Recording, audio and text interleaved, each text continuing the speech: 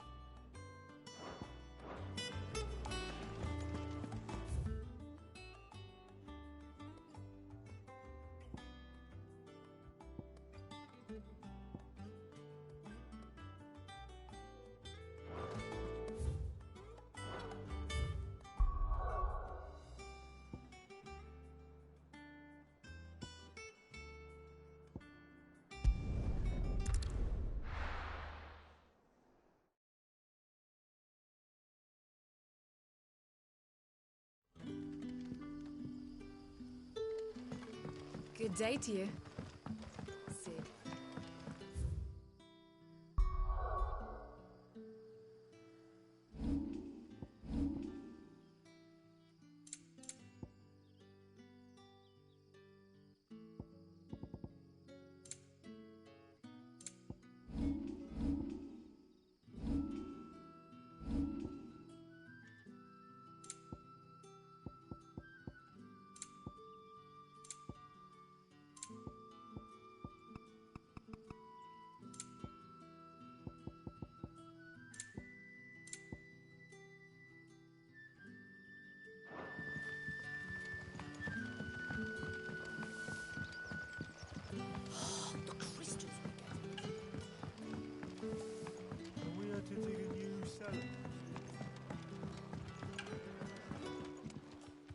Ah, Clive. Your timing is exquisite, as always. I have a concern which you may be able to assist me with. Go on. There are whisperings afoot of shadowy figures having been sighted outside the village. Rustlings in the undergrowth, suspicious noises. My people fear that they are being watched. It may be no more than a surfeit of nerves, understandable in the current climate, or it may be the prelude to something altogether more dangerous. Given what I hope you'll forgive me calling your nose for trouble, I wondered if you might investigate. Of course. Excellent. You might begin by speaking with the good citizens of Lostwing. Listen to their tales, and make what you will of them. All right. I will.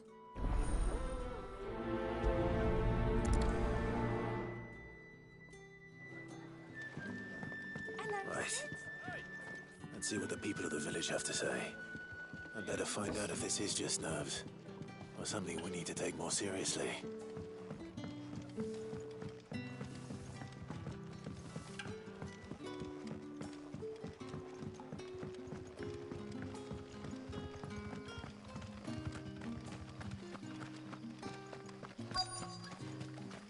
Word is, the Black Shields took a hiding at the hands of some bear. Excuse me. Quentin mentioned strange figures having been sighted near the village. Have you seen anything? Nah, not me, Gov. I heard the rumours, though. I'm here most days, right next to the gate, and I ain't seen nothing out of the ordinary. Don't worry. Any shady characters try and slip into town this way, and I'll soon come running. And shouting, most likely. All right. Thank you.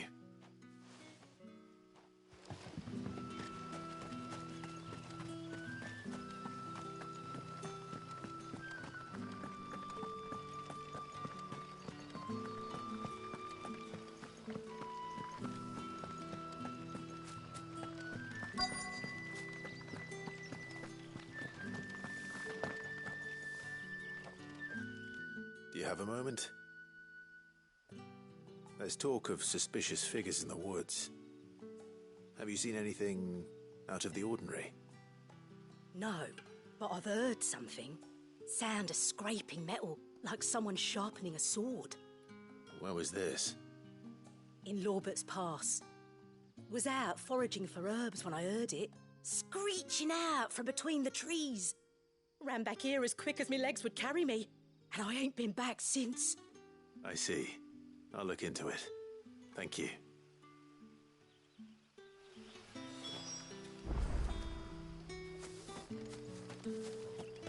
Seems Lorbert's Pass is our best bet then.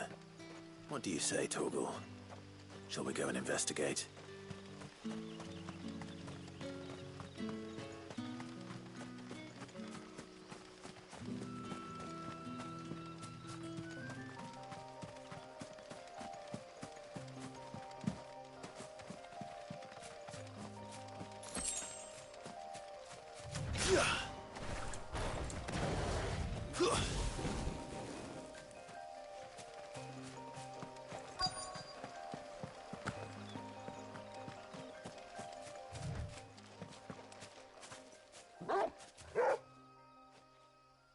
You there? Fuck! He's seen us. Get them before they escape! Black Shields. Here. What the hell are you doing here? What is it to you? Not that we give a damn. All that matters to us is that you don't leave here alive.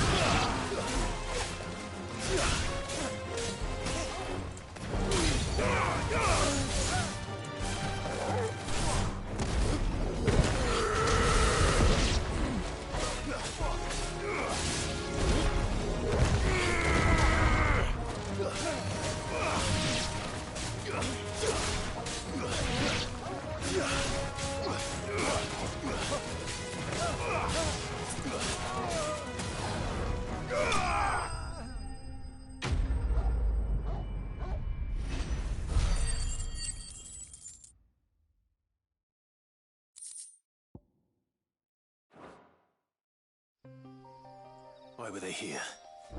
Are they planning an attack on Lostwing? I need to warn Quentin.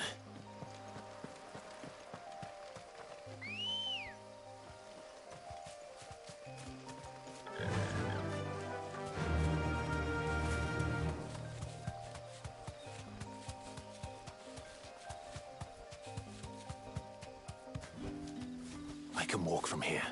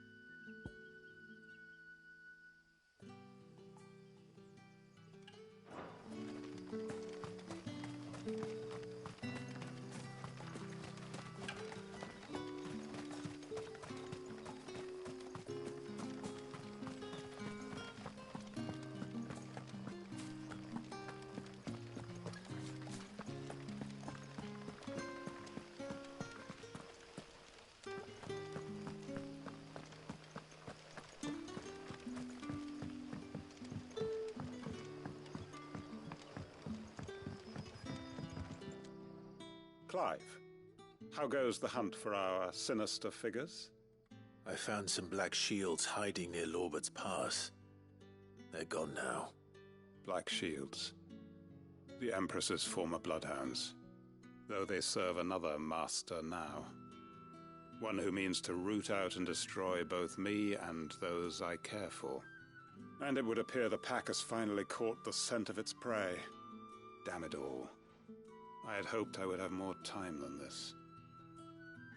More time to prepare. But if we are cornered, we have no choice but to bite back. And bite back we shall. I'm sorry. You're going to need to explain. Who did the Black Shield serve now? And why would that person want you dead? Because I want him dead. Who? The former Lord Chief Justice of Sanbreque. All that I have built here is for him. I don't understand. Why him? Why Lostwing? I suppose it is better that you know the truth. I was a member of the judiciary once. So sickened was I by the injustice of this world, I swore to fight it. And fight it I did in my own small way. I saw more than a few corrupt officials condemned to the very cells into which they had thrown blameless innocents. Men to whom the law was but a scourge to turn against the powerless. And throughout, it was the Lord Chief Justice who backed me, who was my one true ally in the quest to see justice done. So what changed? I discovered that he hunted bearers for sport. I was a fool to think he shared my hatred of venality and vice. His support for me was no more than a facade. A means of ridding himself of his rivals, a mask to hide the rot beneath. I filed suit against him immediately. His response, however, was rather more visceral. He had my entire family slaughtered, and he faced no punishment whatsoever. I lost everything. My loved ones, my livelihood, my position. The faith I had once held that any modicum of justice might be achieved through the courts. So I set about enacting my own. I tracked down every soul who served him, and slit their throats myself. But the man himself proved an altogether more difficult target. With money and power come protection, and so I saw that I would need an army of my own. I came here to Lostwing and began recruiting like-minded individuals. And everyone here knows this is why you do what you do. Of course. They too have lost loved ones to the bearer hunts. Seen faultless friends sent to the gallows to spare the guilty. All under the watchful eye of the Lord Chief Justice. Our wounds are the same. And our cause is the same. We are comrades, and our revenge is already in motion. We know where he hides, how numerous and well-trained his guard. What we did not know until now, however, was that his plans may already be in motion too. Quentin. Our time is short. He may move against us at any moment, unless we move against him first. My friends and comrades, it begins. Make ready for war.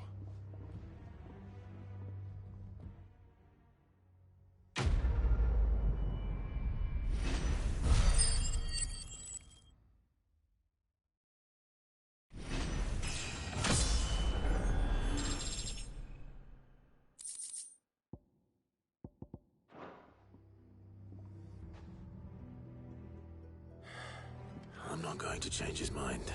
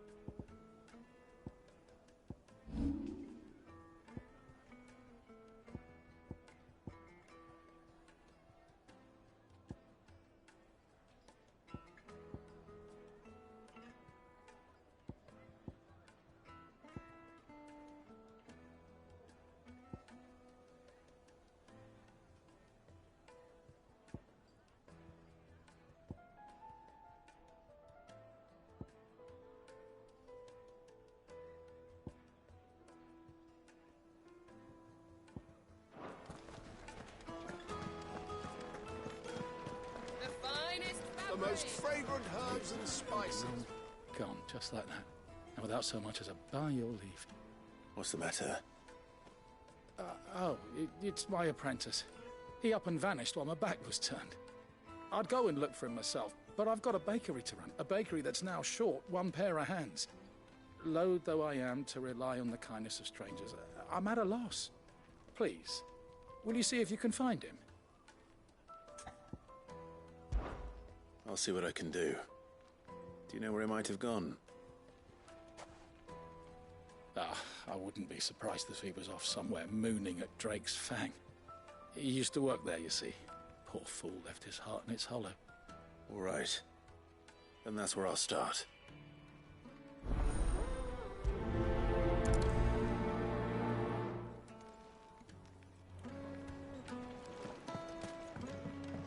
Oh, where did all the men Plates and pots!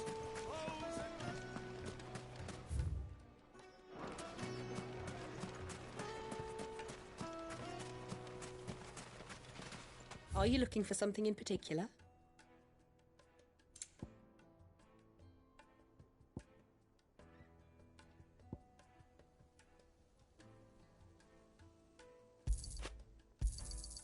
My thanks.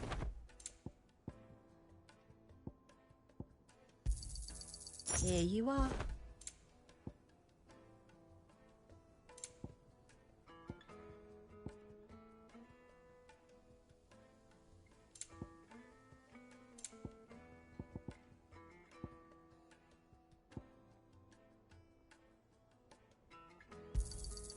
An excellent choice.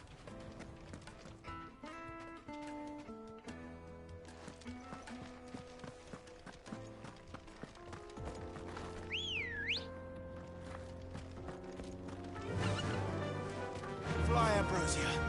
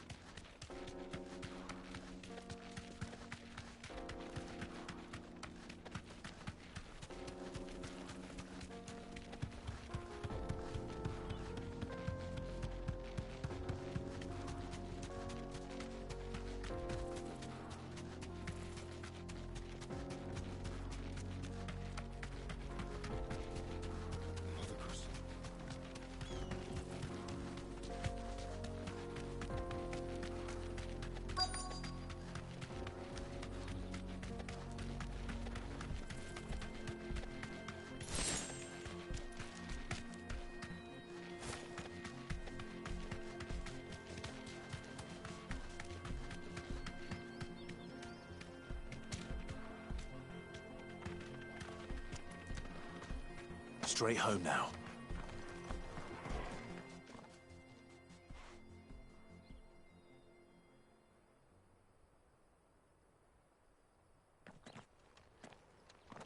Excuse me. What do you want? The baker sent me to find you. I am a sorry, selfish sod, aren't I? Certainly not a baker. Master must have ruled the day he took me in. Time was the sight of the Fang used to calm my nerves. But now look at her. I take it you missed the Mother Crystal. I hated her, but she was all I knew. Worked her mines for years. And when she shattered, part of me shattered with her. I had to trade my pickaxe for a rolling pin. But I'm no good at baking. Every loaf I touch collapses. My bread's as hollow as I am. She was the only thing that could fill the hole inside me. Oh, I loved her, damn it. But now she's gone. She's never coming back. What am I supposed to do? I ask her. How does a shell of a man learn to live again?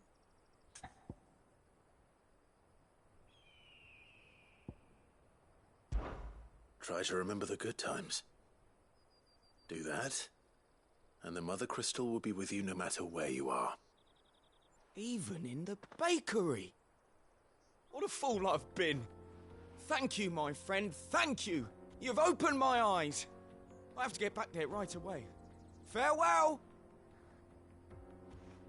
Wait.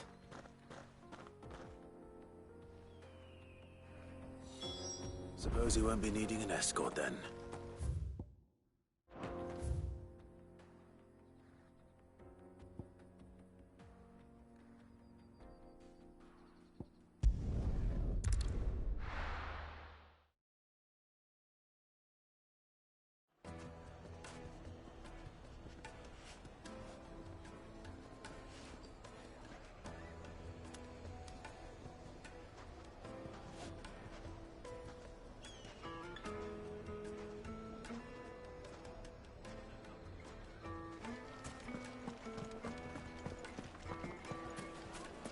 The most fragrant herbs and spice.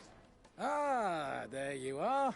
The man who lit a fire under my wayward apprentice. Though I worry you might have stoked the flames a little too high. He damn near ran me down trying to get to my oven. Master, it's ready. Behold the Drake's Balm.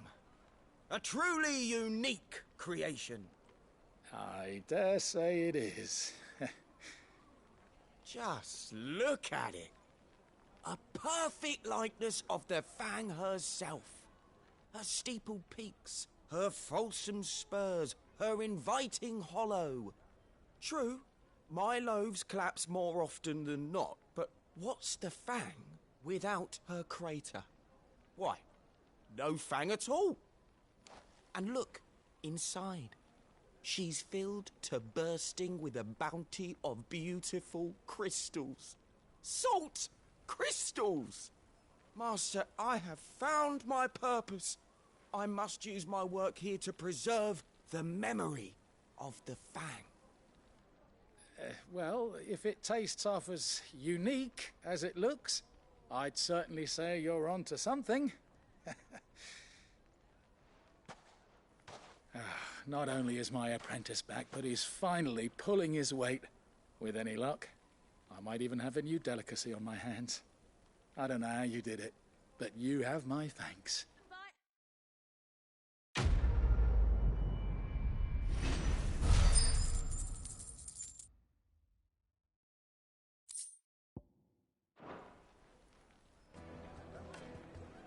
Now, Dusan, I know you're... They're quite the finest fabrics, fresh from the capital.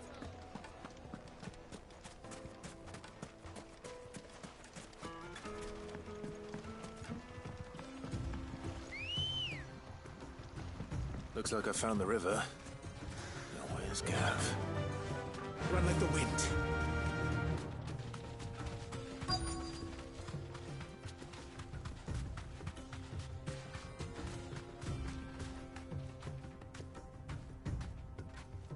Straight home now.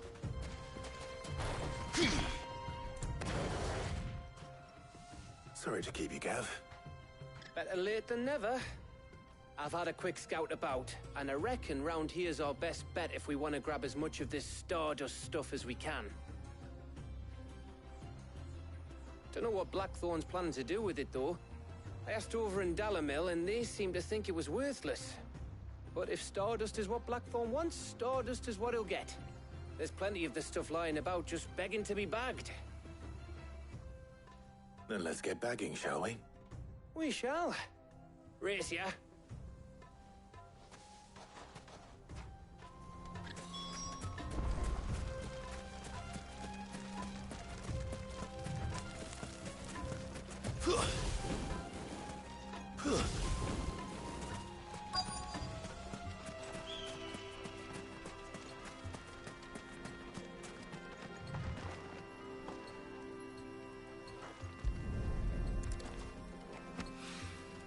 So this is Stardust.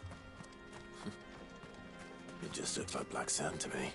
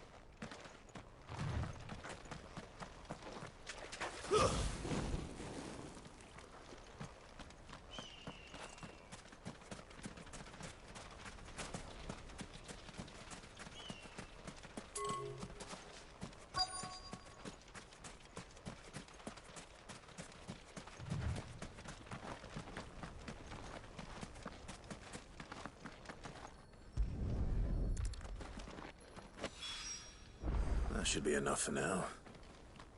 Let's see how Gav's getting on.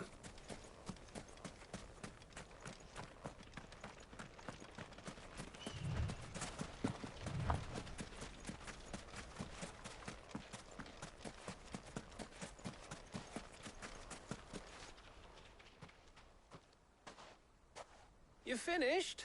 How much did you get? Enough. I hope.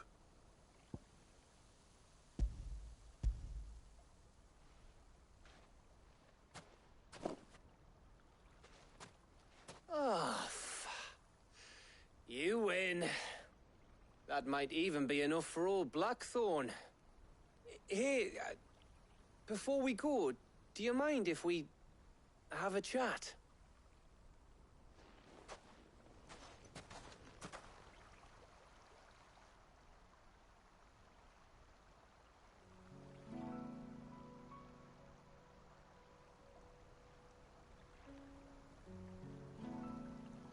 Feels like ages since we had the chance to talk. You know, man to man like. It does, doesn't it? Back when you first took Sid's name, we were talking all the time. Working out what to do in that. There was a lot to work out. And there still is. Those shoulders of yours starting to feel the strain. Hardly ever see you around the hideaway nowadays. Always on some errand or other. You can take a day off, you know. Says the man who spends most of his time behind enemy lines. Only 'cause you keep sending me there. I know I can count on you, Gav. Likewise.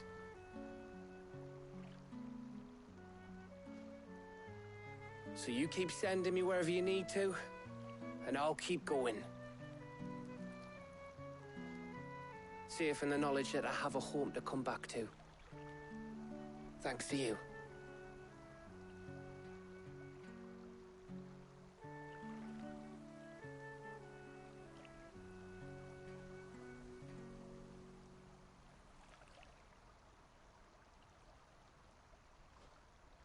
Right. That's enough soppy shite for one day. We'd better get this lot back to Blackthorn before he slings his hammer at someone. You go on ahead. And try to get some rest once you're there. Oh, I plan to. Believe you me. After Blackthorn gets what he needs, of course.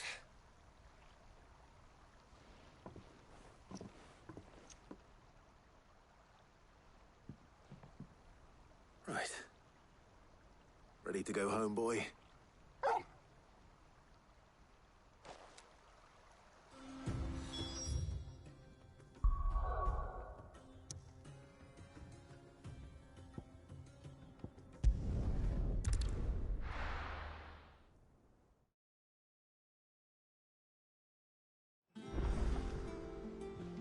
Let's hope this is all Blackthorn needs.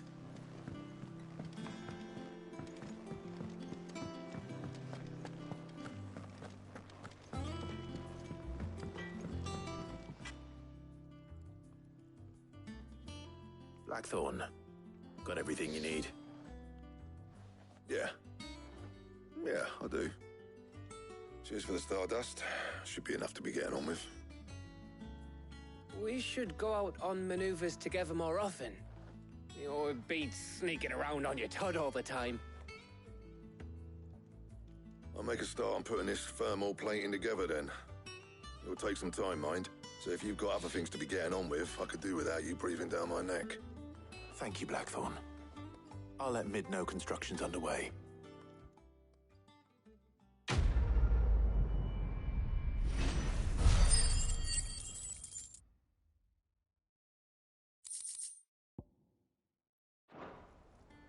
Suppose we'd better be getting back to work too. Give us a shout if you need anything.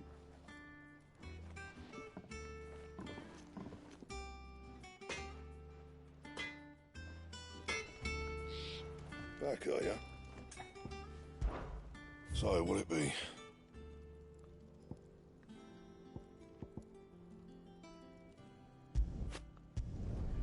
Not bad, if I do say so myself. Anything else?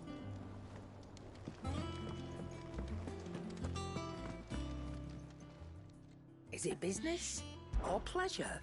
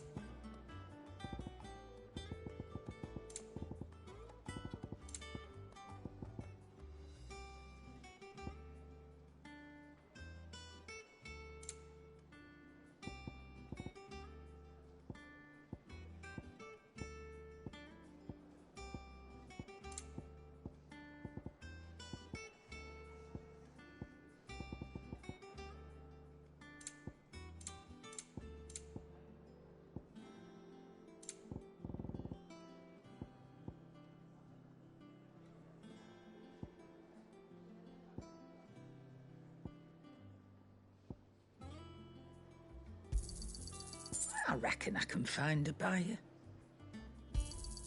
You got out else?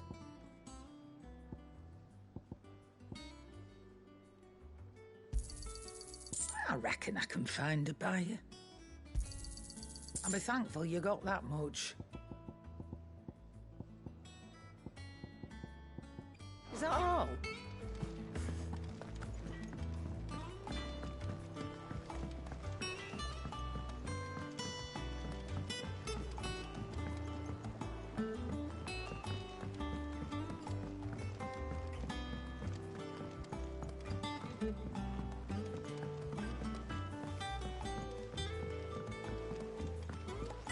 It hasn't been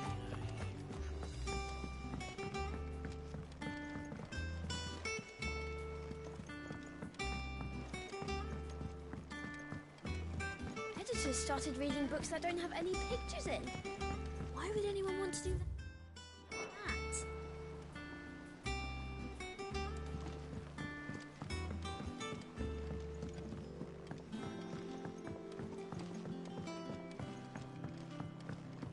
If I don't come up with something soon. You'll be pleased to hear that Blackthorn's started work on the plating. Excellent. 1 down, 2 to go. So, what's next? The helm, of course.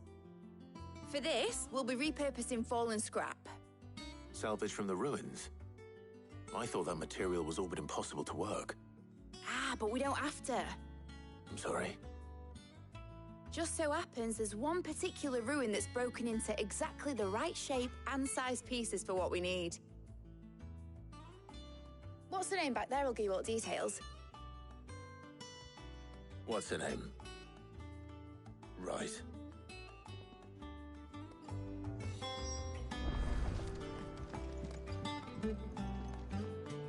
Oh, Sid, is this about the helm? Yes. Mid said I should speak with you. I'll show you the plans then. Here you see the mithril engine, in which mithril is burned to generate heat. That heat is then harnessed to produce motive force. Excess heat is dealt with by means of the thermal displacement stack, which disperses it into the surrounding air. Now, were we to rely on thermal plating alone to achieve this effect, the rate of excess heat buildup would far exceed the displacement coefficient of the plating. In other words, the reactor would overheat and eventually explode. This is where the helm comes in. It connects to the plating, you see, and serves as a sort of thermal sink to absorb all that excess energy. Our experiments have shown that fallen ceramics are remarkably thermophilic. They can withstand and absorb levels of heat far above anything we are able to make today. And not only that, they're also waterproof and immune to rust, making them the perfect material for our protective hood. Why, if sea or rainwater were to enter the reactor proper, it would vaporize instantly. The forces produced would tear the ship from stern to... You can stop there. I understand. Mid said we might be able to use parts of a fallen ruin. Where would I find it? Ah, yes. It's in Lorbert's Pass, near Lostwing.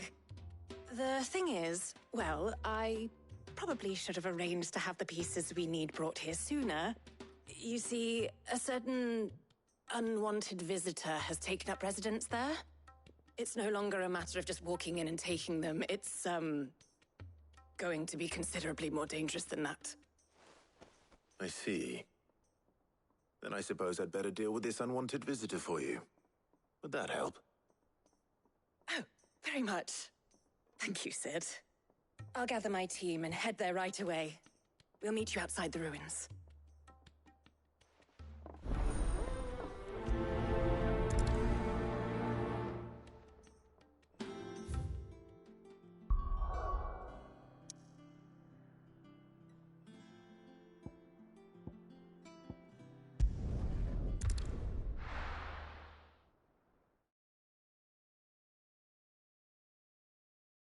I'll be taking you all to a storehouse in the Bales.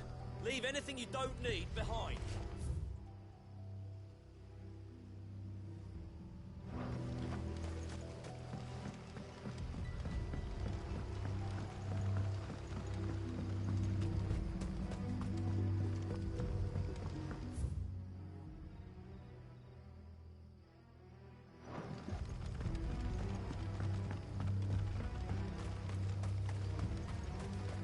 If you're ready, we'll leave at once.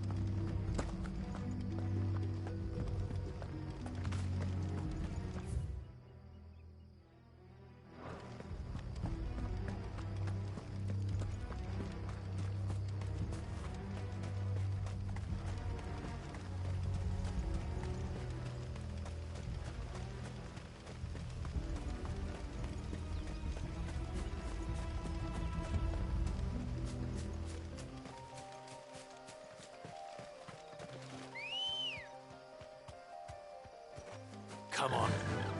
Fly, Ambrosia.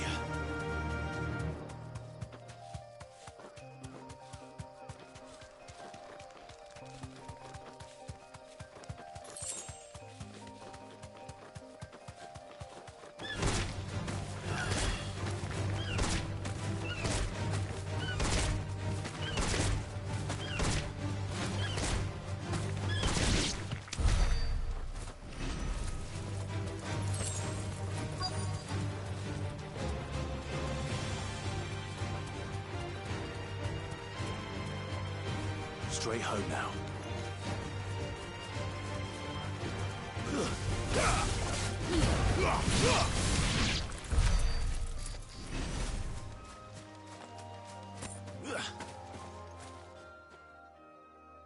Oh, there you are, Sid. Thanks so much for coming. The, ruins are just over there, as is the creature I told you about, I'd imagine.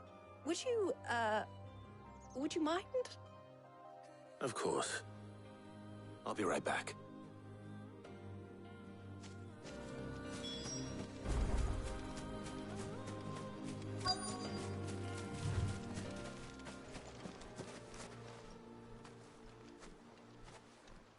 Anybody home?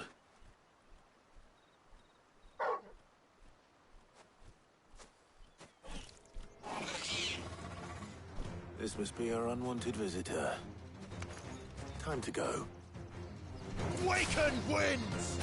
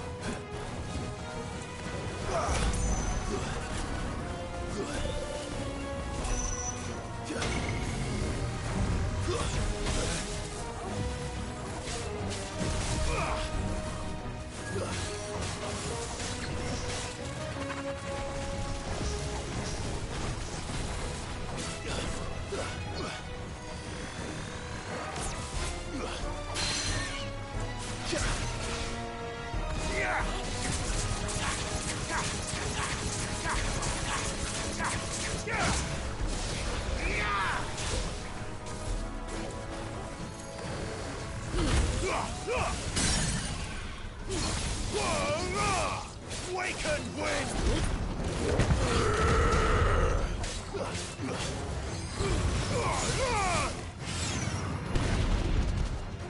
That's better.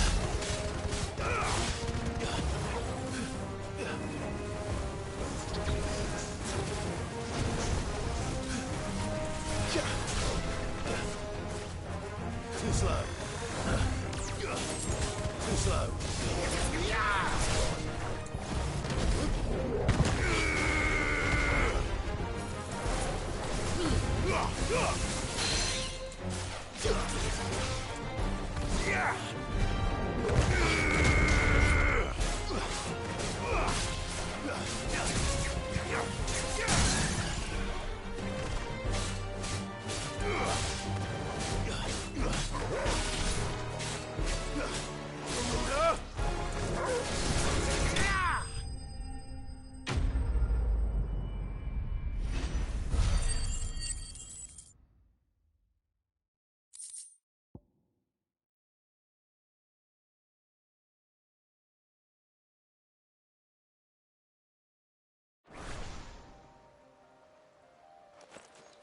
The things I do for you, Mid.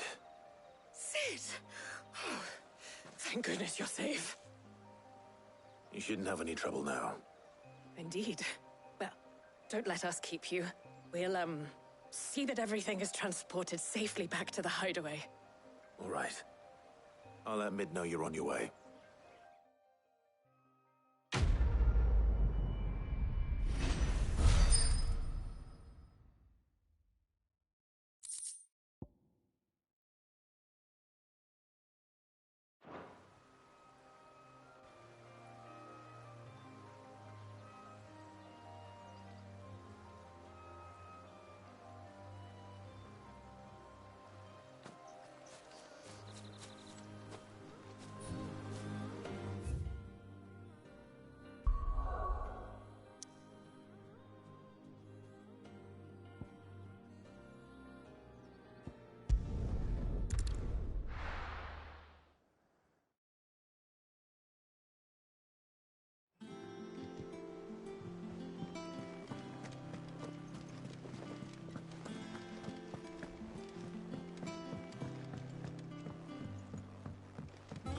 We're seeing troops amassing at every border crossing.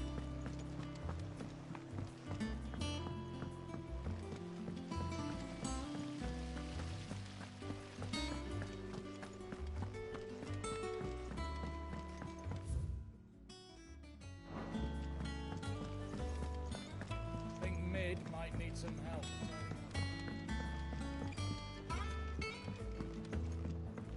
If I don't come up with something soon. Mid. Helena has recovered the material for the helm. She'll be along shortly. Excellent. Another job well done. And just one remaining. Right. Right, the shielding. This one's a bit of a bugger. How so?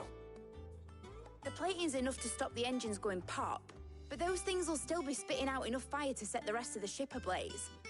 Which is why you need proper shielding. A prison for the dragon's breath that's blazing away inside. I thought a triple thick layer of tempered steel might do it. Or more of the stuff that the Fallen use, but they'd both be too heavy. The helm and the plating are bulky enough as it is. Add any more weight and the whole ship would be at the bottom of the briny before we'd even started. I need something light. But I've racked my brains and I just can't think what would do it. Well, if I were in need of obscure knowledge, I know whose counsel I would seek. Harpocrates. Tomes? Yeah, well, I'd thought of that, obviously. I've got all the details written down here. Can you take this to him, see what he makes of it? Right away.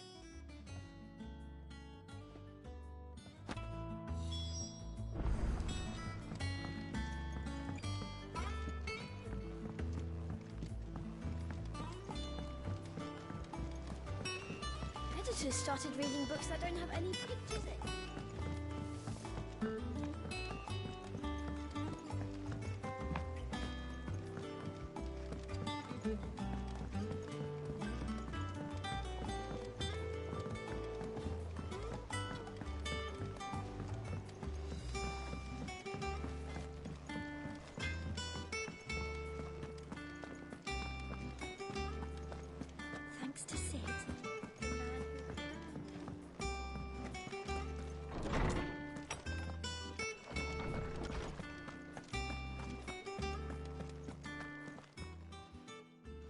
Harpocrates, do you have a moment? For you, Clive, always. Well, actually, it's for Mid this time. Could you take a look at this?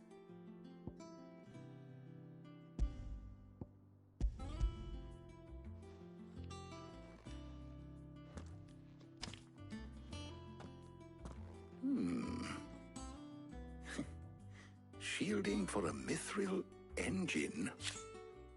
Whatever will that girl think of next? And what are these notes around the edges? She has some specific requirements for the materials. The shielding needs to be able to resist extreme heat on the inside, and yet remain cool enough on the outside not to set the ship alight, while also being light enough not to sink it. As you can imagine, she's struggling to find anything that meets her needs. I see. I wondered if you might know of a solution, or if you might be able to search the records for one. Perhaps it is not a different material she requires, but a different approach. What do you mean? Consider the lake we have made our home. Its blighted waters eat away far more quickly than fresh water or even brine, at timber and steel alike. And yet, we have made a home here from those very materials nonetheless. We have. But Bardolph must varnish every board twice over to keep it from rotting. And Obelus complains that without a constant supply of pitch. I see. Early Gregorian histories speak of a preparation known as moon dew. It is said to be able to resist even the most ferocious flames. Before the dragoons tamed the worms and wyverns of the realm, nobles would daub their castle walls with it in order to guard against dragon fire. So if we could recreate it... It might be applied to some material or other in order to provide the protection Mid requires. As to how best to apply it and to what material, perhaps Bardolph and Obelus might be of assistance. I shall speak to them and see what wisdom they might have to offer. If you would be so kind as to procure the necessary ingredients, I shall discuss the specifics of how it might be most effectively put to use with our two friends. The knowledge of the past may yet prove useful to we of the modern era. Thank you, Harpocrates. And since you're asking others to help you, perhaps I should too.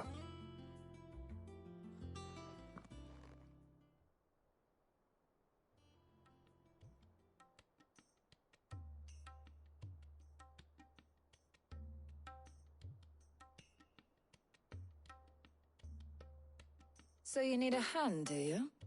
We do. I'll be heading to market for the ingredients we need. I could do with some help. And some company, too. The other can assist me in researching how best to prepare the shielding itself.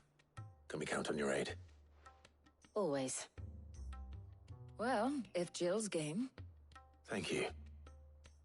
I am sure either of these fine young minds would prove indispensable in my research.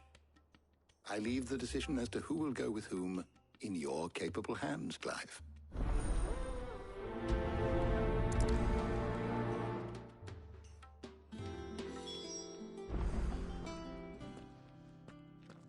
So, Clive, have you made your decision?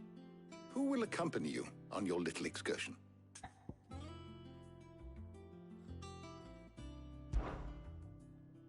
Very well. So then, what do we need to find? I have taken the liberty of preparing a list. Here. White chocobo eggs. Pepio nuts. Are you sure this list is right? Everything on here seems very edible. I would have thought the ingredients would be a little more exotic. Though these items may seem mundane, they have potent effects that are rarely exploited, effects for which they were once highly prized. So much so, in fact, that they were harvested almost to extinction, hence moon dews having fallen from favor. Now, of course, they can be obtained with ease. You should be able to find everything you need at the market in Northreach. Is that so? I've been meaning to visit Northreach anyway. I'll set out now. Join me there when you're ready. I will. Until then. You two enjoy yourselves. You too, Talia.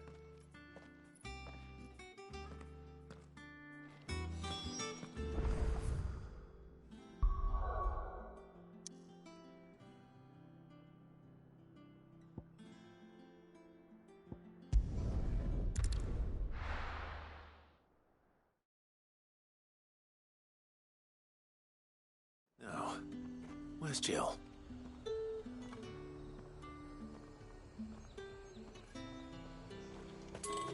There's talk. Keep them pilgers nice and chilled. I won't have Are those Pepio nuts? Can never tell. How goes the hunt for ingredients? I've only just started. I'm sure everything we need is somewhere amongst all these stalls, though. Why don't we split up and see? We'll take a couple of ingredients each. All right. What am I looking for? How about you look for the Pepio nuts and some garlic? I'll find the other things we need. We can meet by the gate when we're finished.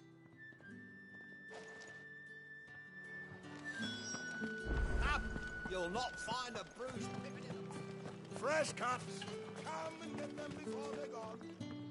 Any friend of the innkeeper is a friend of mine. I hope it's to your liking.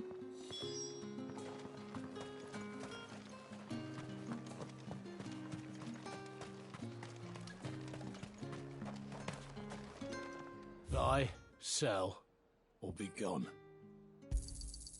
Go on, take it, if that's what you want. Good riddance. That's everything. Let's see how Jill's getting on.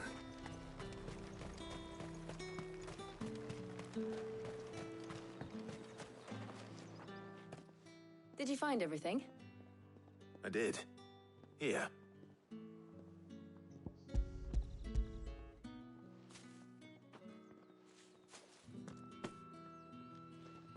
Garlic and Pepio nuts. Perfect. Now all that remains is for Harpocrates to somehow turn all this into what Mid needs to keep her engine cool.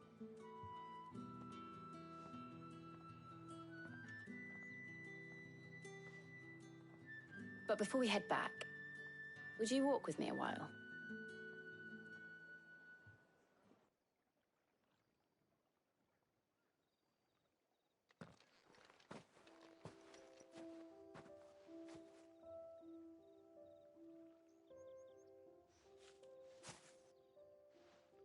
Thank you for asking me to help you today. It makes a nice change. It does. It's good to get away from all the battle and bloodshed for once. Just being here reminds me of when we were children. Do you remember? Walking down Market Street in Rosalith, taking in the sights and smells. How could I forget? What with Torgal's antics. Remember how his nose would prick up at the scent of sausages? He'd go racing away and we'd have to go running after him. We wouldn't catch you now, would we, boy? Was there anything you wanted to buy for yourself while we're here? There was, yes. Well, sort of. Molly in the kitchens told me about a place that sells particularly good pies. Thought you might like to share one with me. I would. Thank you. And I saw some bread.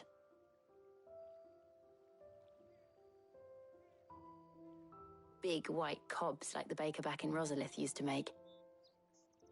What do you think? I thought we might get some soup to dip it in. But then I tried a slice of the butcher's dry-cured ham and it was just... oh! You're right. Sorry. It's just... you're right.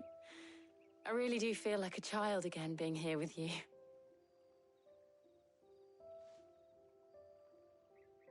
Clive.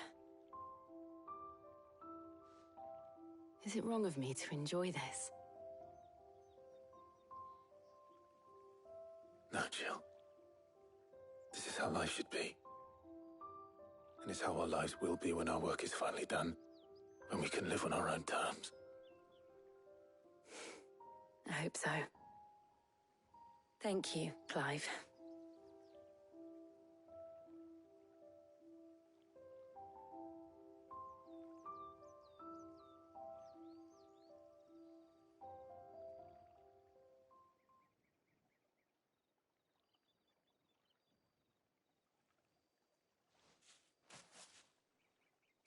Well, I suppose we best be getting back. I need to give these ingredients to Harpocrates and Talia. I'll see you at the hideaway. Take care. I will. You too.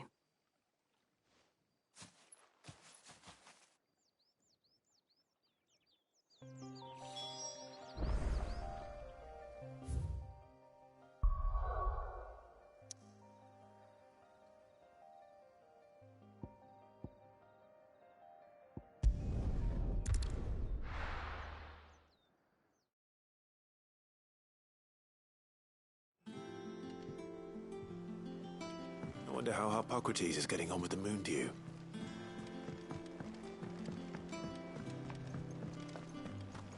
Thanks to Sid.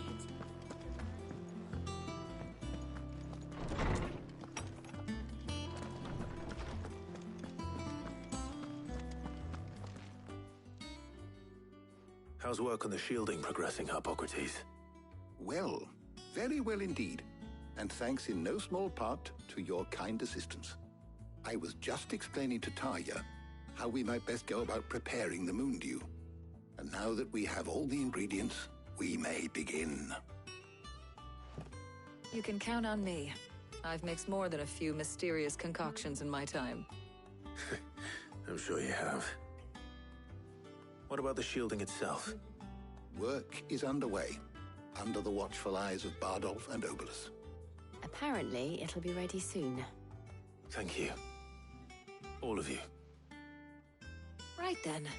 Jill, would you join me in the infirmary? Many hands make light work and all that. Of course.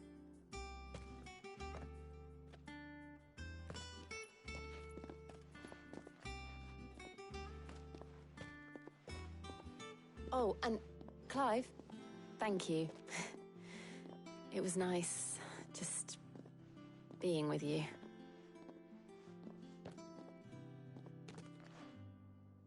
It appears our work here is almost at an end. A shame. I was enjoying playing the man of action for once. When both the shielding and the moon dew are ready, it will merely be a matter of applying the one to the other. Followed by a rigorous process of testing and retesting, of course. Perhaps someone ought to warn young Mid of that. Leave it to me.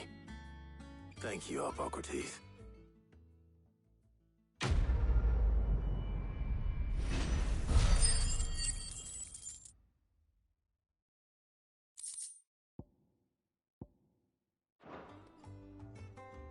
Well, I better go and give Mid the good news then.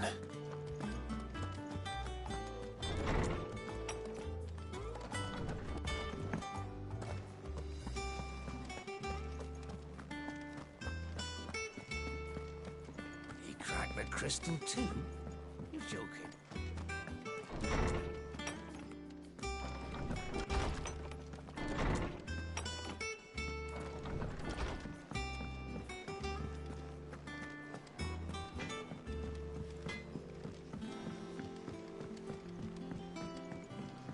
I went up to give some greens to the chocobo.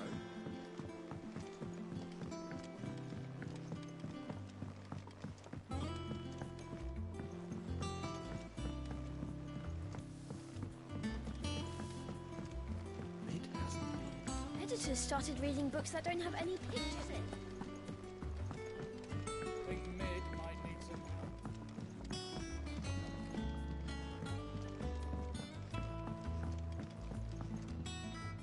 Sorry to keep you waiting, Mid.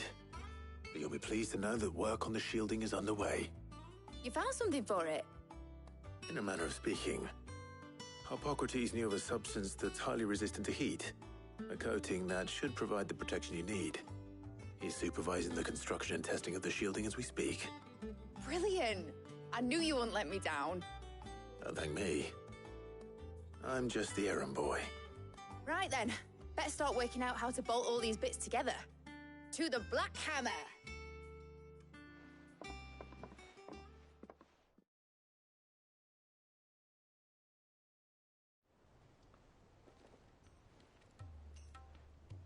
You know, when I got into the smithing game, I thought I'd be making swords and shields, not thermal bleeding didgeridoo-dahs. Displacement stacks. Same difference. Whatever you call it, I ain't putting it together in here. It's cramped enough as it is. Let's take this outside. Mid, you get all the parts lined up on the deck. I'll take care of the rest. On my way! Oh, and bring me the biggest hammer you can find. This is gonna require some precision walloping.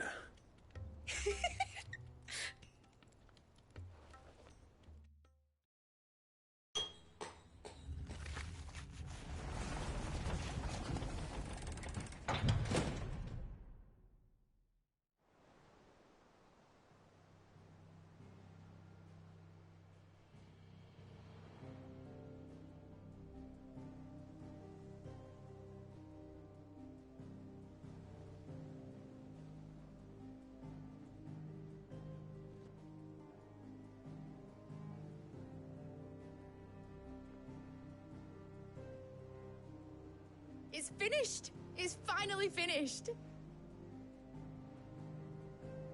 Thank fuck for that. I'll be feeling my hammer arm for weeks.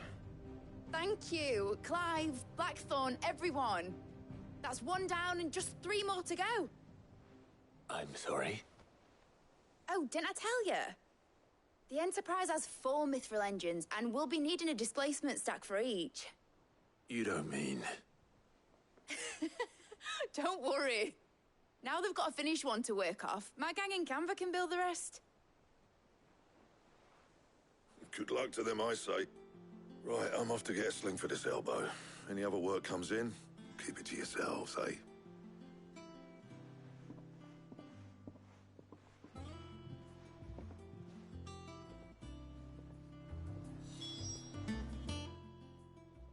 What's the matter? Nothing. Just daydreaming. Thinking about the Enterprise sailing off over the horizon to shores unknown. Searching for a land untouched by the Blight. Just like me and my dad planned.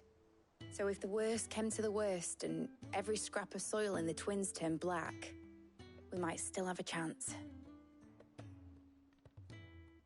That's what she was meant to be. You see, one last chance just in case we needed it. But now she's so close to being finished, I've realized I don't want it to be that. I don't want it to be just a lifeboat for us to cling to if things get desperate. I want people to sail aboard her by choice, not from the lack of it. In a world where we're not just trying to survive, but where we can actually live. I'm working on that. And I'll do everything I can to get you what you want. Don't you always?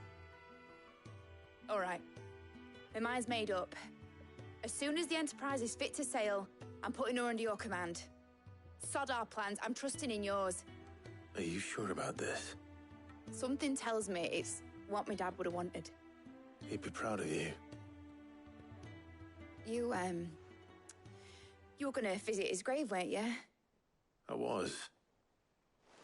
And you can come too now that your little project is finished. Right. There's just one thing I need to finish up first. Won't be a mo. All right. I'll let Otto know you're coming. Meet us in the mess when you're ready. Aye, aye, Captain.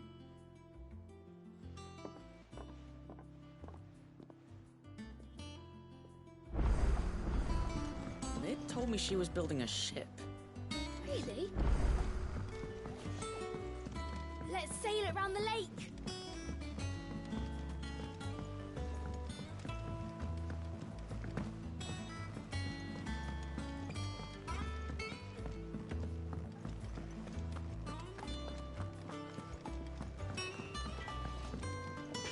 Back, are you?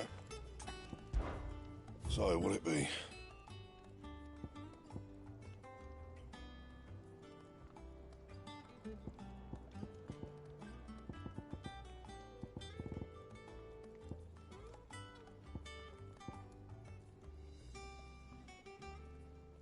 Bring me the materials, and I'll think about it.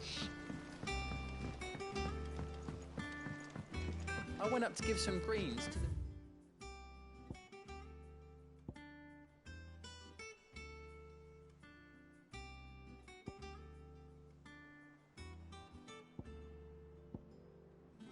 Hello? And do you know what it did?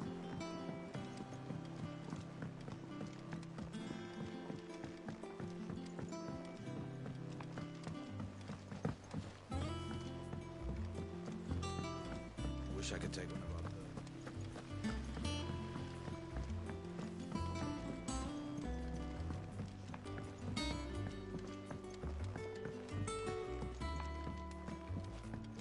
Well, that's it then. Here, Sid. Reckon you might be just the man to help me out of a bit of bother, if you've a mind to. Let's hear it. Well, it's about this alembic the Chief's got me making. Lovely bit of kit it is. Bung in a solution you want splitting, and it will separate it out, just like that. Problem is, it won't always get rid of all the impurities. And with some of the stuff we need it for, that ain't good enough. Which is why I've been looking for something to filter the liquid we'll be cooking off. And that's where I was hoping you could help me out. I imagine Ty could get some use out of this alembic too. Distilling medicines and the like. All right. Why not? Proper job! So what exactly do you need for this filter? Nothing but bomb ash'll do, says the chief. Gave me a sample she'd obtained from the university stores. Couldn't believe my eyes. You pour the blackest blight water through it, and it comes out clear as a mountain stream.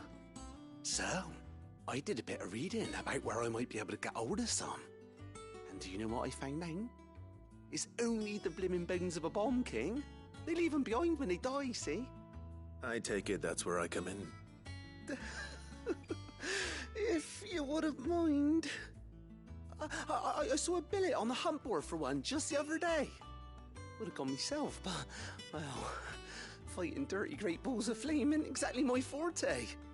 You, on the other hand... All right. I'll see what I can do. Thank you kindly. And good hunting, eh?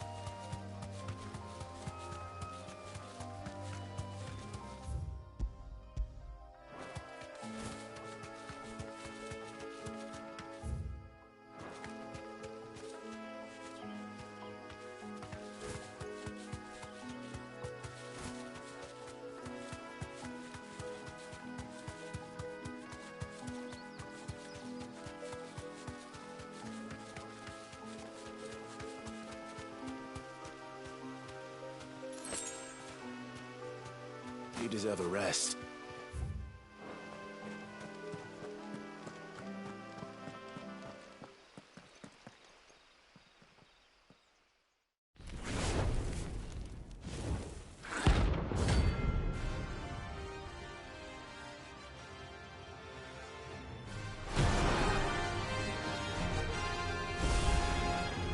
What we have here. Greetings, Your Majesty.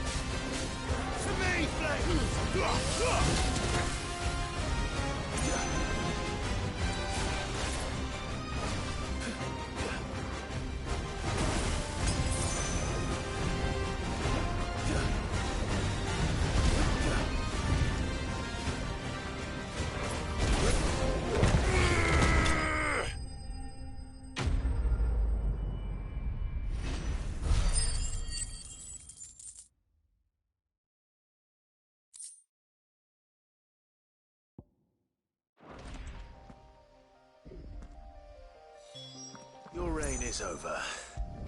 Now to collect the ash. This looks like the stuff. Let's see if there's any more.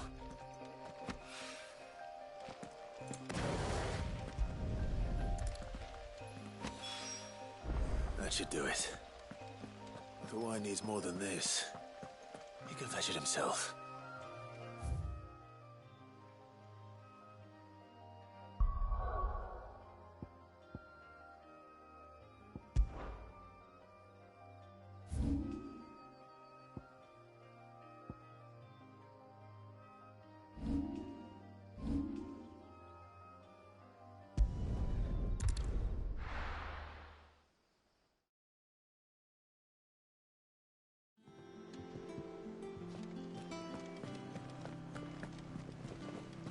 Is that the thing Tomes helped to build? Ned told me she was building a ship.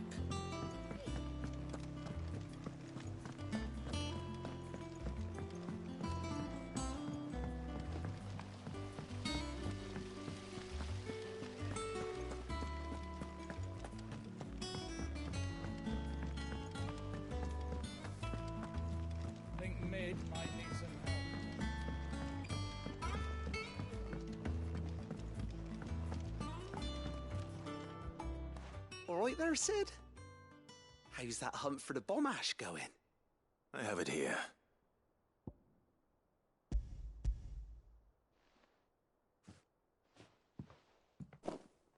That's the stuff. And plenty of it, too.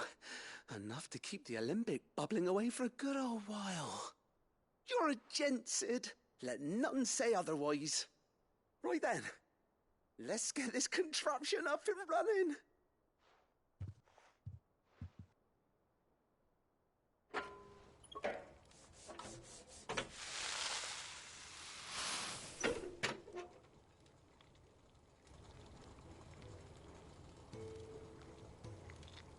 There we have it. The Telemon Alembic. And it works just like the chief said it would. Very impressive. Says the man who cut down a burning boulder. Speaking of which, I still haven't returned the favor. There's no need.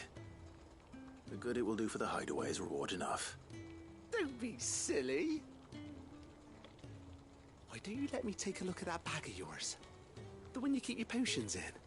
Reckon I could work some magic on that. What kind of magic?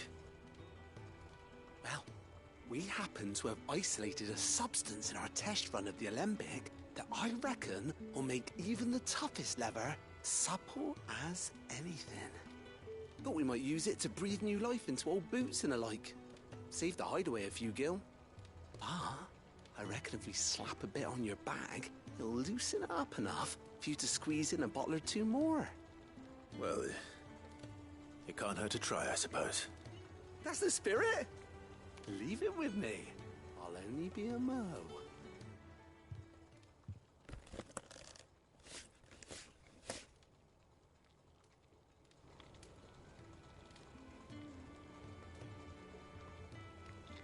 Well, what do you reckon? It certainly feels more flexible. Right? Told you. Thank you. I think. No. Thank you for supporting Mid and the rest of us in our endeavors.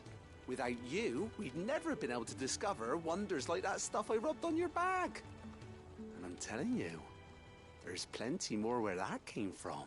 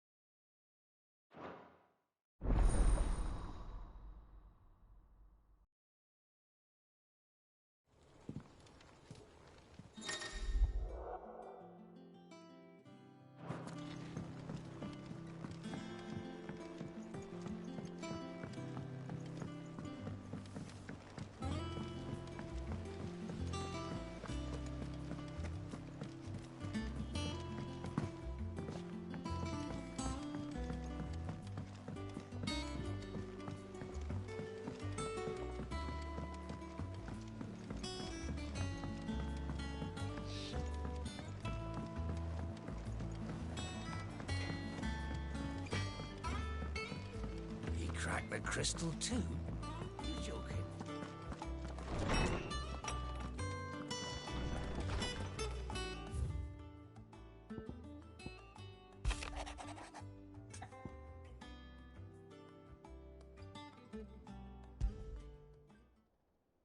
Trouble with the ledgers. Shouldn't he be asking Otto for help?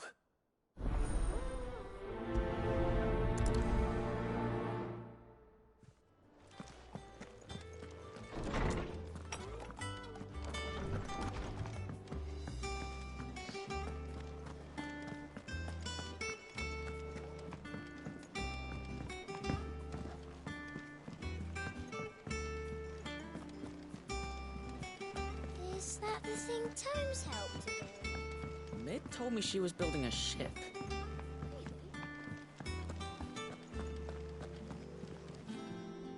Clive, did you get my letter? That's why I'm here. Shh. Otto might be listening. Is this better? A little. I've some bad news. It turns out the hideaway may be slightly behind in its payment to certain lenders, and it may be my fault. But I swear to the goddess, I thought I had the numbers square. Sadly, that square turned out to be more of a circle. 0, you might say. I can straighten it out, I swear, but it's going to take some time, and I'm going to need help keeping it from Otto.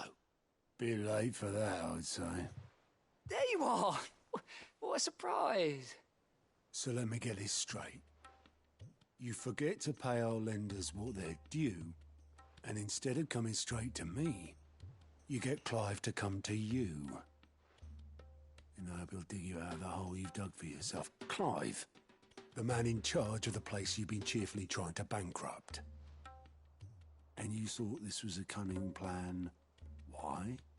Well, who needs paying?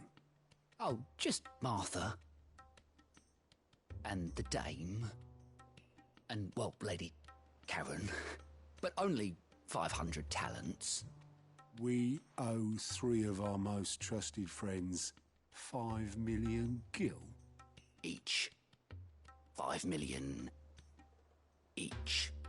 They lent us the bulk of the money we used to rebuild the hideaway, you see, and, well, I must have made some sort of oversight. Those ledgers were my responsibility, and it was my decision to entrust them to you. This is my fault. Do we have that much to hand? I can always ask my uncle. No, we don't. And no, you won't. We've lightened Lord Rosfield's purse enough. After the king's ransom we had off him, he deserves better than to see our begging bowl. Besides, we'll need to learn to stand on our own if we're going to make this work. All right. But that doesn't mean you have to shoulder the burden yourself. Is there anything I can do to help? There might be. How'd you fancy taking these to Martha and the dame? Rocks. Rocks, he says. Worth 1,000 talents apiece, these are. A little something Sid and I set aside for when times got lean. And I reckon 15 million in overdue debt probably qualifies. I just hope our associates' eyes are a bit more discerning than yours. I'm sure there will be. Should be me making the rounds, really. But you know how it is with this place. Orders to bark, arses to wipe and all that. I know. Which is why I don't mind going in your place. Go. Do you know why I only gave Master Clive here 2 star rubies? Because you'd rather Lady Karen killed me. Because I'd rather Lady Karen killed you. Yes. Well, I suppose this is goodbye then. Don't worry. I'm sure Karen will understand. Really? Do you think so? No, I don't.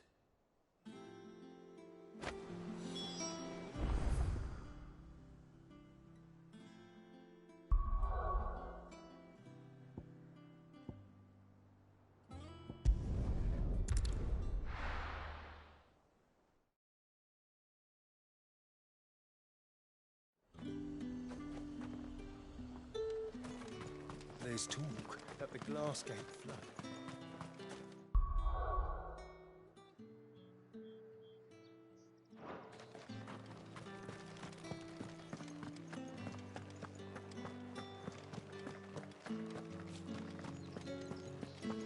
Did you hear? The gates to Heaven Hall in the Eyrie were breached by someone. I want to see you again. What am I going to do without Sweetwater and oil of talc? Still no... Milady, I come bearing gifts. Gifts? Whatever is the occasion.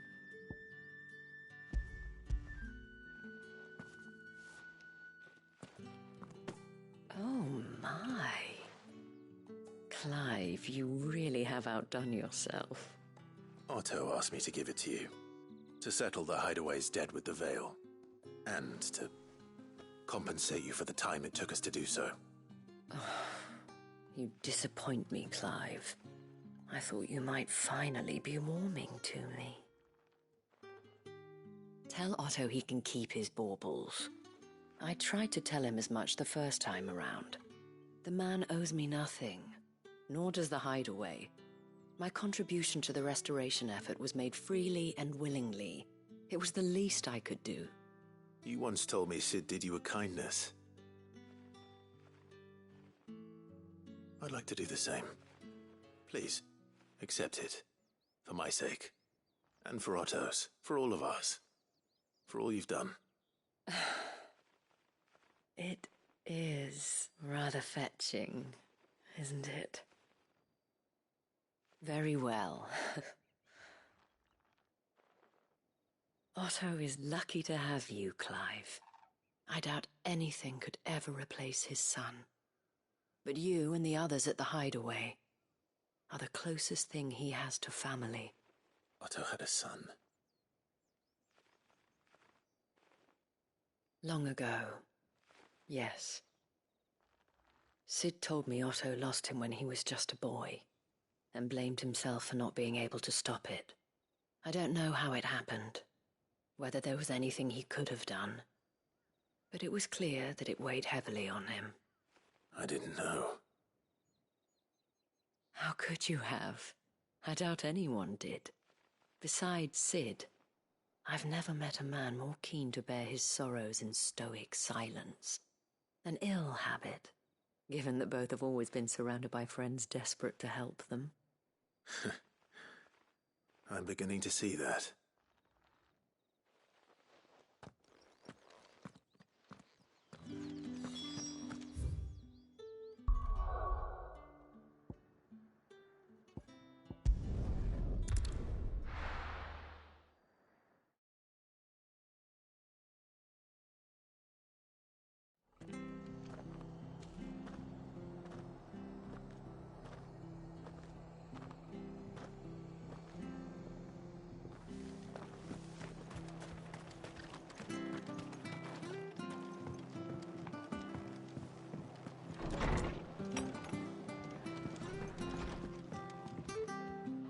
Clive, we weren't expecting you.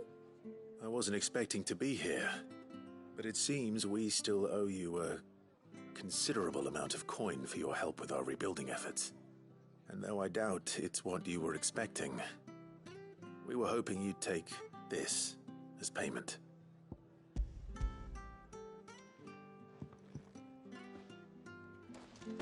A star ruby? I can't accept this. It's worth at least twice what you owe me. More if you can find yourself the right buyer. Think of the difference as interest. Interest? If word got out I charged that much, no one would ever borrow from me again. Anyway, why are you the one here asking me about this? I'd have expected Otto. Bit much sending the Lord Marquis out to settle your debts, isn't it? The old goat working himself to death again. Something like that. Most days I think he's the only reason the Hideaway's still standing. Same as always, eh? Back when the place was nothing but a twinkle in the eye of a recently retired Lord Commander, word is he was the first one Sid reached out to. Probably knew that without his strong arm and level head, the idea would never get off the ground. Sid may have been the face of the Hideaway, but Otto's always been the backbone. And when Sid passed away, we were all worried that would be the end of it. That Otto would just give up. His death was hard on everyone. But it must have hit Otto hardest of all. But he didn't give up, did he? Quite the opposite, in fact. If I recall, he was the one who nominated you as Sid's replacement, and rallied the rest around you. I reckon what he saw in Sid, he saw in you too. And don't we all? Doesn't hurt that you're half as stubborn and twice as handsome, neither. That, and you keep good company. I suppose I do.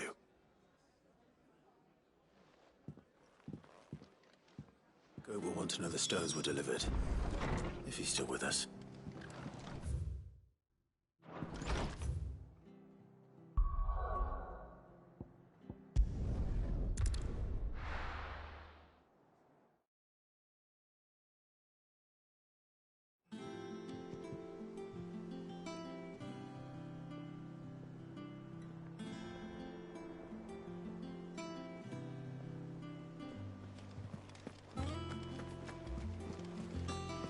that the thing Tomes helped to build? Lid told me she was building a ship.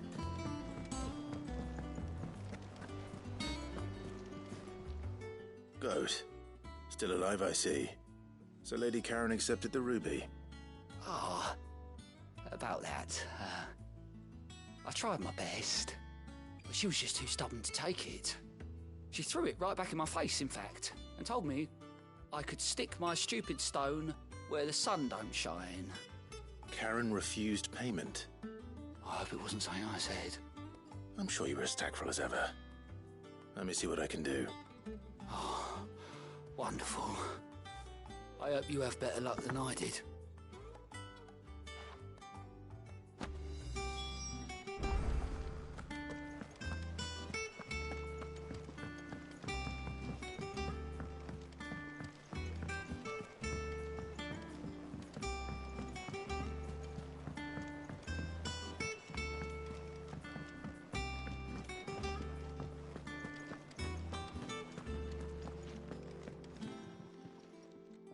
Lady Karen, Goad tells me you weren't happy with our offer. Would you prefer the debt was repaid in coin? What debt? I don't recall lending any of you lot me hard-earned gil. I may have tossed a talent or two in the Hideaway's coffers, but those were donations, and you can hardly call it charity if you go asking for it back. Of course not. But one good turn deserves another, and our circumstances have changed. Surely you wouldn't shun the gratitude of a pauper who happened to have become a prince. Oh, so you're a prince now, are you? Fine. But I'm selling it and taking what I'm owed, then you're getting the rest whether you like it or not.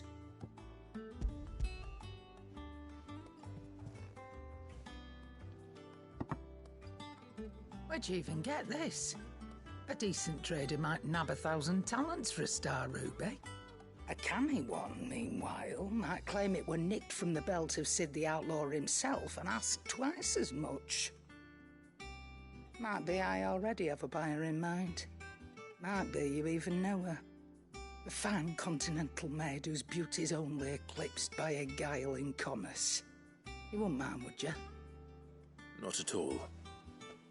Just be sure to tell her that it's always a pleasure doing business.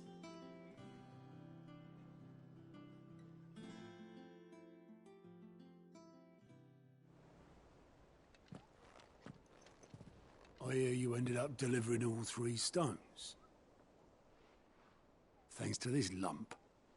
I sometimes wonder what I pay you for. Speaking of which, I still haven't been paid last month's wages. Oh, so you remember what's owed to you then? Get your ass behind that disc of yours and don't get up before those ledgers are square. Right away.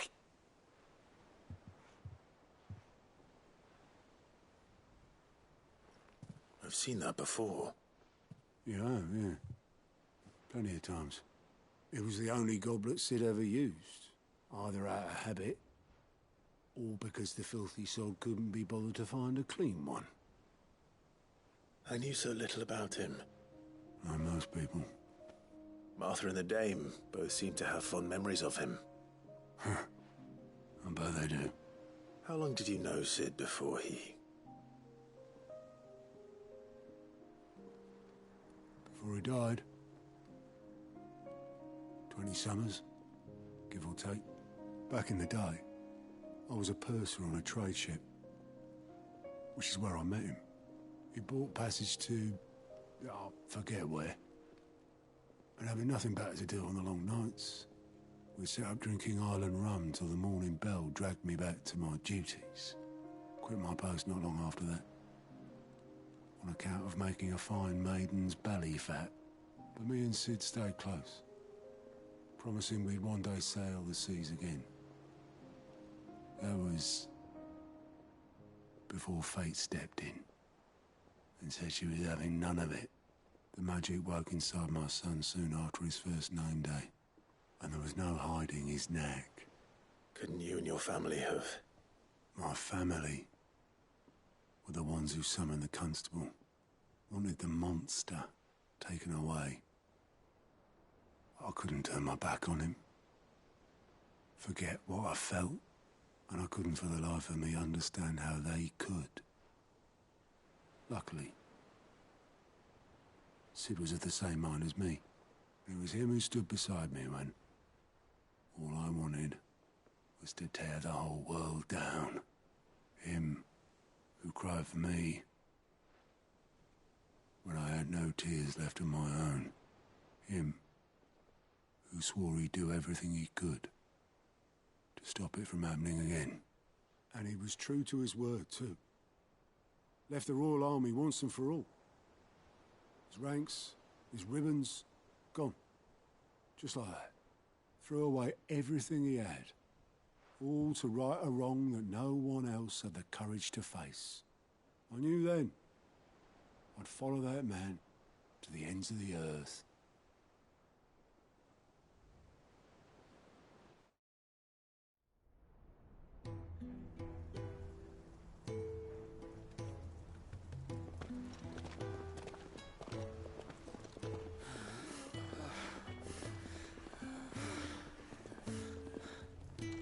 He was always too clever for his own good, was Sid.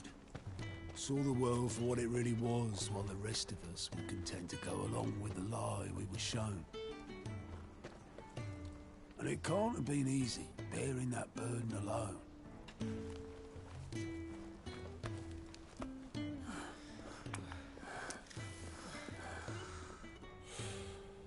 But he didn't let it stop him. He never lost faith in what he believed was right. And that gave us faith in him. Faith he'd steer us true.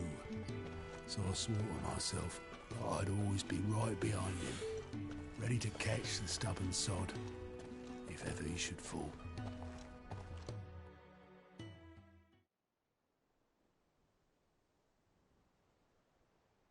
But I couldn't even do that.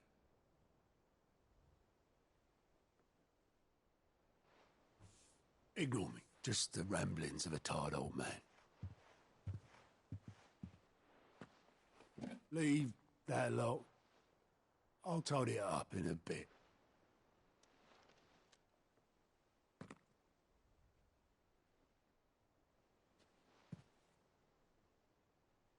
This is Sid's handwriting.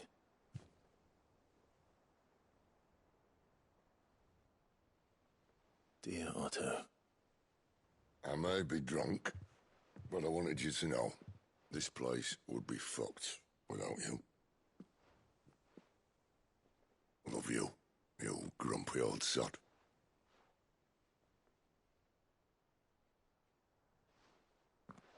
This note. Hmm? What about it? Sid was right. Without you, we'd all be lost.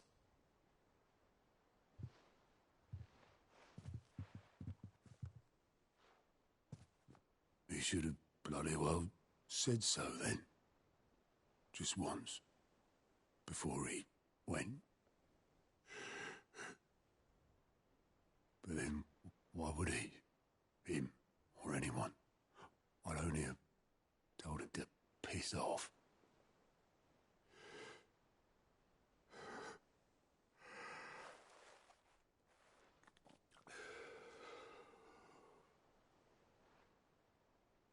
You're wrong, though.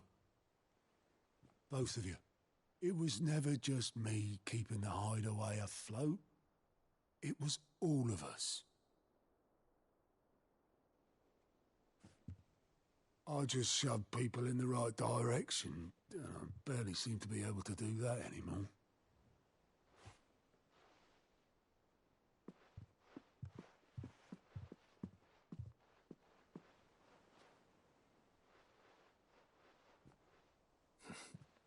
Would you rather go at the helm? Well, maybe I've got a few more years left in me. I'm going to hold you to that, Otto. Before you go, Sid would have wanted you to have this. But that's This'll do me just fine.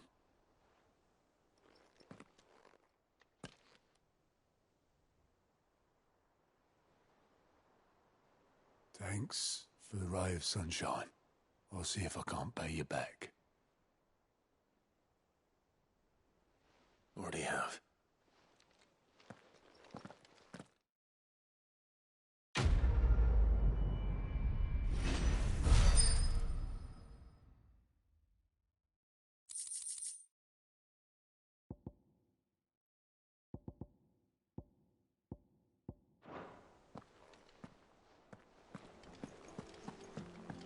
Mid told me she was building a ship.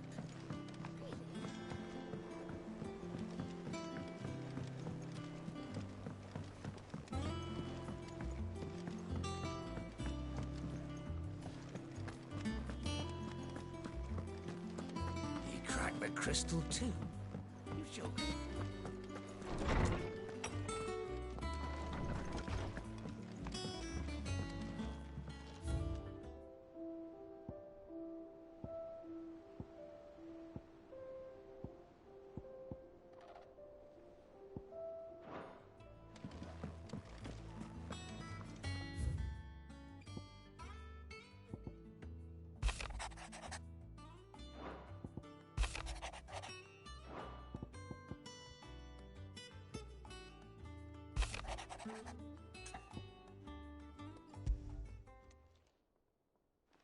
Hopefully it's nothing.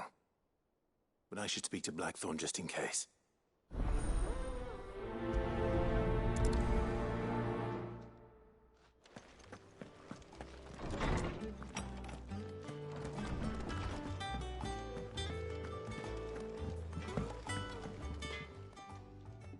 Blackthorn, do you have a moment? Not really, no. This won't take long. I just wanted to ask how you're getting on. August was worried about you, and you might still be doubting your craft, even after learning the trick of that cuirass. Is there something else weighing on your mind? Perhaps sharing your thoughts might help. That bastard's like a dog with a bone. Still, you've got a keen eye, I'll give him that. He's just, well, Karen showed me something. Something I've never seen before. And that was? A sword. An odd-looking thing with a single-edged blade. The metal itself wasn't anything to write home about, but fuck me, the edge on it. You could slice a man clean in two with a weapon like that, and he'd be halfway home before he even realised he'd been cut. So that's what's troubling you? No. Not troubling me exactly. More distracting. Can't stop thinking, how do you get an edge that sharp? It's driving me mad. And if you knew how to do it, we could arm the curse breakers with even better blades. That's about the size of it, yeah. I'll see what I can find out. Sharper swords are always welcome, and we can't have our master blacksmith being distracted. You're a soft touch, you know that. But I can't say I'm not grateful for it. Good luck, eh? Thank you. Let's see what Karen knows about this sword.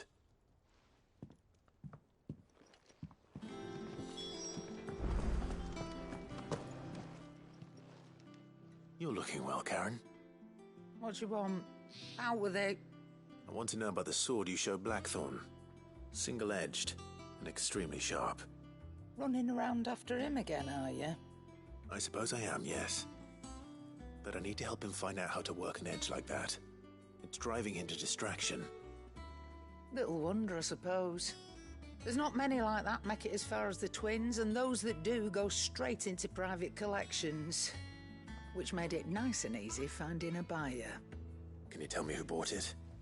Where is it now? You think I tell people who my clients are? Suppose you're not likely to go nicking him off me, are you now?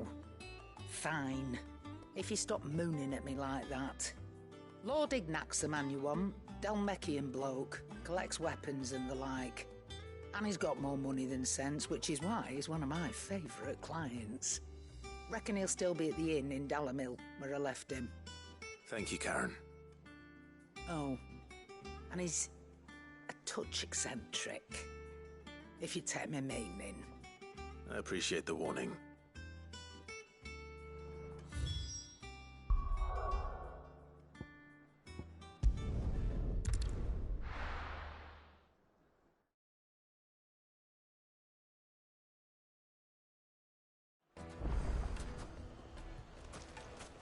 People take notice of wealthy men.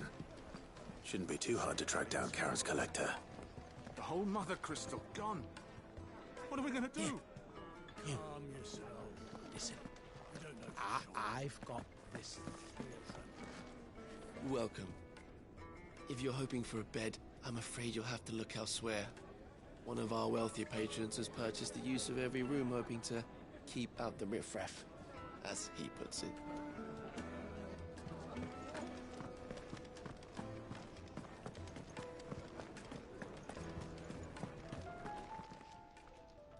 My reputation will be ruined! Ruined! Calm yourself, Lord Ignac, I beg of you, before you do yourself a mischief. Pardon the intrusion, but... Out! Get out! I paid for these rooms so I wouldn't be disturbed. Leave me be! Please, allow me to apologize. His lordship is going through a difficult time, and he's never been fond of guests arriving unannounced. Radim! Get rid of the filthy oaf this instant! Very good, Lord Ignac. Would you mind stepping outside for a moment?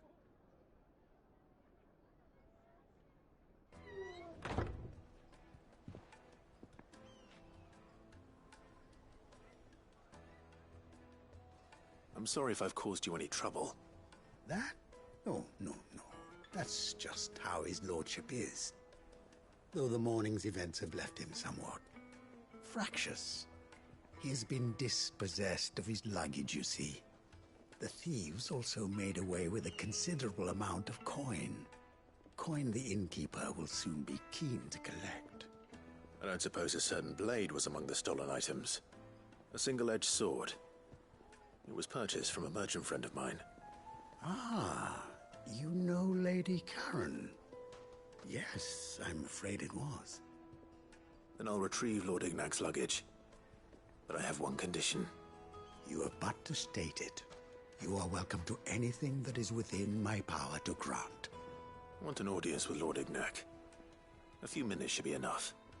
Then I'll be on my way. A condition I would be a fool to refuse. Of course, you shall have your audience. I don't suppose you saw where the thieves went? I did not, no.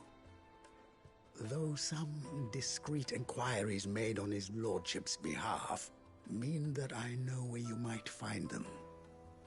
The bandit's bed. Every ill-gotten coin in Dalamon is said to pass through that disreputable corner of the Valcroy. And that's where I'm heading. I shall speak to Lord Ignac in your absence, and arrange... That will be very kind of you. Farewell, and best of luck.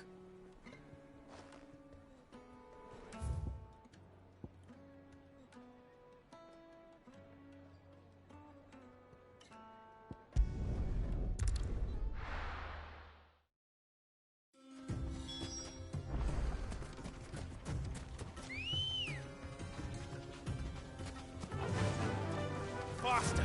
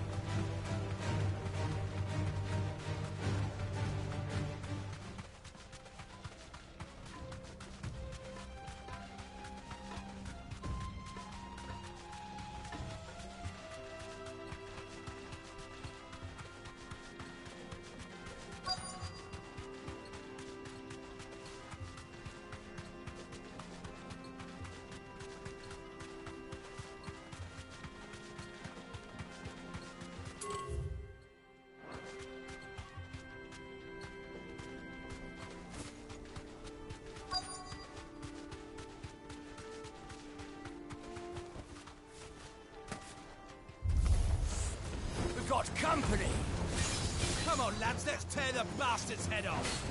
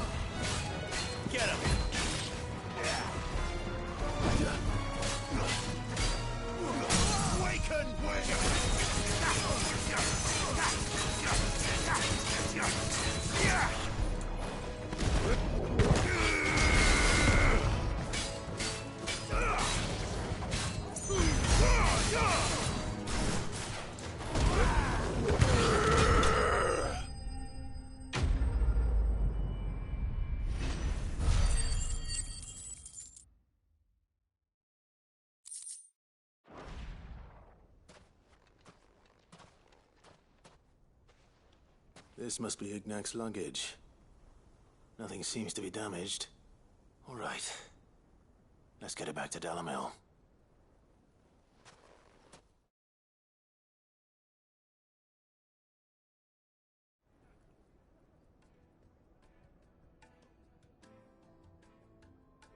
I hear I have you to thank for the return of my effects.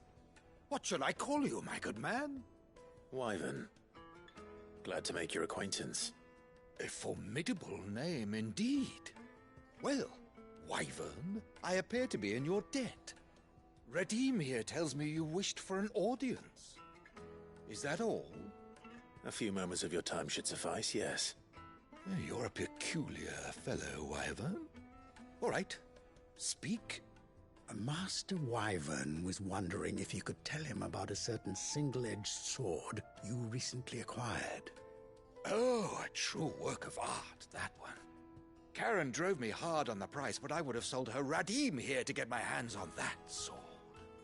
It was made in the Outer Isles, far beyond the Twins, and is used exclusively by the practitioners of a unique school of swordsmanship. They believe no combat should ever exceed a single strike, and hone their blades to such perfection that none ever does. Each sword is made for that one perfect stroke, and for that stroke only. They crack upon a second blow. There's a brutal sort of beauty to it, really. But how do they hone such an edge? Fine question. Why, they use a whetstone, of course. Whetstones, rather. A whole array of them, ranging from the coarse to the fine. 10,000 licks with the sharpening stone, then 10,000 more. But it is the final stone which lends the blade its legendary sharpness. A mineral quite foreign to this great realm of ours. And that is the key. The secret ingredient. Wyvern, it occurs to me that my little lecture is hardly equal to services rendered. Take this, together with my regards. The very stone of which I spoke, far rarer among collectors than even the blade itself, and a far more fitting payment. Thank you. Pardon the intrusion, my lordship. However, it is long past time we prepared ourselves to depart. So it is. I am locked in bitter competition with a rival collector of curiosities. I am one step ahead of the unscrupulous scoundrel, but he is hard at my heels. And there are many other collectors out there. Too many to count, but only one do I consider my nemesis. Lord Byron Rosfield, and is a perennial thorn in my side. I can imagine. Farewell, Wyvern. May our paths cross again. Radim, we mustn't dawdle.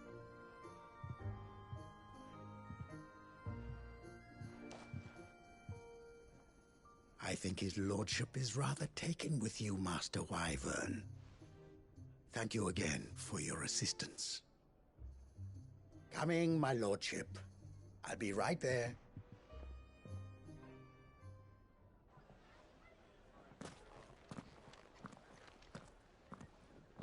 Trust Uncle Byron to find such an interesting rival. Now, let's see what Blackthorn makes of this whetstone, shall we?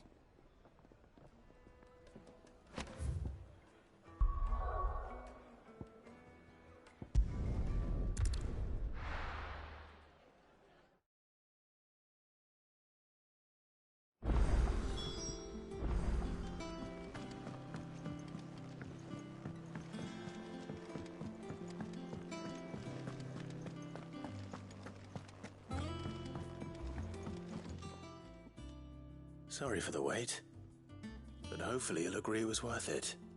You learned something about that sword, then? I did better than that.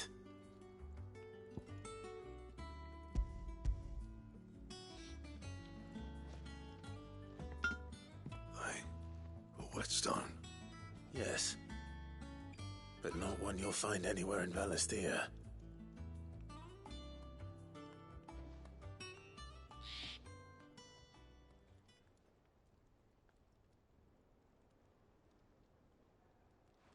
No wonder I couldn't get the same finish on the grinding wheel.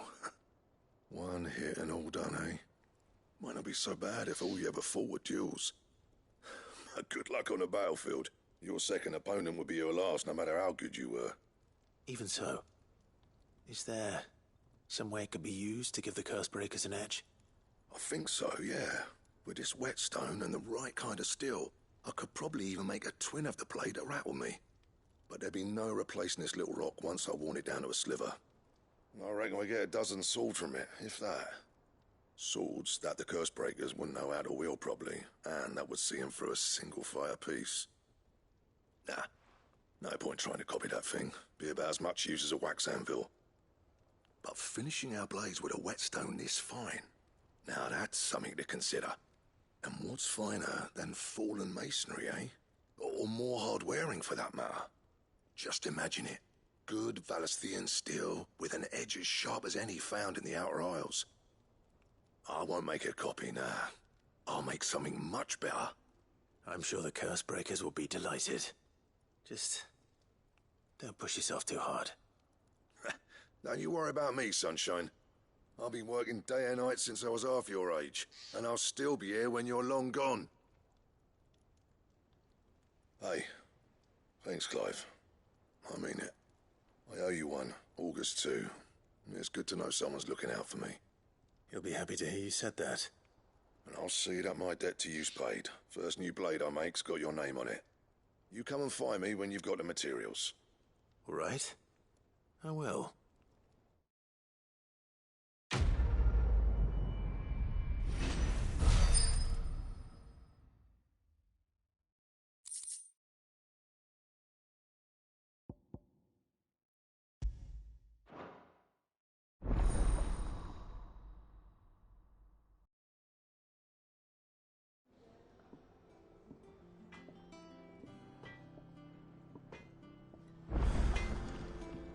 Clive? What's that for you, dear?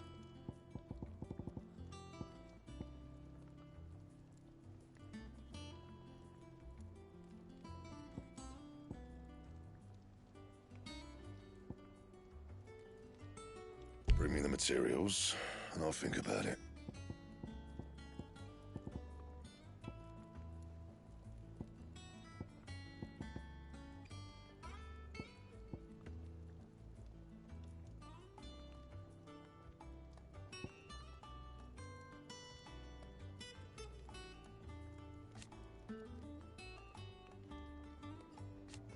And? He cracked the crystal too? You're joking.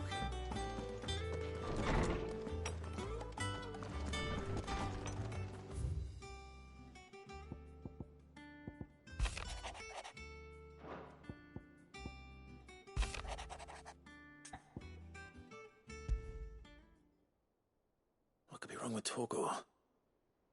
He seemed well enough when I last saw him.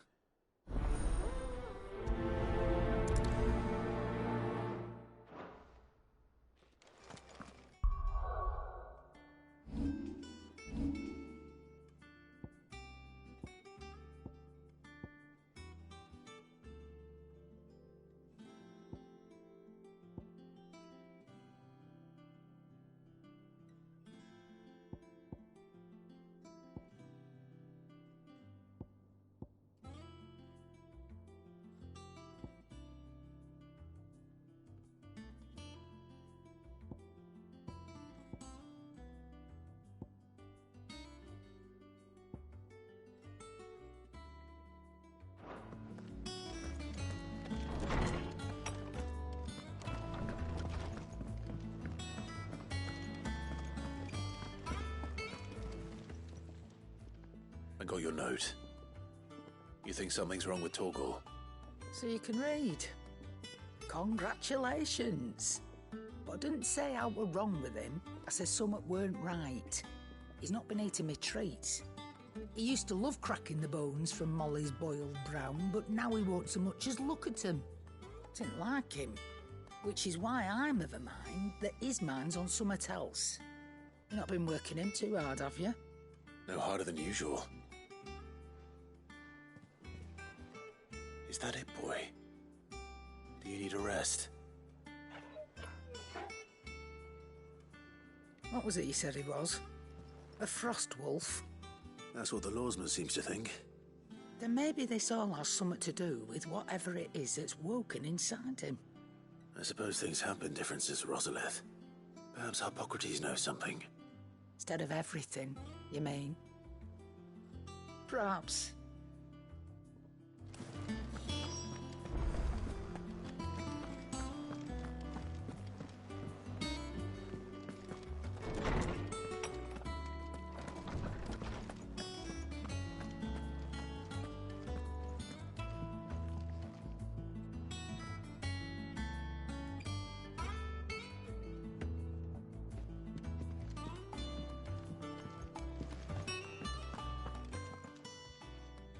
Lawsman, I need to ask you about Torgor. Something's not right with him. He isn't ill, is he? I don't think so. But according to Lady Karen, he seems to have lost his appetite, which is certainly a new development. She says he's hardly been touching his bones of late, and she believes it may have something to do with what happened at Rosalith Castle. I rather think she might be right, though not about his appetite. All canids are instinctively inclined to crack open bones for the rich marrow that resides within, and I see no reason why a frost wolf should be any different. Accordingly, I suspect it is not a lack of appetite that afflicts Torgor, but a surfeit of it. If we assume that his newfound magics require additional nourishment to sustain, it may well be that the bones Lady Karen is accustomed to providing are no longer sufficient. Frost wolves, after all, habitually prey upon far larger animals, whose bones may yield altogether different nutrients. As to where one might find a suitable substitute, some antelopes that graze the meadows of eastern Rosaria have been known to grow to a size more than double that of their lesser cousins. I don't recall ever seeing any that large. And little wonder. The oldest and largest such creatures rarely leave the safety of the highlands for fear of predators. The last elder antelope sighting I recall hearing about took place near Cressida, And that was long before the village was abandoned. Even so, it seems like a good place to start. Good hunting, Clive.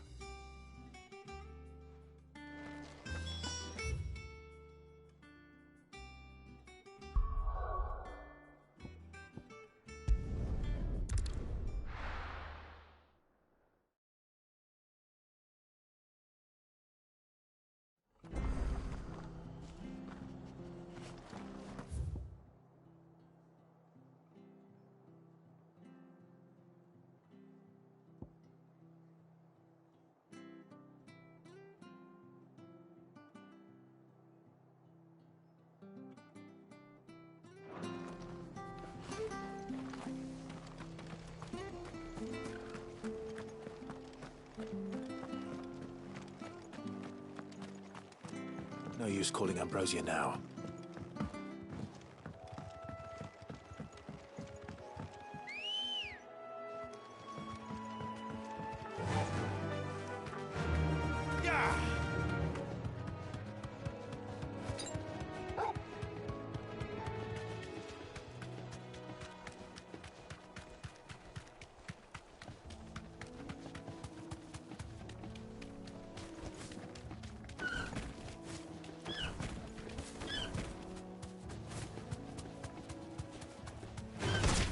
Time to fight.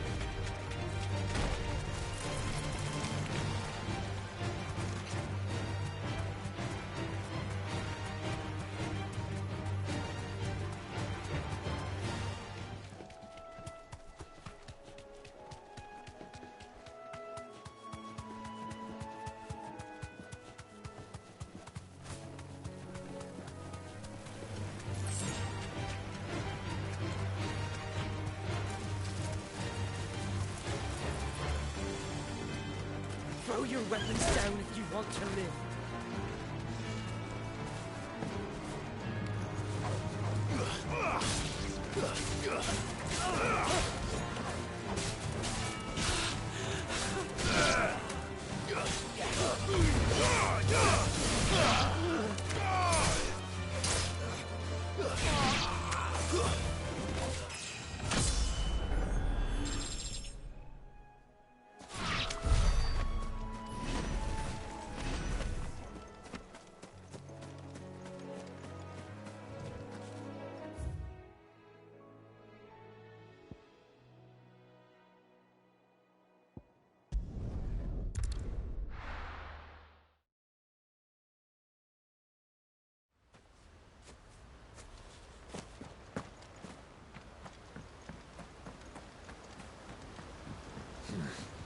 Not here.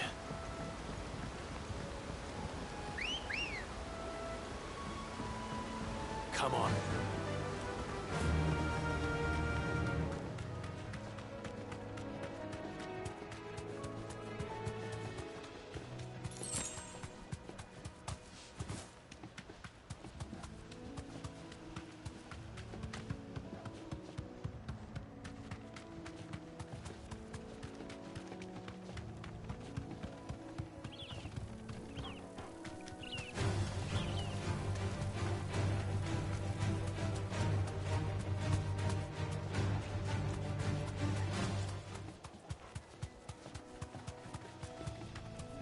It's certainly quiet. If I were a giant antelope, it would seem like just the place.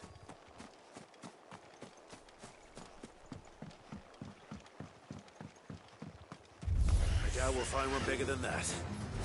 You hungry, Torgal?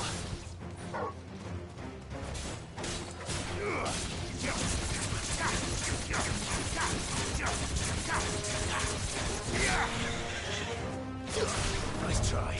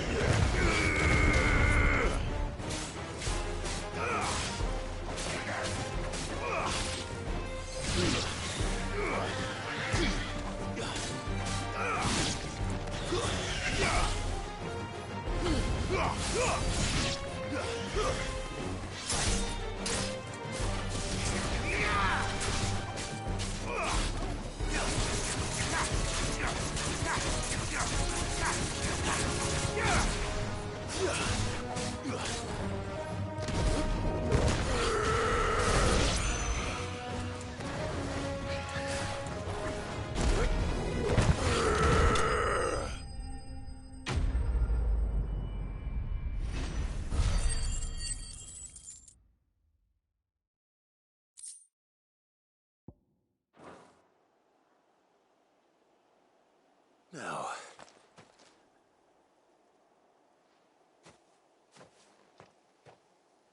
will it be enough, I wonder?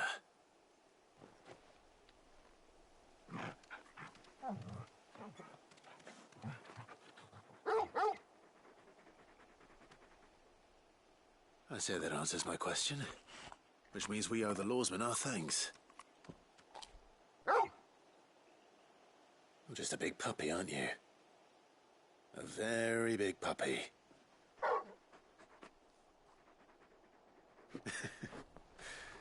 You do know you can take that with you, Torgal. Lady Karen will be relieved to hear you got your appetite back. Come on, boy.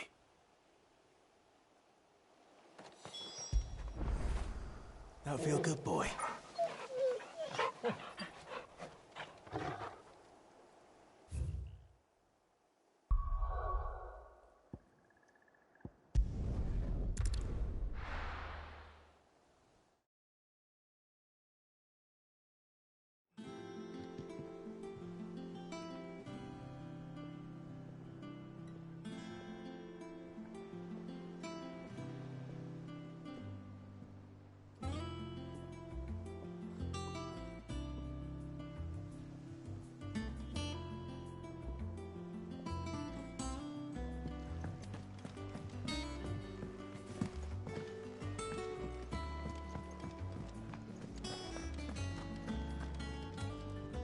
I noticed you and Torgal had gone off somewhere. Take him for a walk, did you? You could say that.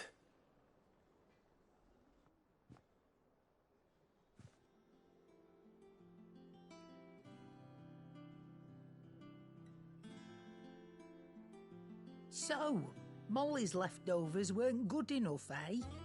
That'll teach me for treating you like you're still a pup. All right, no need to shout. Now we know what you're after, I can see about getting some in. Speaking of which, I brought one for later. Can I leave it with you?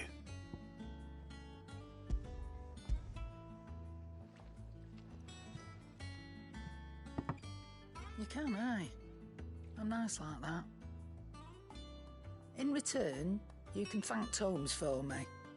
The bloody know-it-all. I was just on my way to see him.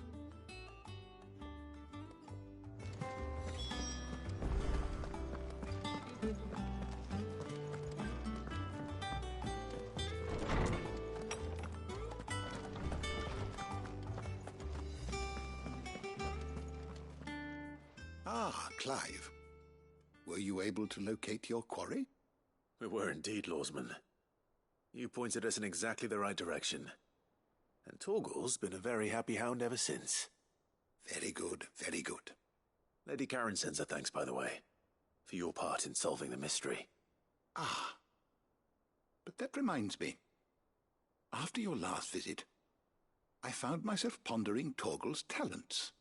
Do you recall our conversation concerning Lady Jill's role in Torgal's transformation? About how she somehow woke the power within him. Precisely that. A reasonable conclusion, I thought, but one which raised certain questions in my mind. You see, the Fenrir of legend served Shiva and Shiva alone, and while the powers attributed to him are certainly impressive, the records imply they are somewhat different in nature to those you described Torgal as having used. What are you suggesting?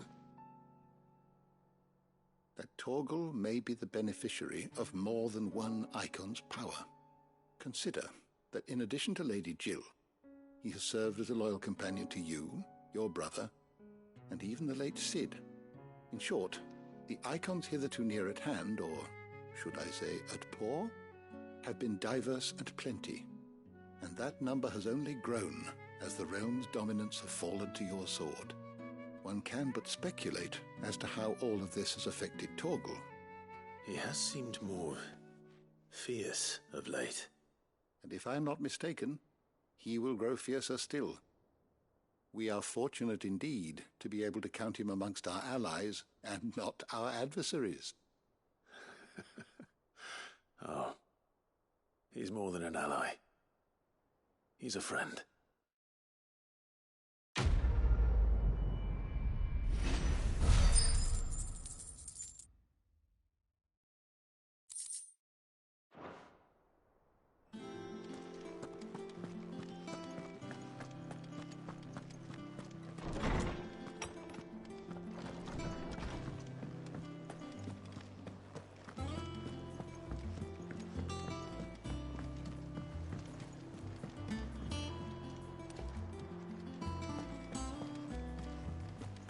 Was that the thing Tomes helped to build? Mid told me she was building a ship.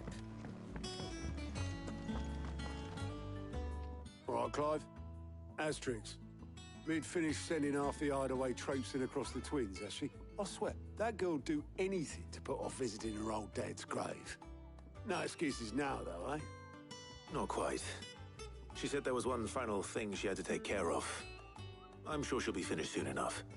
She said that? In those words? She did, yes. Clive? Were you born yesterday or something? There is no thing. She'll probably be halfway to Canva by now. Mid. I might still be able to catch her.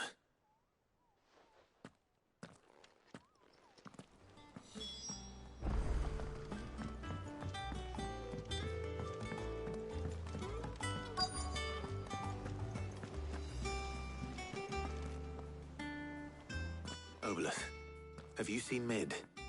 Yep. In a boat, going that way.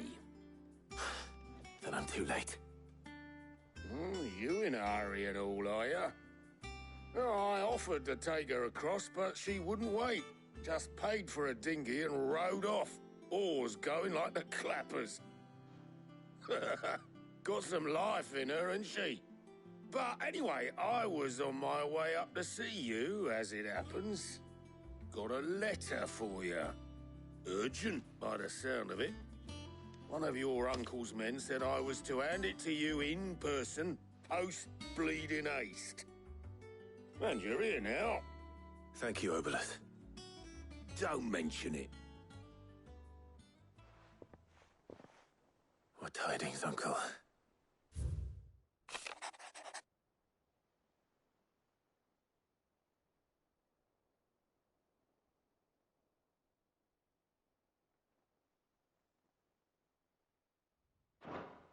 Trouble in Canva. Well, I'll need someone to keep an eye on Mid.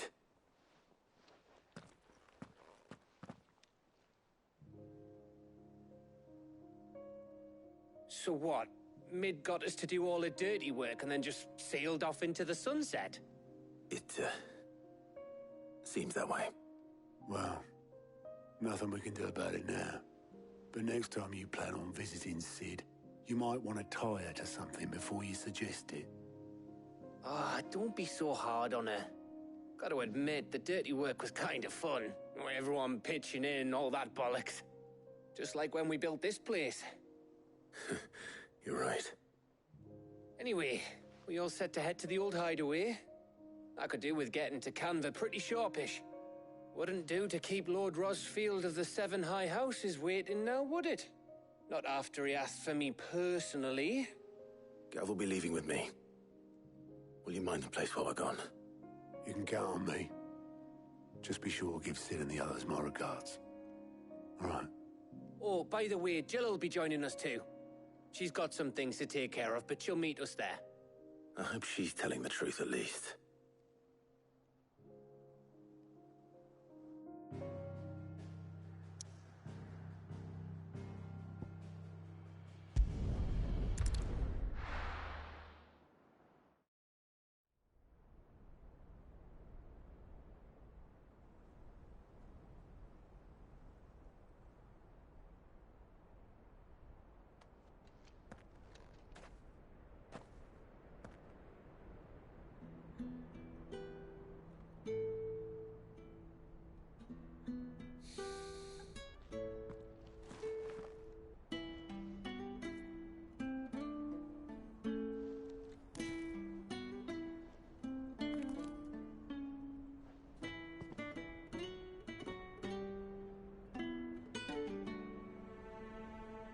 Well, Sid,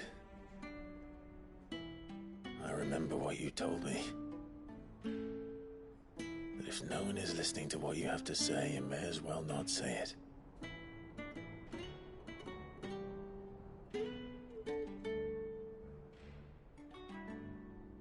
But I will say this, old friend. Hugo Cooker is gone. His shadow looms over us no longer. It's a pity the Phoenix can't be in two places at once. If he'd have been with us, maybe he could have done something for the lost. Not even the Phoenix can bring people back from the dead. Life has a beginning and an end. So we must live while we have the chance.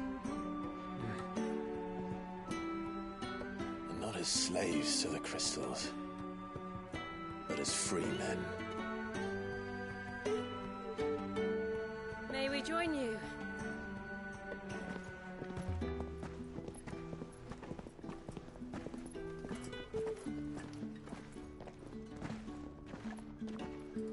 Lady Karen, what a pleasant surprise. I thought I'd drop by and see how you were all doing before heading off to restock my supplies.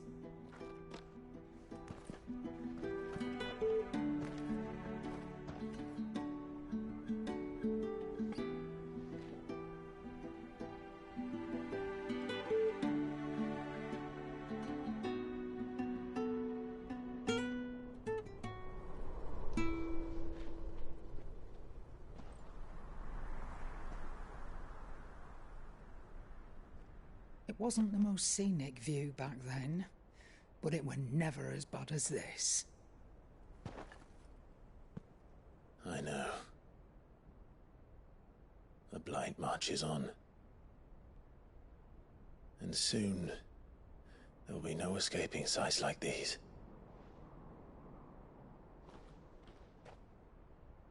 So our mission remains unchanged. We cannot stop until every Mother Crystal is gone, and their thirst for ether with them. The only one that remains in Storm is Drake's tail in the Crystalline Dominion. Our next target. We're going to Twinside. It's the capital of the Empire these days. I wouldn't like to think how tightly guarded they've got the place. Not that that'll stop you, but we do well to scout it out before you go charging in. We would indeed. If you're off to the Dominion, you can take this great lump with you. Goods. Oh, I am sorry. Have you forgotten you're the most wanted man in the Twins? I thought you might like to disguise yourselves as the attendants of a travelling trader, assuming you've no better ideas. You wanted to buy yourself some tools, didn't you? Well, now's your chance. You're letting me go with them? Oh, thanks, Nan.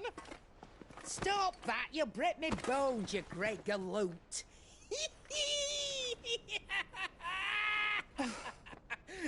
There's a caravan that runs back and forth between the Dominion and the Bocklad markets. It's managed by the Merchants Guild. Just show them Goots' traders pass and you'll be on your way. It'll be a damn sight less risky than footing it the length of the Crystal Road. That's for sure. Thank you, Karen. And glad to have you with us, Goots. Okay then. I'll get me things and I'll meet yous there. See yous down in Bocklad. Get off! Me poor fingers! Jill, you're with me. Understood. And Gav? Already on my way, Captain. Be careful. Aren't I always?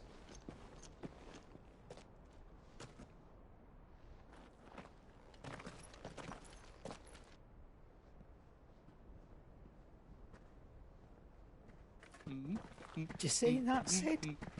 Your protege's making a proper little outlaw of himself.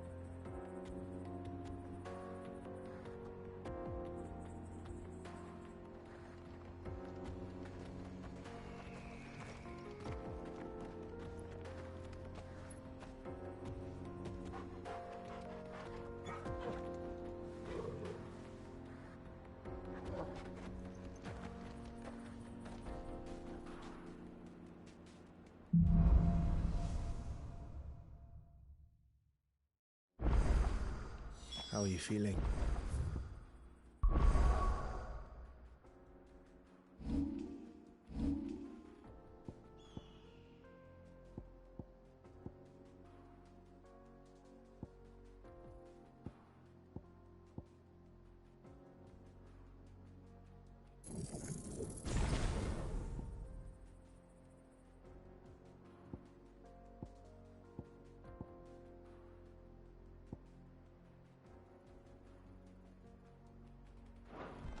Better.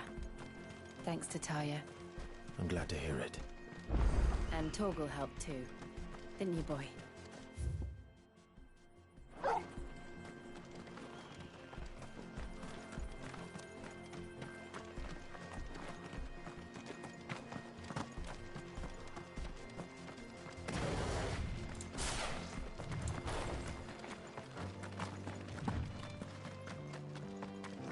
This used to be a trade route for merchants crossing the Scars, till the Republic laid a new road wide enough to let wagons pass, and all official traffic moved it.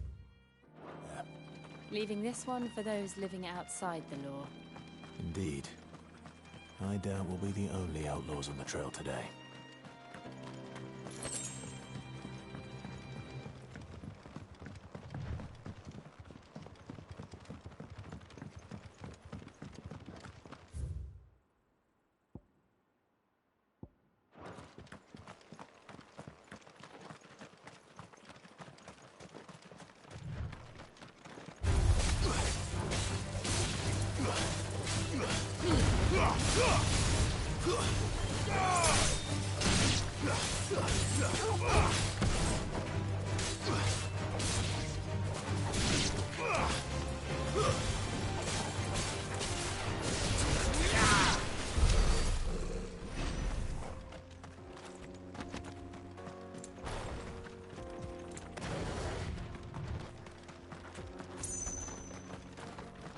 So what do you think?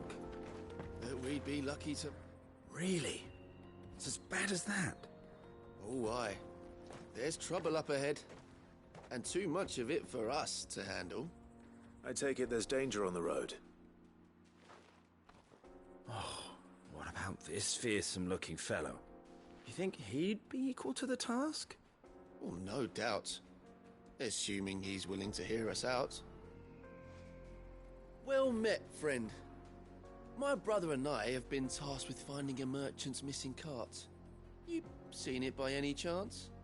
How does a merchant misplace his cart? Oh, the man's a coward. When he thought goblins might come a-snarling, he ran, leaving his livelihood abandoned in the pass. He sent the two of us to fetch it, but it's gone. Now, I'm not much of a thinker, but I know the work of thieves when I see it. My brother's right on all accounts. And by my estimation, the bastards are lying in wait just down the road.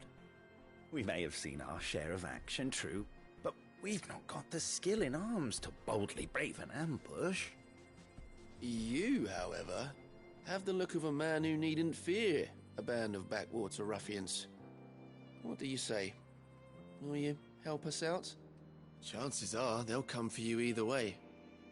But if you promise to lend us a hand, at least you'll pocket a reward for your troubles. Well, if I'm going to have to deal with them anyway. You've clearly got a fine head on those broad shoulders. We're lucky you came along.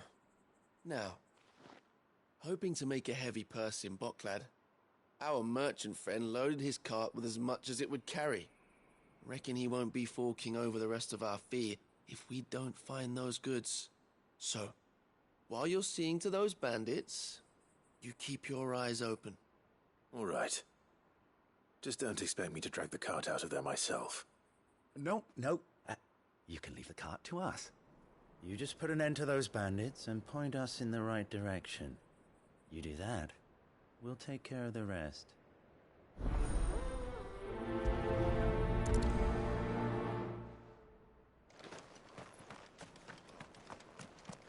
I'm not sure I trust those two. But if there are bandits lying in wait, I should probably take... Look lively, you lot. We've got guests. These must be our bandits.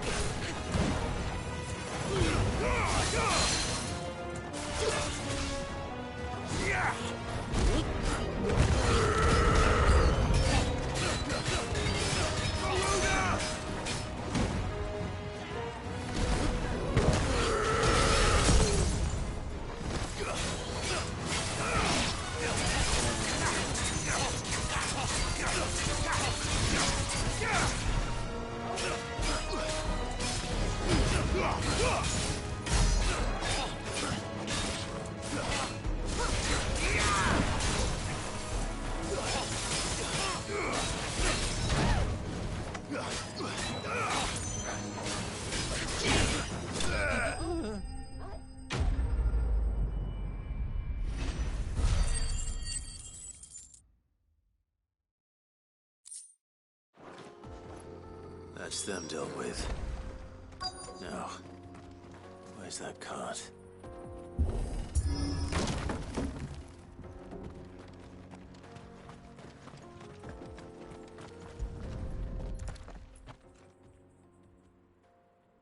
Getting all of this out of here will be a nightmare. Seems we've found ourselves the right man for the job, wouldn't you say?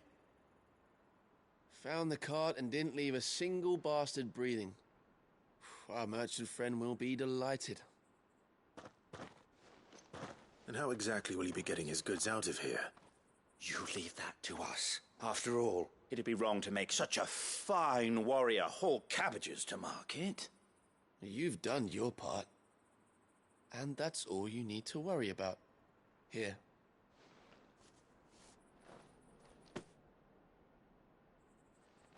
It's been a pleasure. Now piss off. There's no need to be so rude, brother. What if we want his help again next time?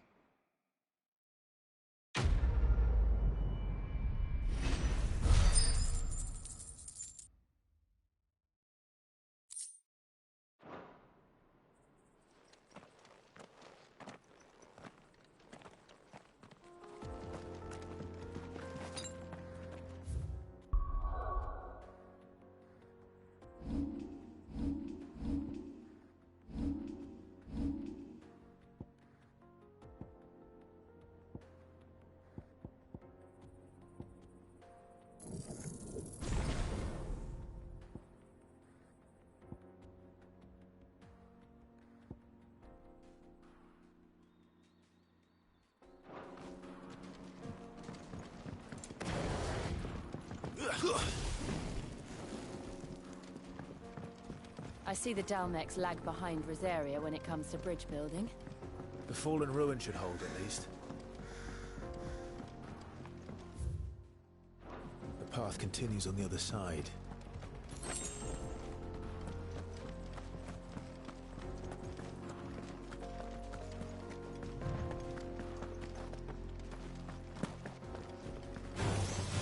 Enough of you, are there?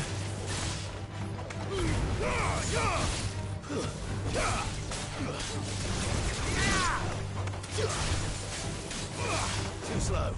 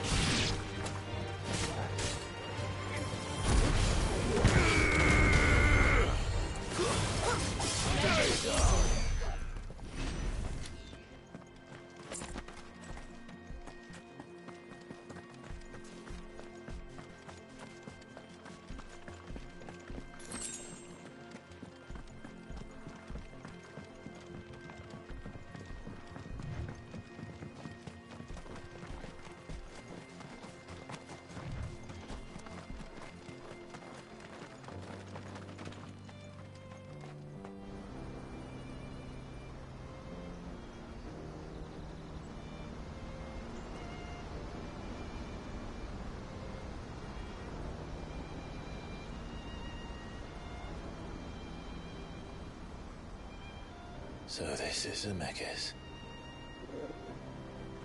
The land of the gods. It's even more impressive than I imagined. I remember being captivated by the story as a child. Long, long ago, man was overcome by avarice and challenged the gods in a bid to win their power. The final battle took place here, at these falls.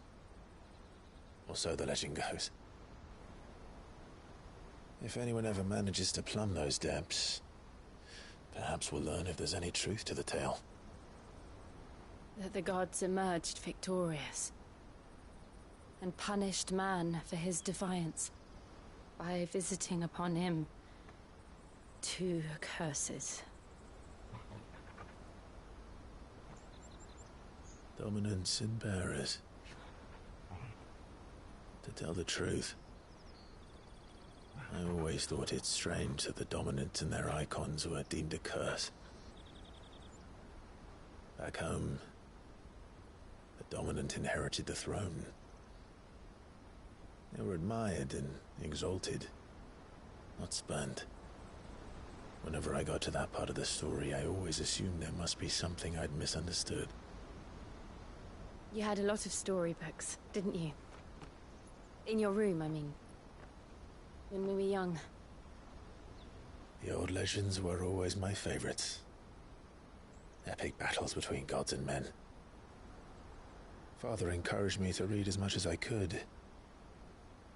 He thought it good for my education. You really were a boy like any other, weren't you?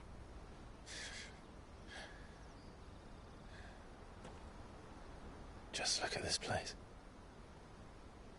It's enough to make you believe the legends are true. I know.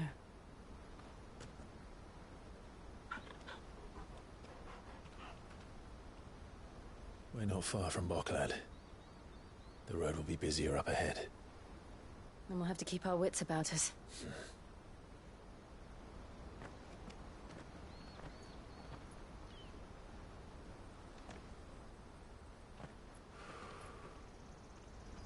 Clive?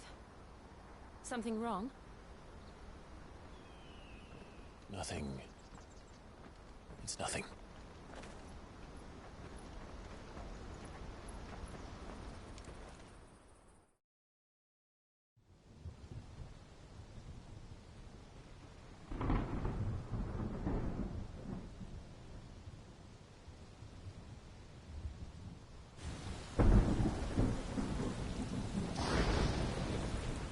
I see the reports are true, Father.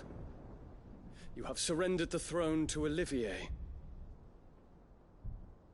I have.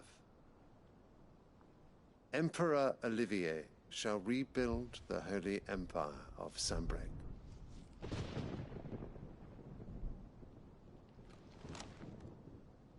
How is he to rule an empire?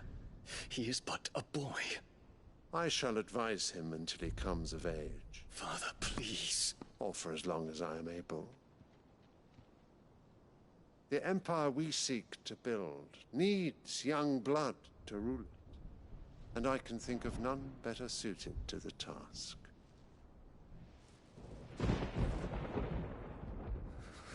There is other news, Dion.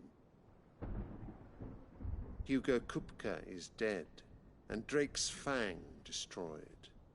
The pillars of the Republic have fallen.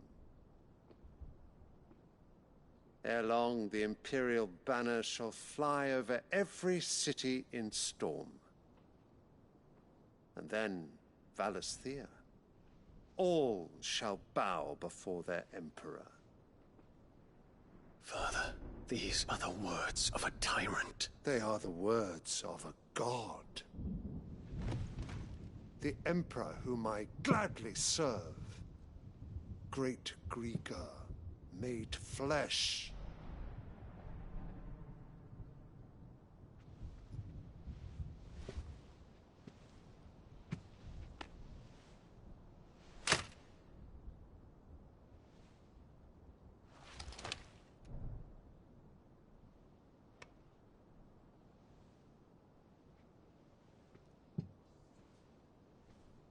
Return to your camp, Dion, and ready your forces. It is time to show the world the true power of Sanbreque.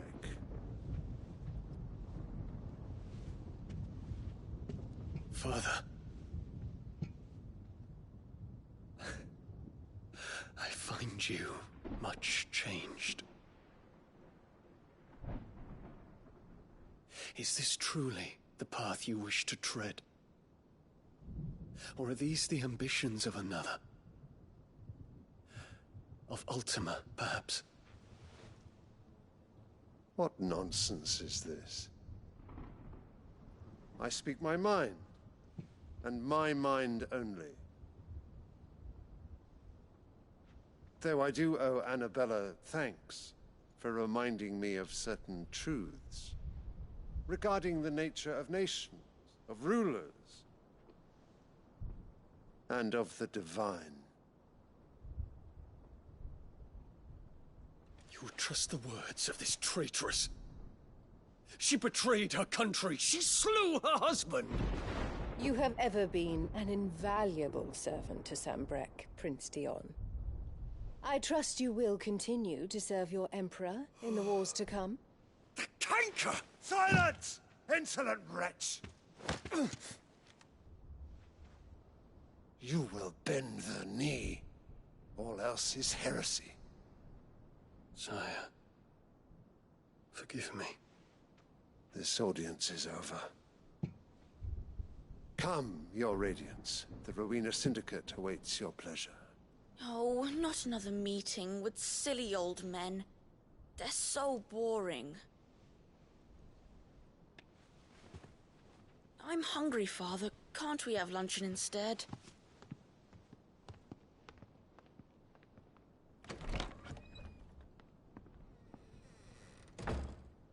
Does it pain you that you will not inherit your father's throne? I have suffered worse.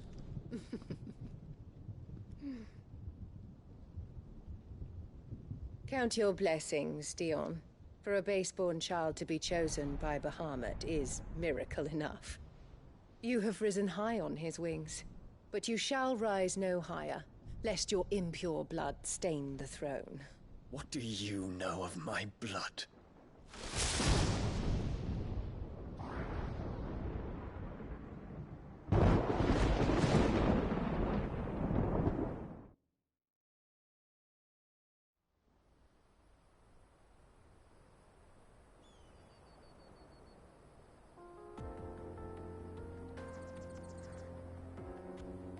The Boklab markets are to the north. We just need to hug the coast.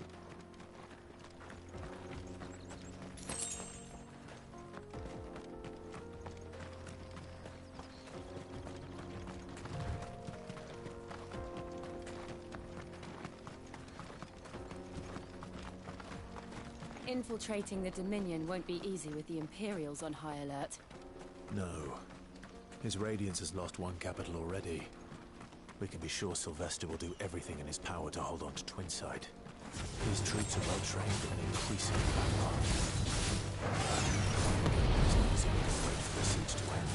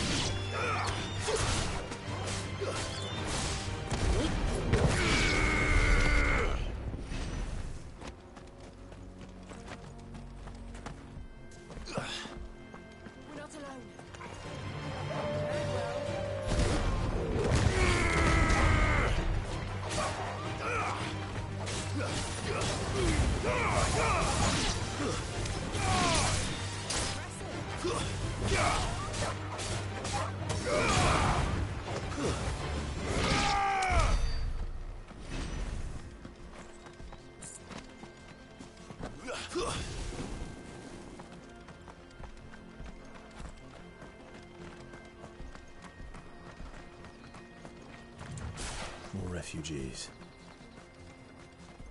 And they're all making for the crystalline dominion. Because they don't know how to live without the crystal's blessing.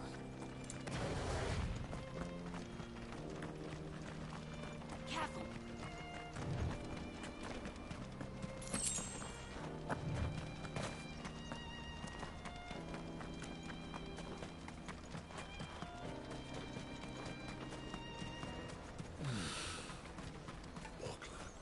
There are no crystals here. This is where we're supposed to meet Goots, isn't it? That's right. He said he'd wait for us here after replenishing his supplies. I dare say he'll have finished by now. Let me carry you. Goods. I'm cheap. And nasty. What are you looking for?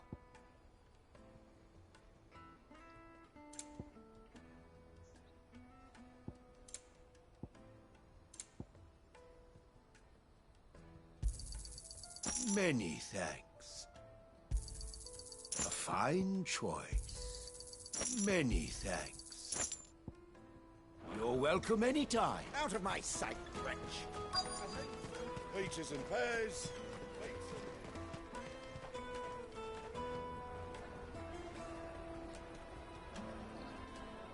Wonders from across the water. Come one, come all. Feast your eyes. Good sir, can I interest you in...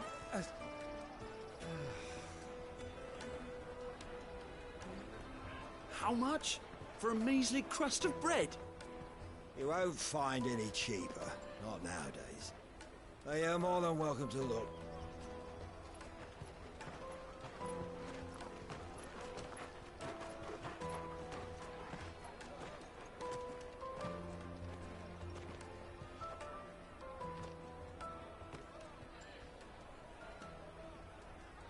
The Empire's unlawful and illegitimate occupation of the crystalline dominion is still in effect.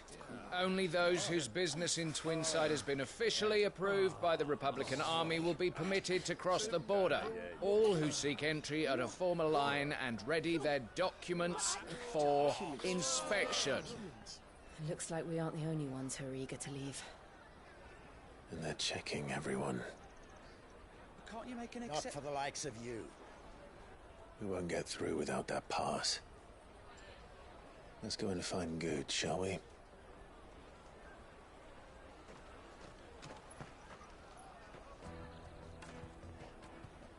He must be around here somewhere. Taste my peaches! They're sweet as nectar. I'll take the large one. Ah, Good. There you are. Clive, I'm so sorry. Don't tell Nan, will you? Slow down, Goots. Just tell us what happened. It's me trader's pass. It's gone. We cannot ride the caravan without it. We won't even be able to get through the flipping checkpoint. Do you remember when you last saw it? It was in my pocket a minute ago. Then a bairn bumped into me and... Yeah. You don't think that they might have nicked it, do you? It wouldn't surprise me. A busy market like this is prime territory for pickpockets. So, to get the pass back, we need to find this child. Where would we even start? I know where! I've got a pal in Bock lad who might be able to help us. No one knows more about what goes on round here than she does. Where do we find her? She's the owner of the Crimson Caravans, up that way. Sign's got a red chocobo on it. No time like the present. You two go on ahead. I'm gonna check the rest of my stuff, make sure nothing else is missing. All right. We'll meet you there. Let's keep an eye out for this red chocobo, then. And the other on our purses. Next to the checkpoint.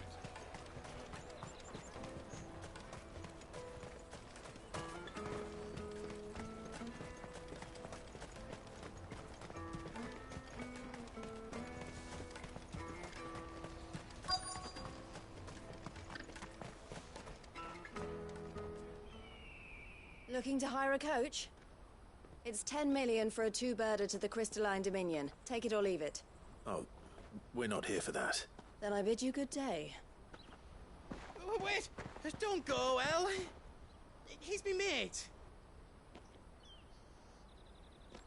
As I live and breathe. Goots, what are you doing back in Bocklad?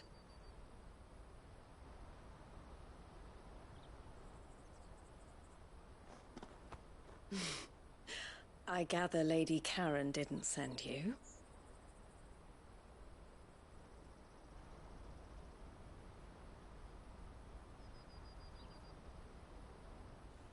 So what trouble have you got yourself into this time? It's me trader's pass. It got stolen. By a little bairn. Of all the... You're the size of a marble. Honestly. Ugh. Goots told us that you know the markets well. Might you have an idea which little bairn could have done this? We don't intend to punish them. We just need our pass back. Then, we can be on our way. I see. So neither of you has a trader's pass either. Not that anyone would take you for traders, but I suppose that's why you came to me, correct? Now, I can't say for sure who took your pass, but I suspect I know why they did it. Let me explain.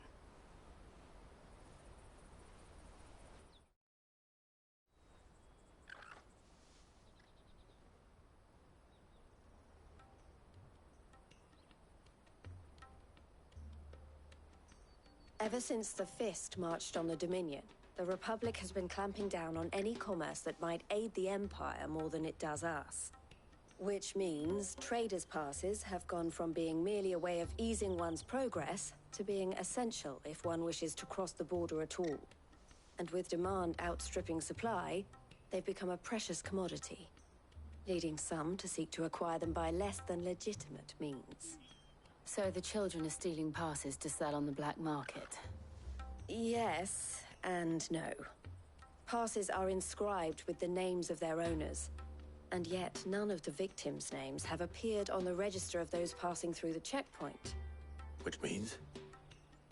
That someone is doctoring the stolen passes. The same someone who is encouraging the children to steal them.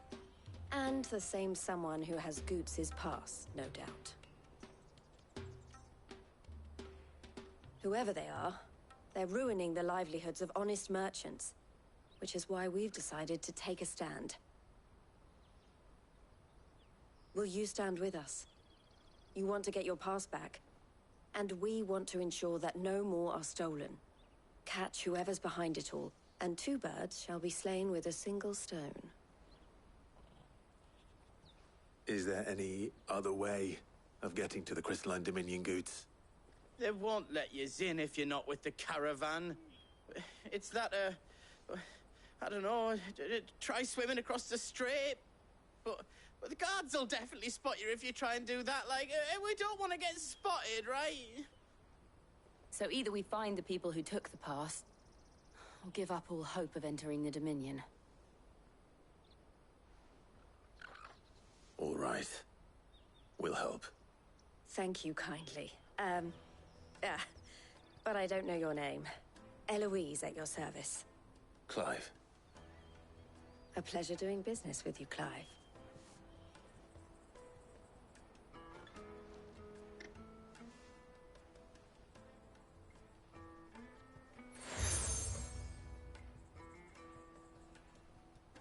The proprietor of the furniture makers by the coach stop is spearheading the search.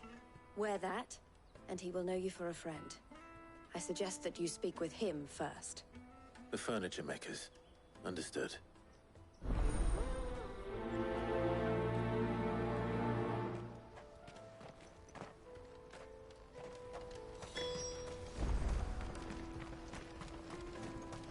Out of my sight, wretch!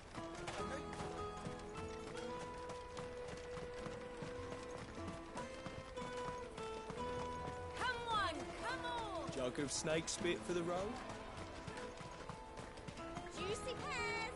Slate your foot! Are you the furniture maker? Looking for something in particular? Ah, Eloise collared you too, eh? Then I expect you want to know more. She told me you were leading the hunt for the pickpockets. What have you learned? For one, that they're targeting the traders carrying the biggest packs. Harder to watch your back, see? And less chance of the mark giving chase if they're spotted. Not that they'd be likely to catch them. Those imps know every inch of this warren like the backs of their hands. Their eyes must have lit up when they saw Goots. The fishmonger round by the gate's been trying to track down the children involved. You should go and have a word with her. Thank you. We will.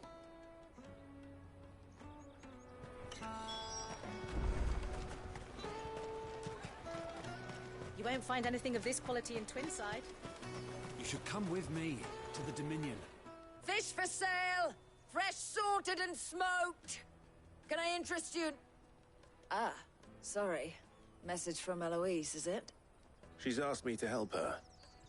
To help you find the pickpockets. Is that so? Suppose I better tell you what I know, then. For one, this isn't a family operation. All the traders say the children who stole their passes were dirty, dressed in rags. Street urchins, by the sound of it. We get a lot around here. Orphans from the wars. A few, perhaps. You saw the refugees gathered by the entranceway? They're all looking for a new start in the Dominion and beyond. Some of them take it as an opportunity to rid themselves of unwanted baggage. The shame of it. Whoever's behind this would have to have made themselves known to the children at some point. And so should we. You should start with the children around here, then. I doubt they're the ones involved, but they might have heard something. It's worth a try. All right, then. Questioning children. How hard can that be? Remember when half the people coming through here were traders from... Come and taste my peaches! They're sweet as nectar! Excuse me. Do you mind if I ask you something? Can't stop you. I was just wondering if anyone has asked you to do anything out of the ordinary recently. Anything you grown-ups ever ask us to do is shut up and go away. So guess what I'm about to tell you to do? Sorry. I'll leave you alone.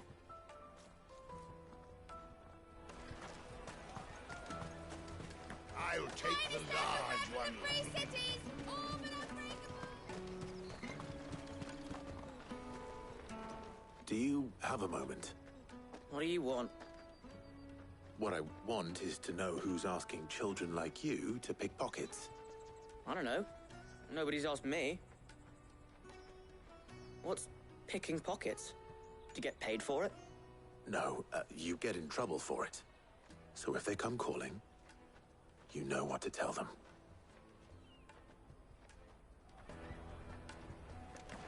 The caravan stops next to the checkpoint.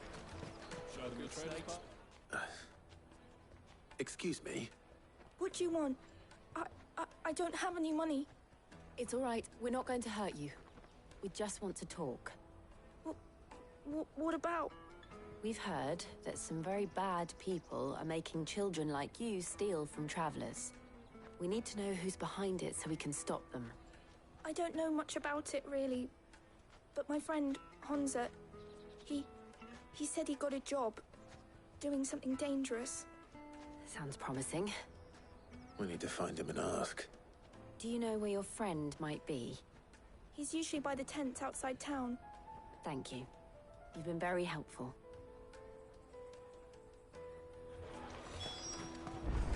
Come on, come on!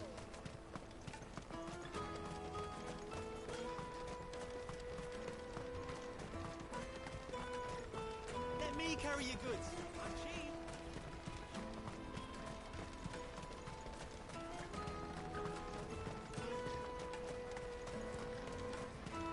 She must have meant the refugee camp. Let's hope he's still nearby. Daddy, I'm hungry.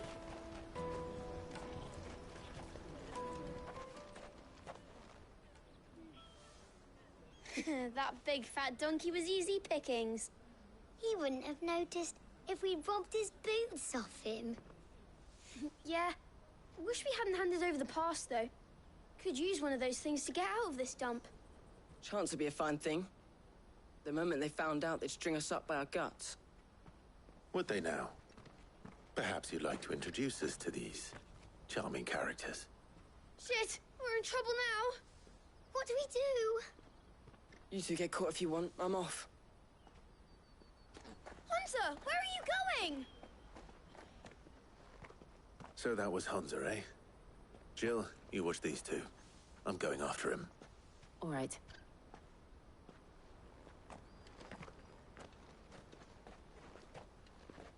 He can't have gone far. I need to find him before his employers do. Daddy, I'm hungry.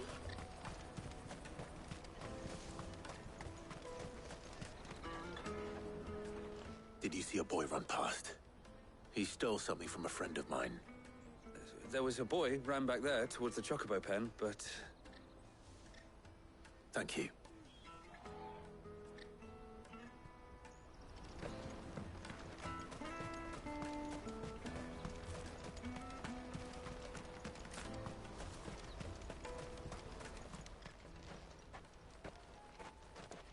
Oh, shit.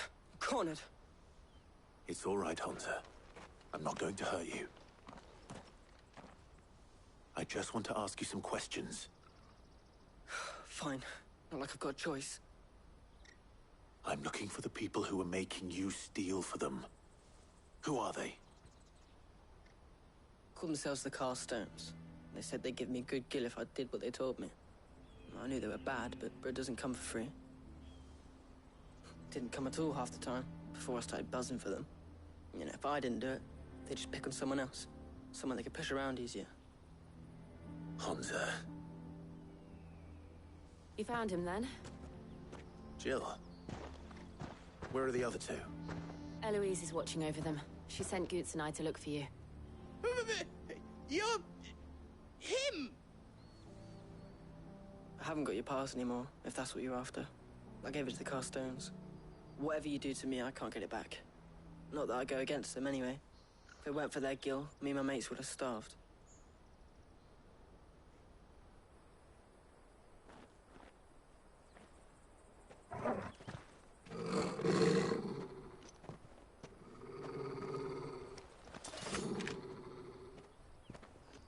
Cowards. You will not force another child to do your bidding. Wait, we're not... Don't hurt him.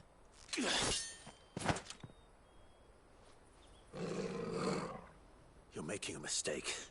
We're on the same side. Like hell we are. That brooch. Where did you get it? Master Theo? Goots. What are you doing with these people? Unless you're the ones my sister was talking about. Your sister?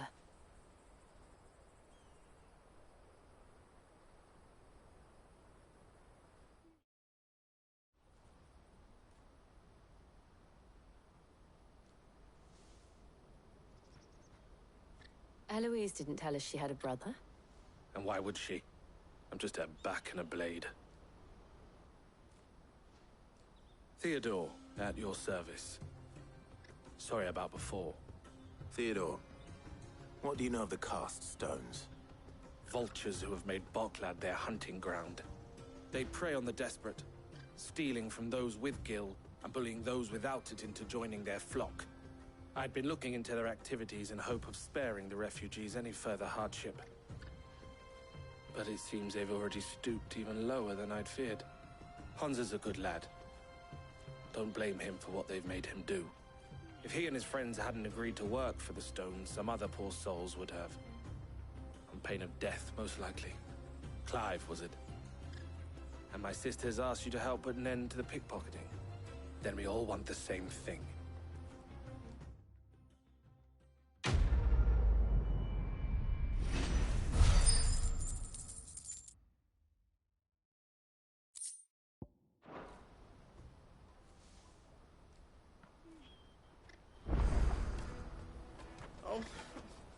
So, what's the plan?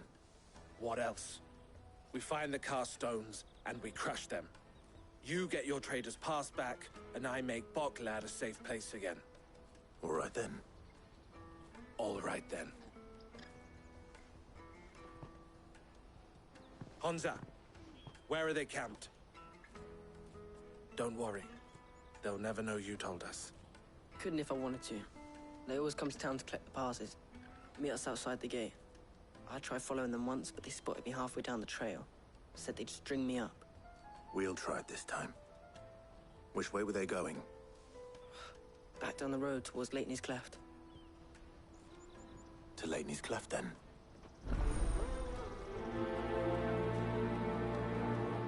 Leighton's Cleft is to the south, past the camp. This is no time to ride.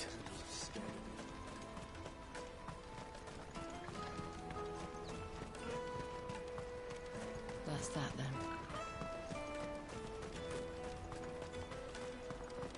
There are no crystals here. We have to keep...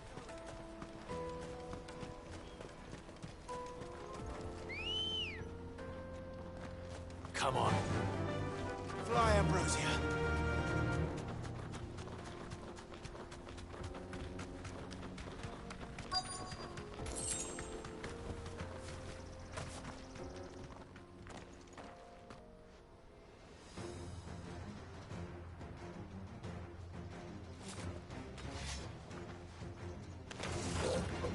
That's the one who's been sticking his nose in our business.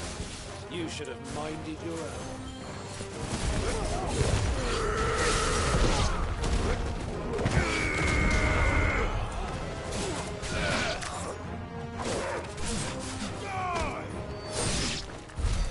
I doubt these were the ringleaders.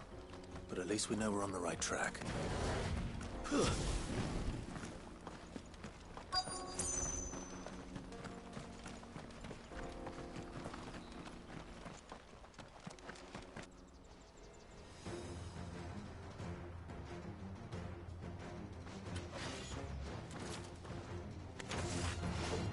We got company! That's the lot.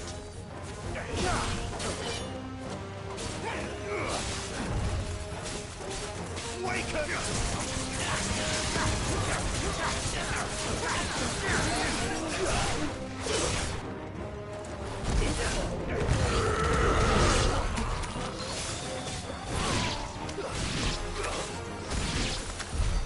More foot soldiers. Fewer now.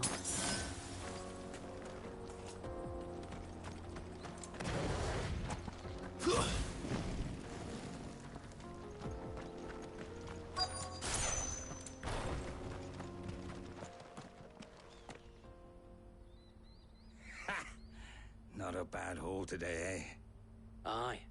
Some of our new recruits are natural-born ne'er-do-wells. Especially the little ones. That Hans has got nimble fingers, all right. It'll be a shame when they chop them off. But till then, let's make the most of it. Scum.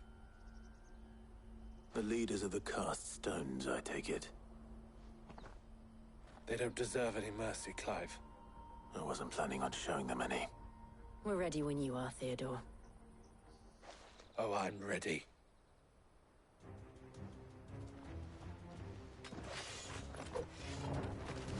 Fuck! It's that guard from Boklad! Kill him! Kill them all!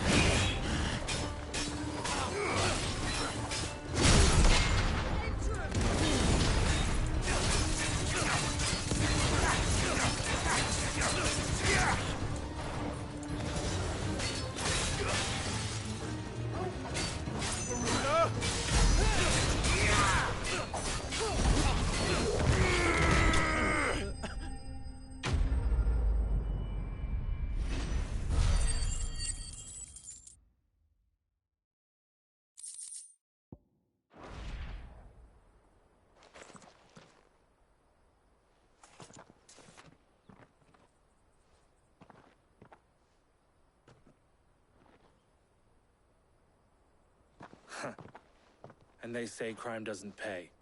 Gold chains, rings, purses. And traders' passes. Dozens of them. Have the names been changed? Not yet. I recognize some of them. No doubt Goots's is somewhere among them. Now I just need to sort through it all and return everything to the people it was taken from. We should go and give Eloise the good news. Can we leave things here in your hands, Theodore? Of course. Oh, and, be sure to tell her of the part I played, won't you? We'll be glad to.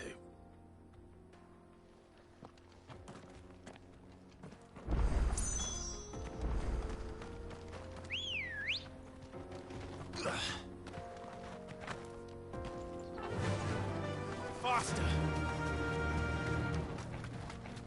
I needed that.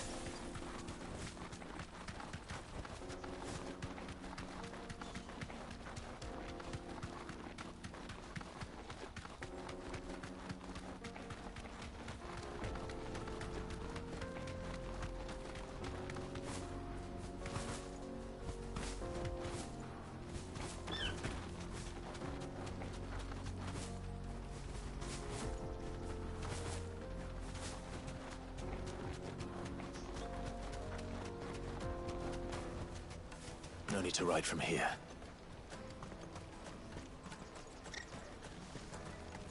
Daddy, I'm hungry. That's that then.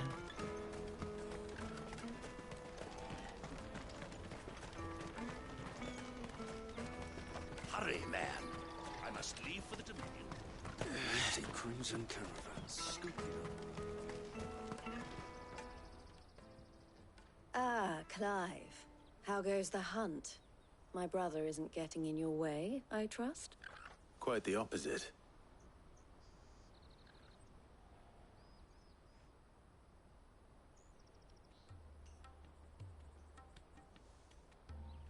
So it was the cast stones who were behind it all. Theo told me he'd been on their trail. And their demise solves 3 problems at a stroke. That of the pickpockets, the bandits pulling their strings, and the passes they were stealing. I only hope yours is among the items you recovered. Only time and Theo's return will tell. Speaking of whom, welcome home, dear brother. You are too kind, Eloise. Here, Clive. Goots's pass.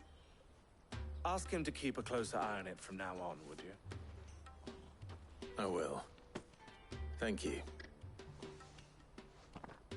El, I've asked our boys to carry the rest of the goods back. Can I count on your help in sorting through it all? Of course. I'll make some space in the storeroom.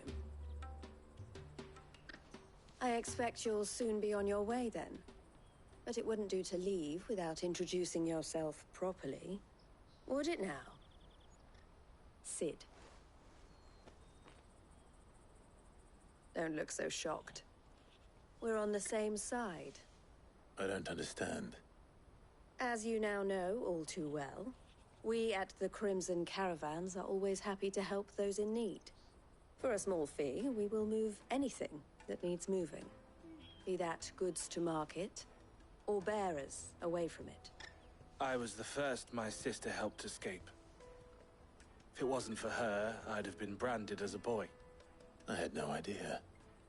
It just so happens that we are seeking to expand our operation. And who better to join forces with than the leader in the field? Wouldn't you agree, Theo? I would. It seems our purpose is the same in more ways than one. So what would you say to working together again? It would be our pleasure. And our honor. The honor is ours. Here, Clive. This is for you.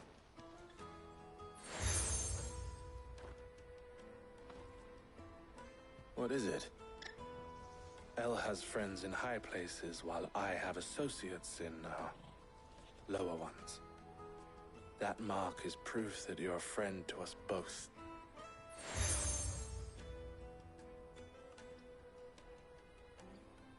I shall bear it with pride. Well, all that remains is to wish you a safe onward journey. Goots's pass should secure you a place on the caravan, but if you encounter any difficulties, we would be delighted to provide you with a coach of our own. For a discounted price, of course. Say, 9 million? We'll try the caravan.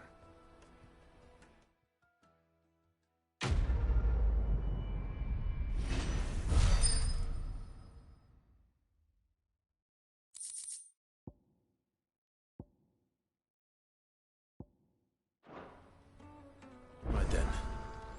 Let's get this back to Goots. And then it's on to the Dominion.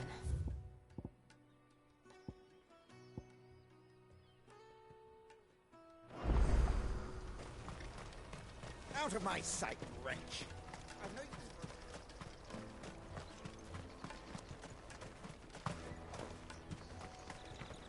Come on, come on! Juicy pears! Slake your thirst! What I really want to be is a blacksmith. Here you are, Goots. Try not to lose it again. Me pass! You found it! Oh, thank you so much. Nan would have killed me if I'd come back without it. I'll have to say thanks to Elle and Theo, too. So should you, Honza. You and your friends don't have to steal anymore.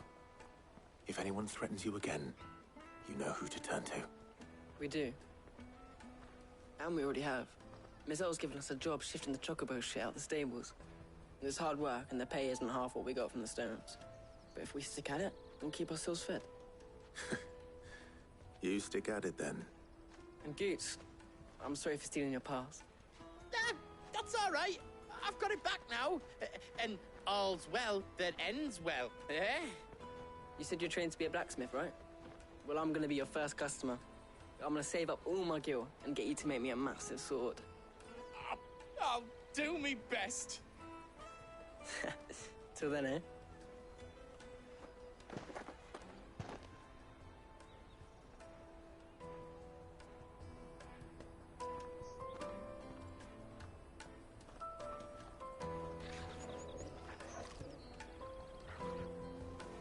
All right. We have a place on the wagon.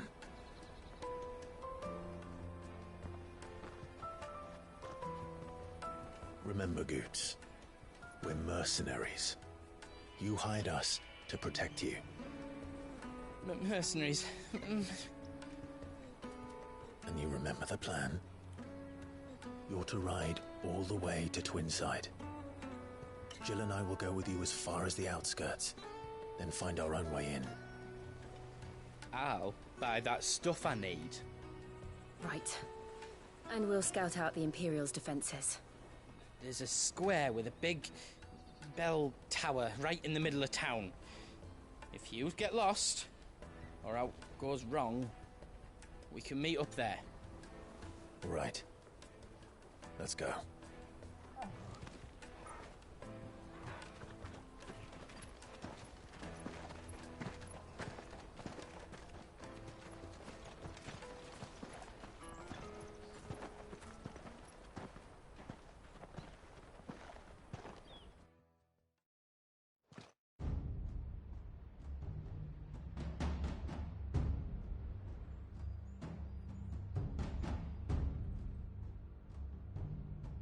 I see.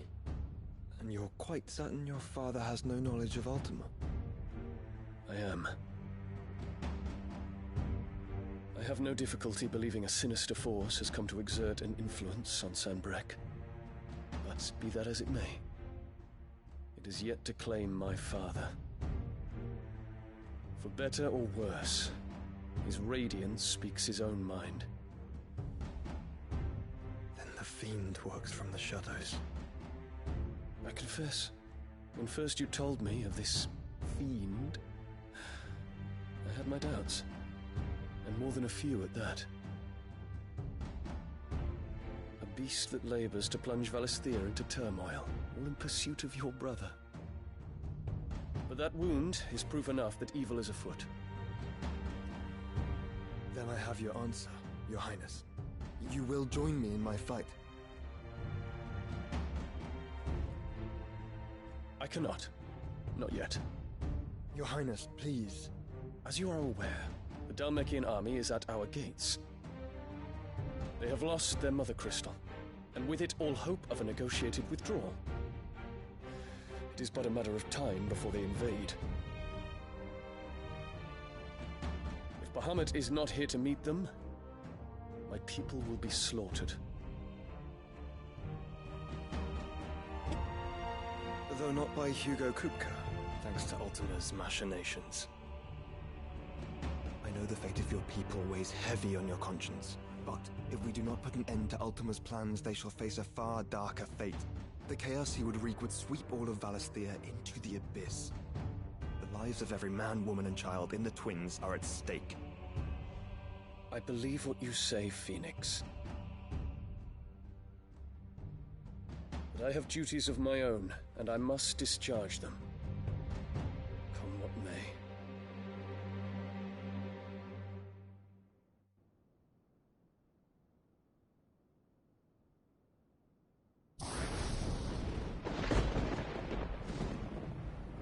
What do you know of my blood?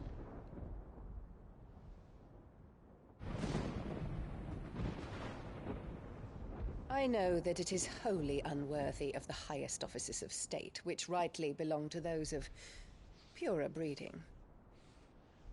Alas. Your bloodline runs through the Oriflamme gutter, from a whore who weighed her child's worth in gil. Have you threatened my father? Of course not. I merely whispered in his ear that his mongrel son is plotting a rebellion. What? Sylvester listens to the words of his astrologers. And they have ears too. You have been feeding them your lies! Should you remain loyal to Emperor Olivier, his radiance may yet crown your head with laurel, and not with tar. Fork-tongued witch!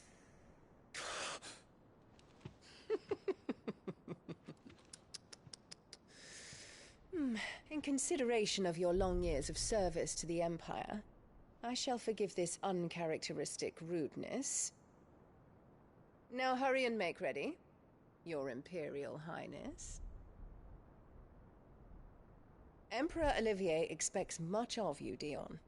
Or should I say, of Bahamut. May your fire reduce his enemies to ash, till all of Valisthea bows to its rightful ruler.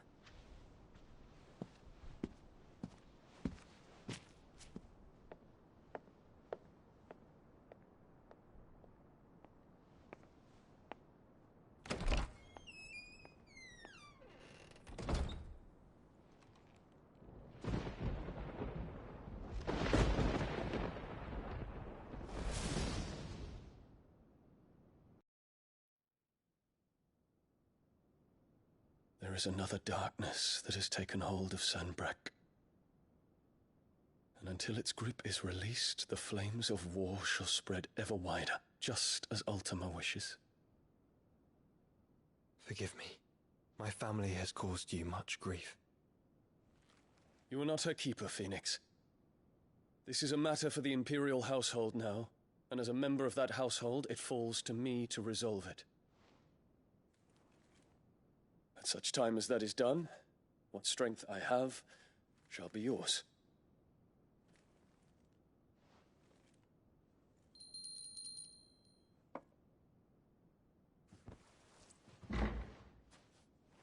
Thank you, Your Highness.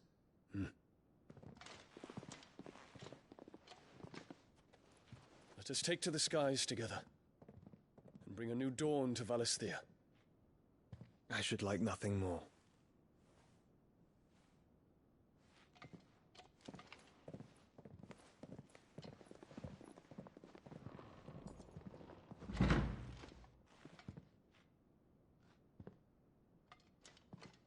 Terence.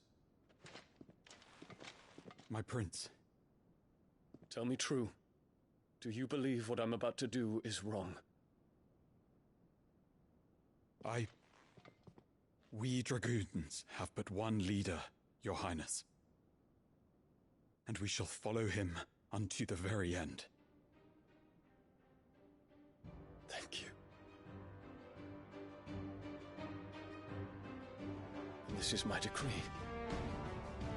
For their crimes against the crown, the traitorous Annabella and her usurping son shall be put to death, and the Empire restored.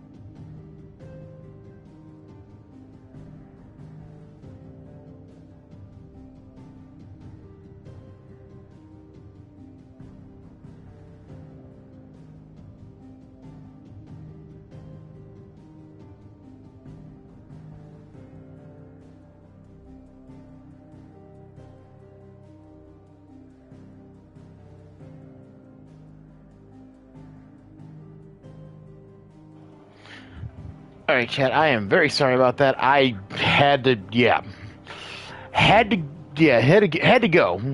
But we're back, and let's continue on.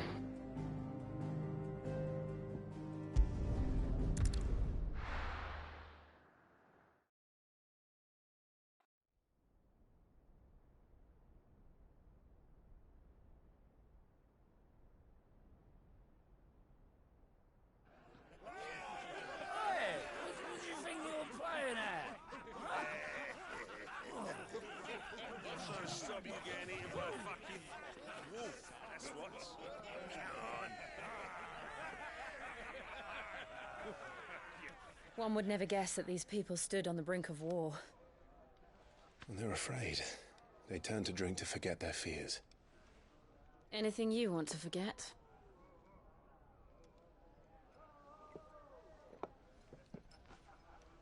The harbor is empty, and half the market stalls too. The city may seem peaceful on the surface, but it's balanced on a knife edge.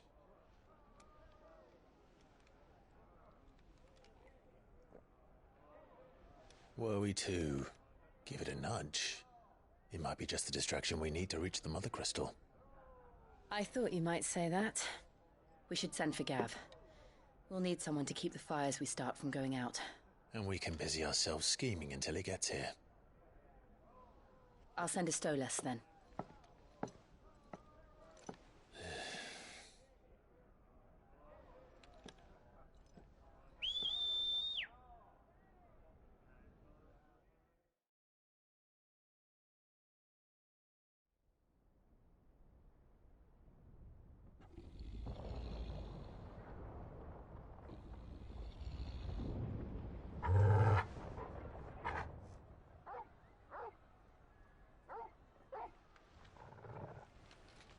What is it, boy?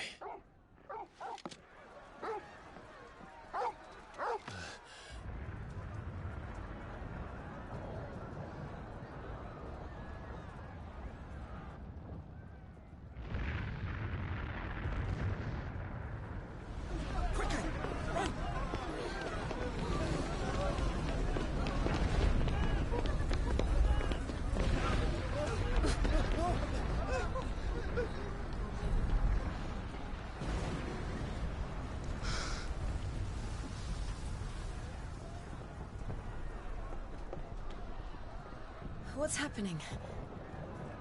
I don't know. Torgal!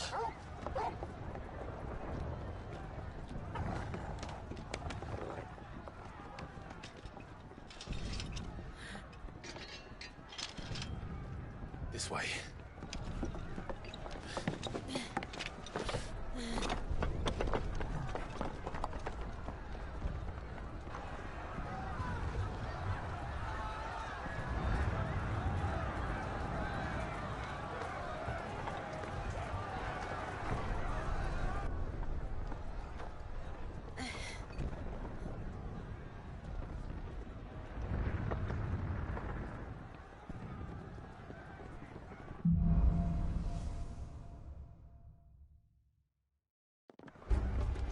The city's on fire.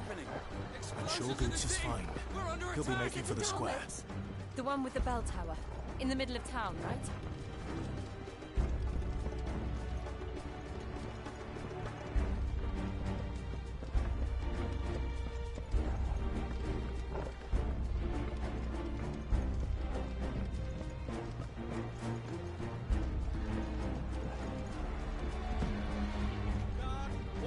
Sentry is to be slain on sight.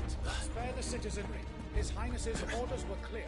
The people Those were Imperial Dragoons.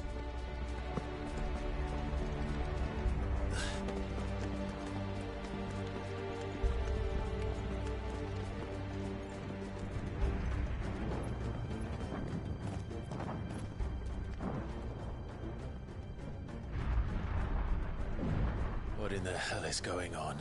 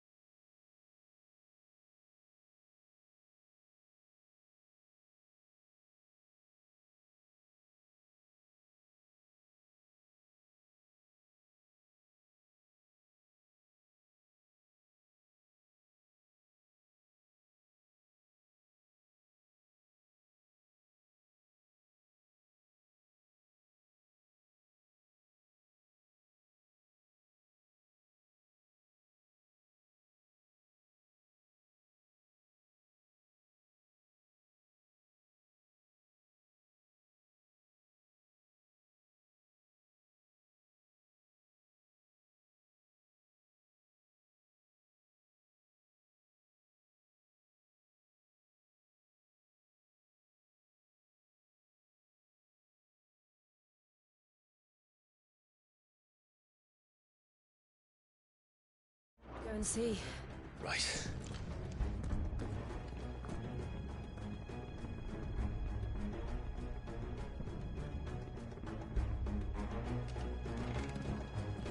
But first we find Goots. I just hope he's all right. You there! Identify yourself! We have to.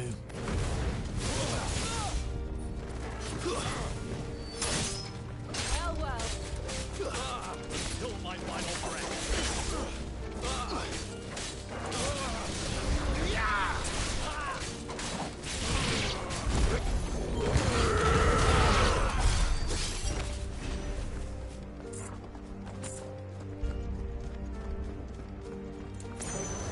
Around! This might take a while. Cut them down!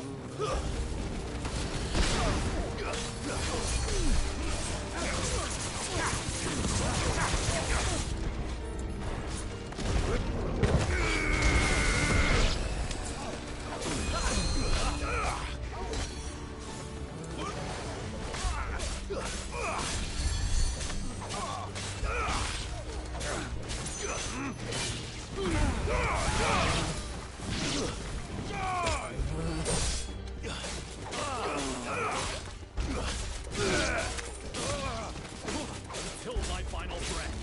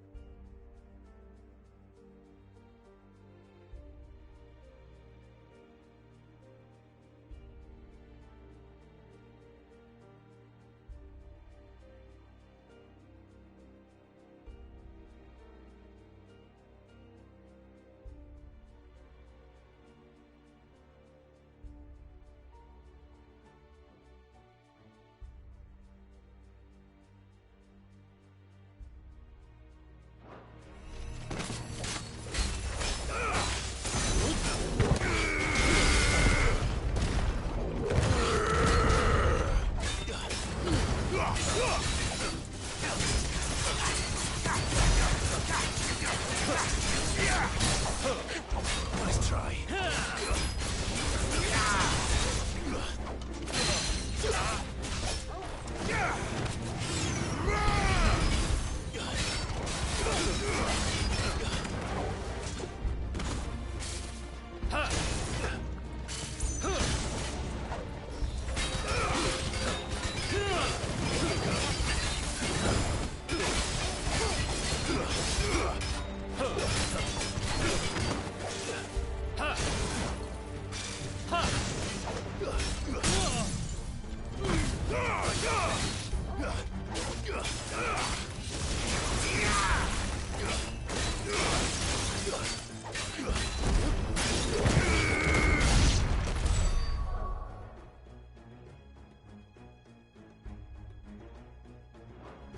There's no doubt about it.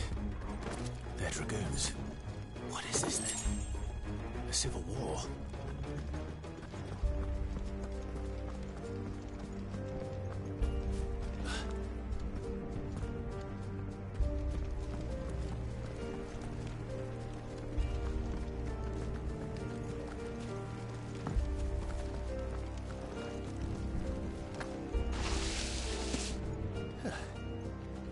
Never thought I'd be glad to fall into a sewer.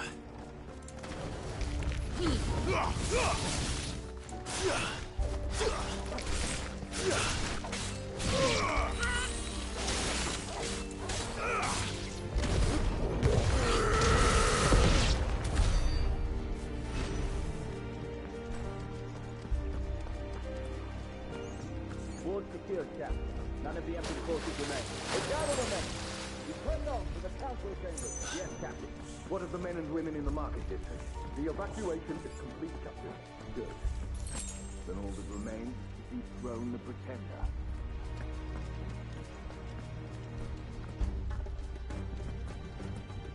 There it is. The bell tower. Right. Let's go.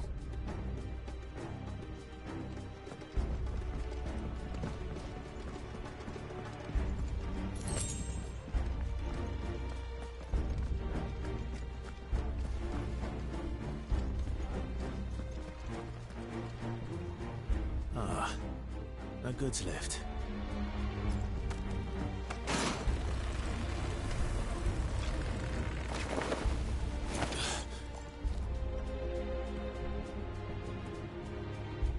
Where in Grigger's name did you come from?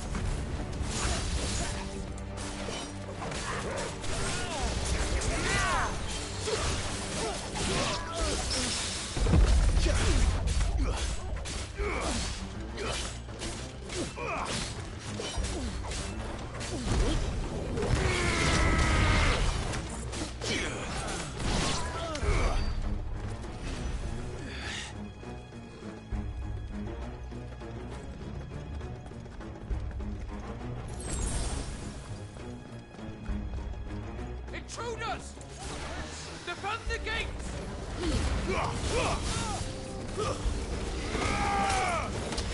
Nice try.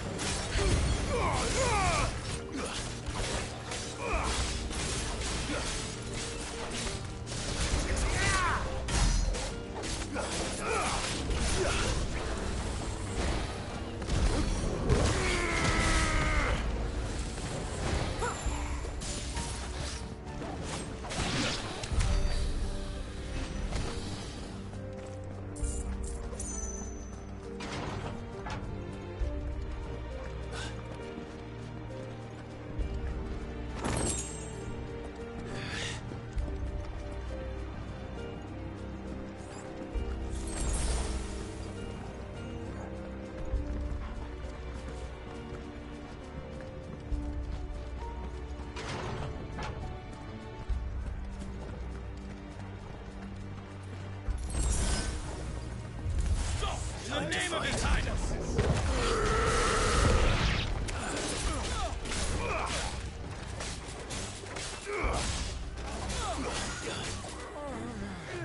Too slow.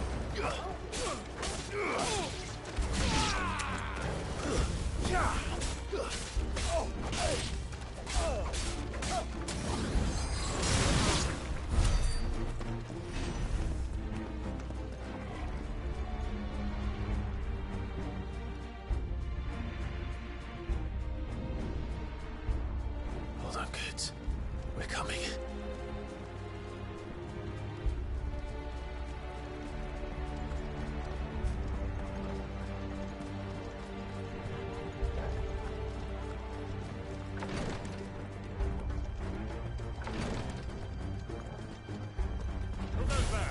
In the prince's name, none shall pass.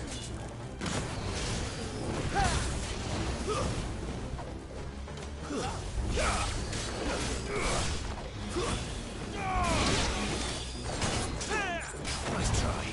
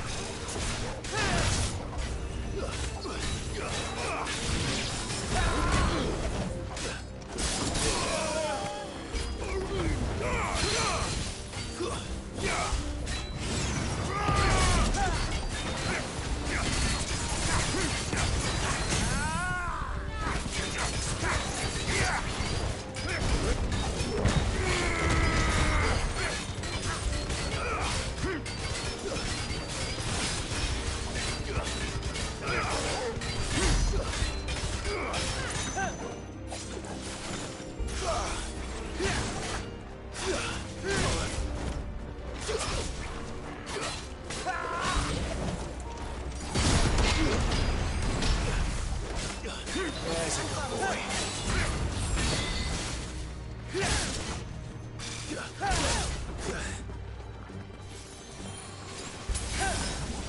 Too slow.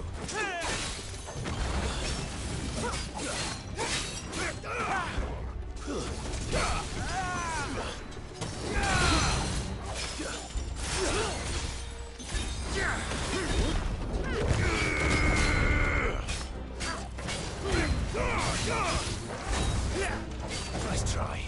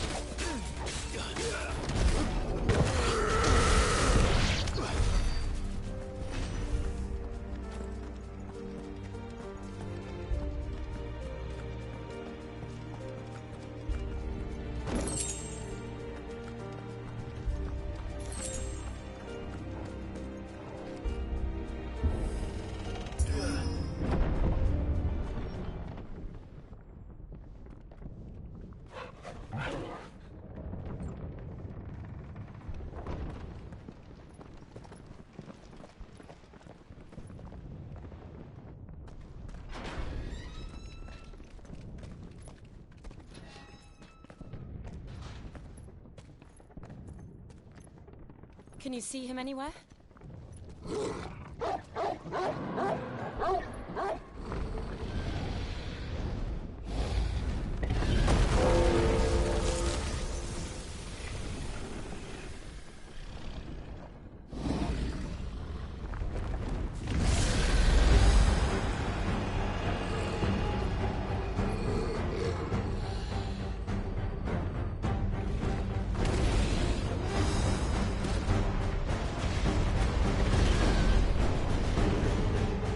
It must be one of the Dragoon's pets.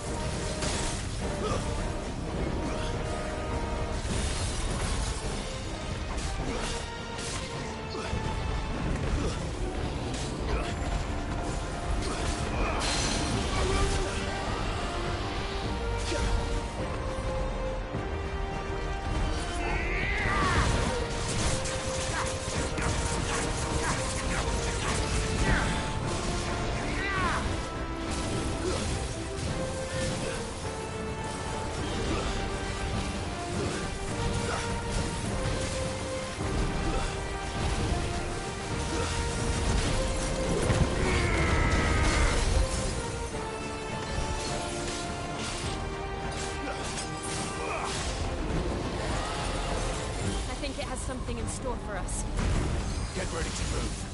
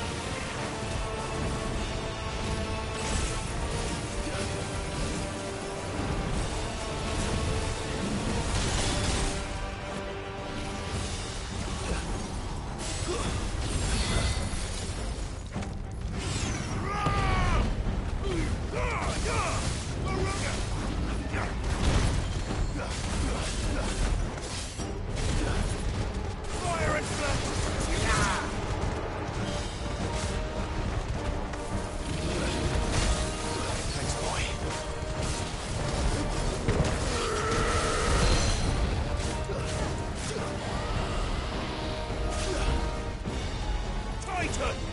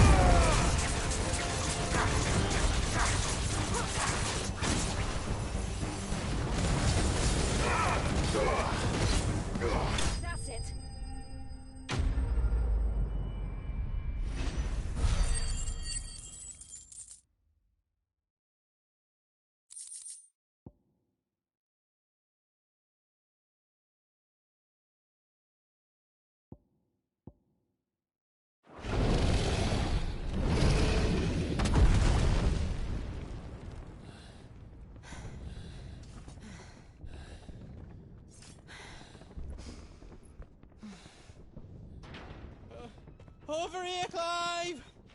Are you alright? Goods, there you are. I didn't know there'd be a dragon. All right, let's get out of here. Oh! What now? Is that Mother Crystal's heart? What the hell is it doing up there?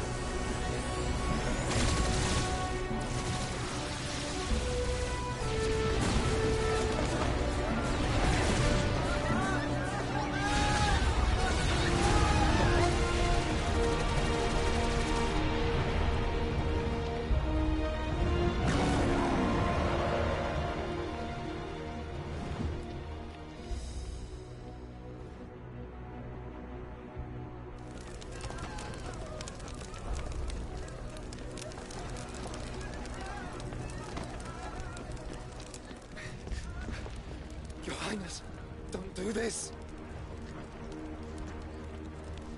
We must leave.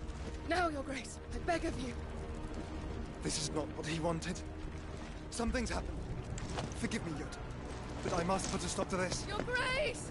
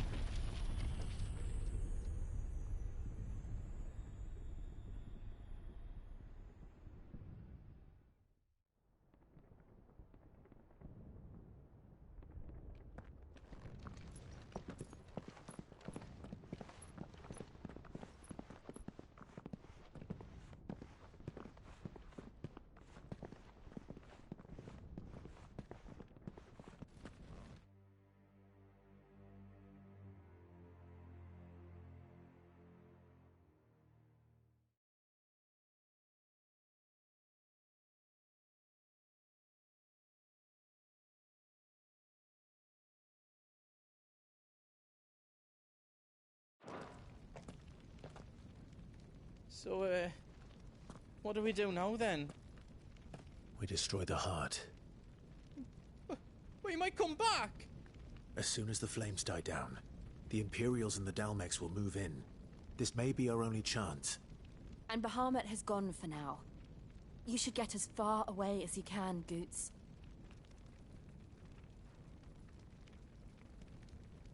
What? And leave you lot in the lurch? I can't do that. If you're staying, then so am I. I packed everything up before I made a run for it, so if there's out yous need, just ask. But I won't be giving it away for free. Nana'd never forgive us if I did. Thank you, Goot.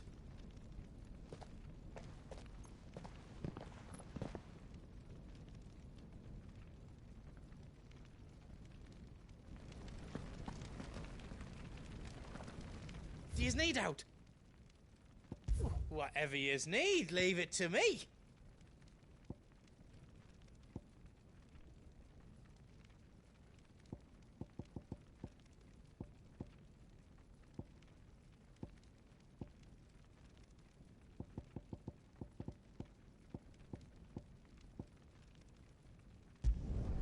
Reckon I did a good job.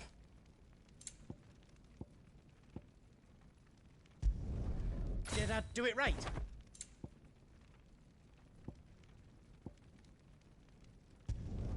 Finished! I think.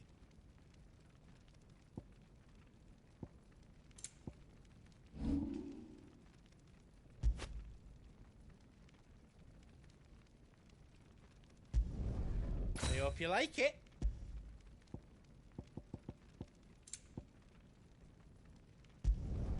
That's 10 times better than it was before. I can't make out and out like. Is all done then? No.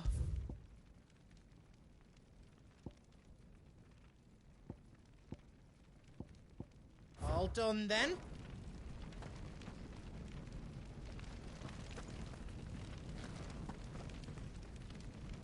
Drake's tail is right there, Clive.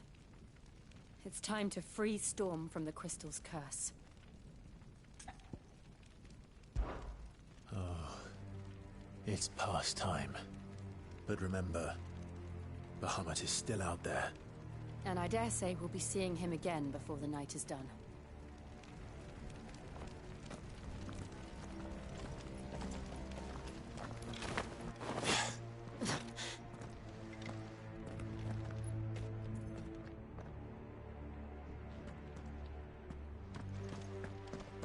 No more roads.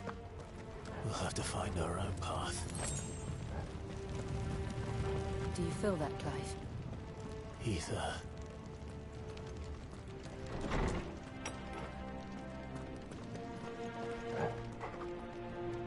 Just what we need.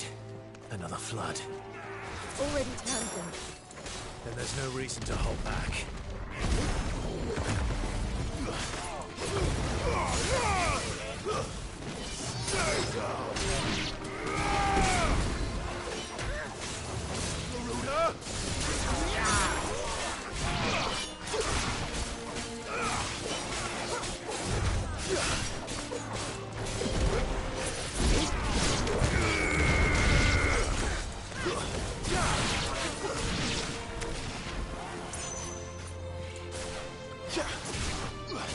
It's over!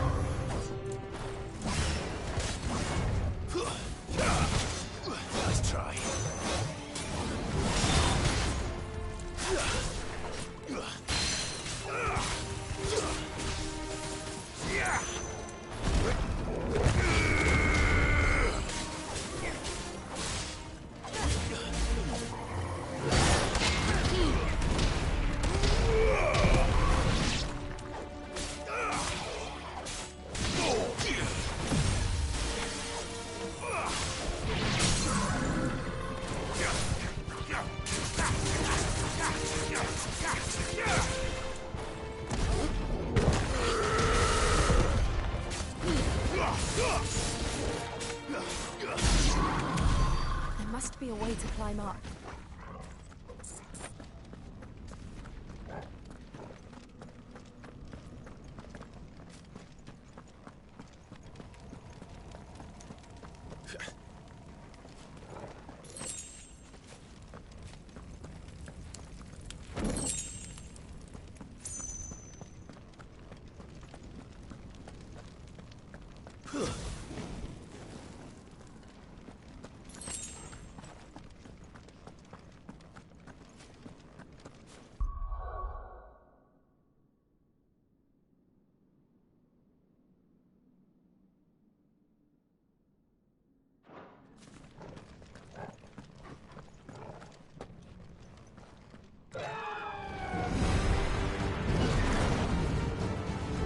Is that the Phoenix? Joshua! What is he doing? Keeping the Harmon occupied.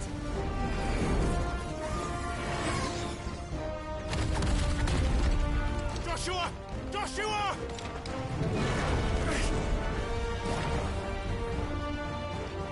Don't, Clive. It's too dangerous. Fuck. Hold on, Joshua! I'm coming!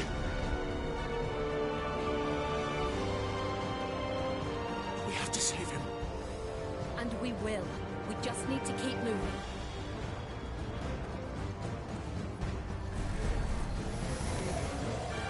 Them again! Not now! Stay down!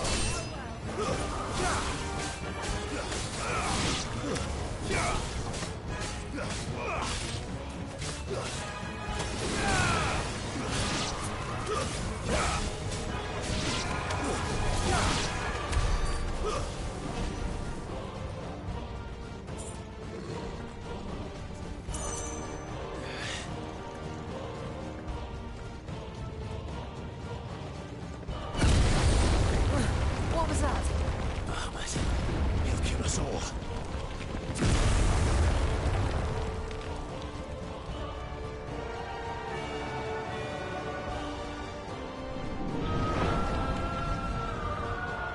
There he is.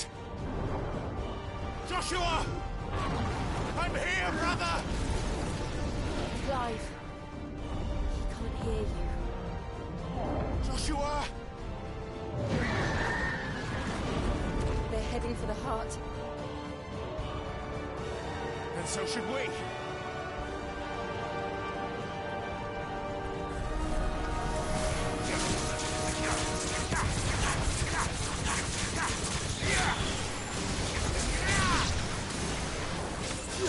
It's over.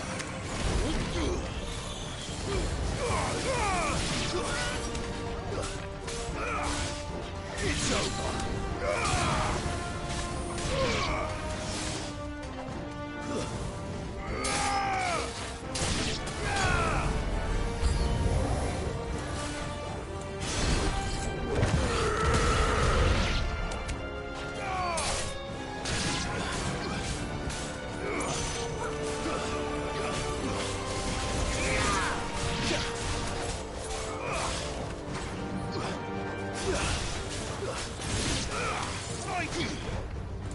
Wake up!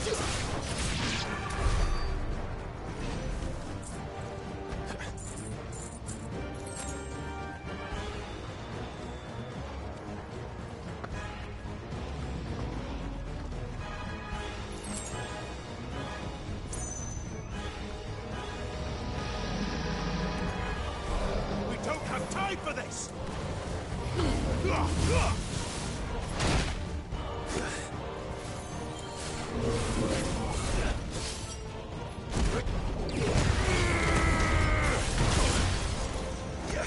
To me, Blade!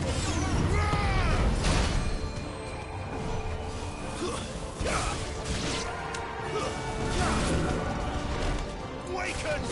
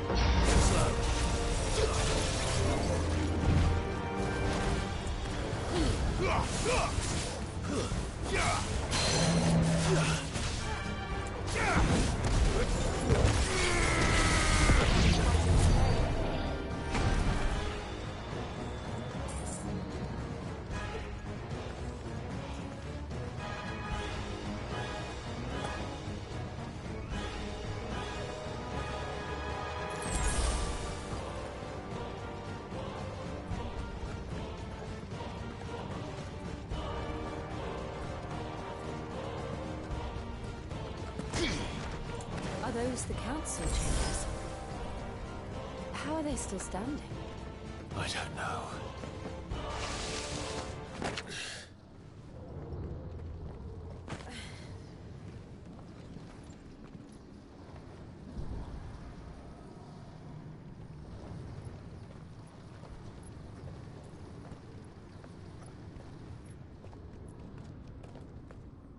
He'll be all right, Clive. He's a survivor.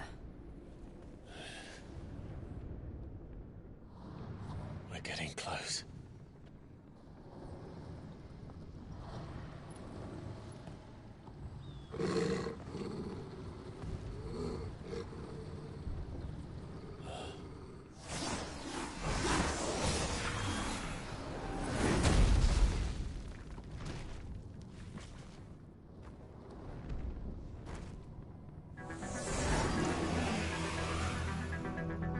It looks like somebody doesn't want us getting any closer.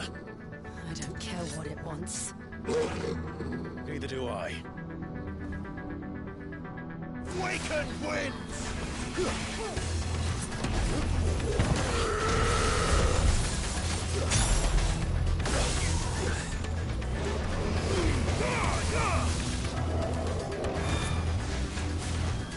Nice try.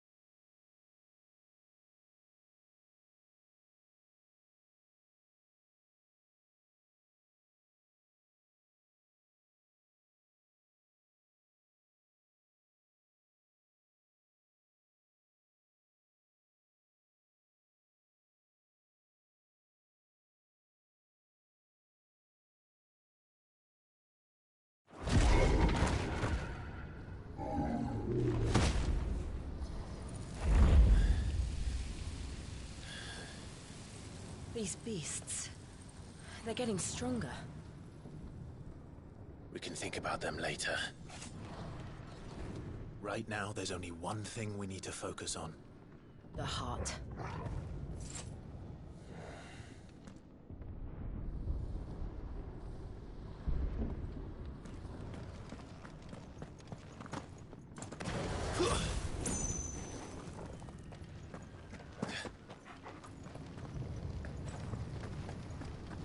We might be able to get up through the building. It's worth a try.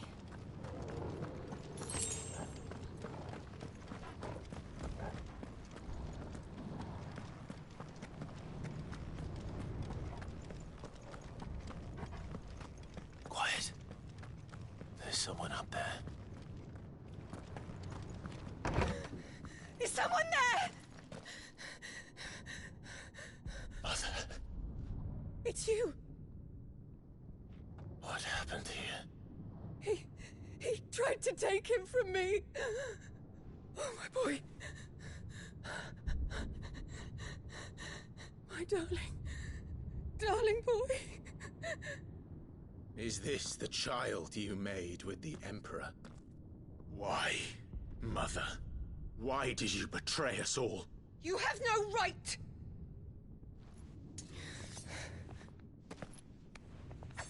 Answer him. We took you in, savage. Show some respect for those who raised you.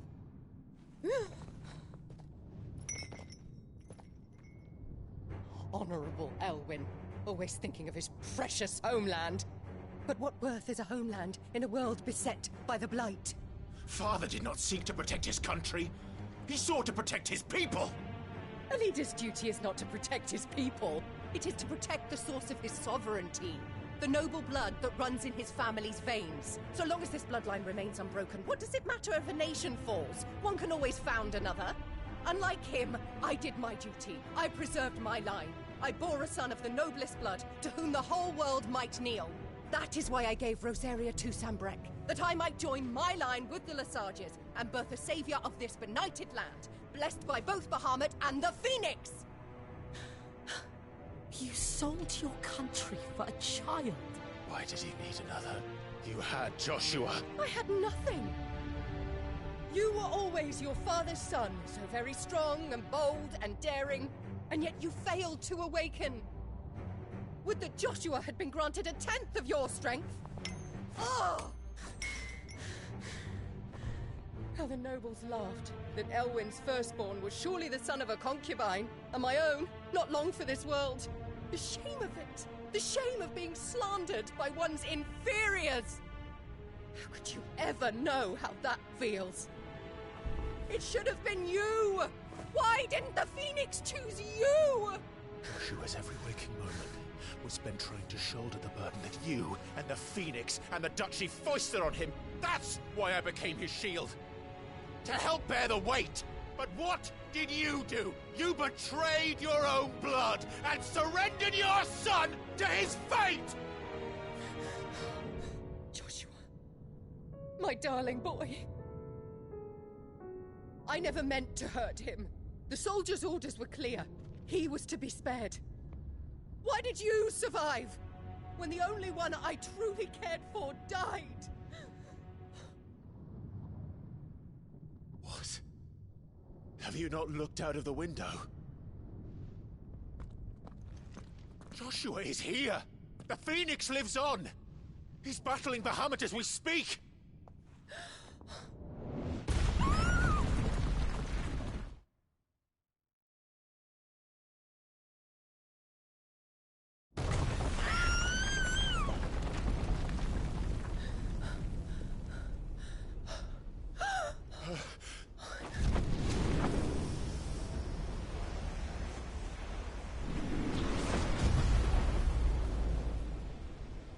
Joshua! Wake up!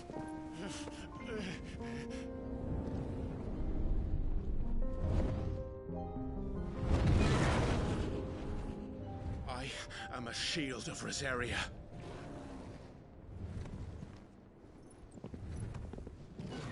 And I will do my duty. What are you...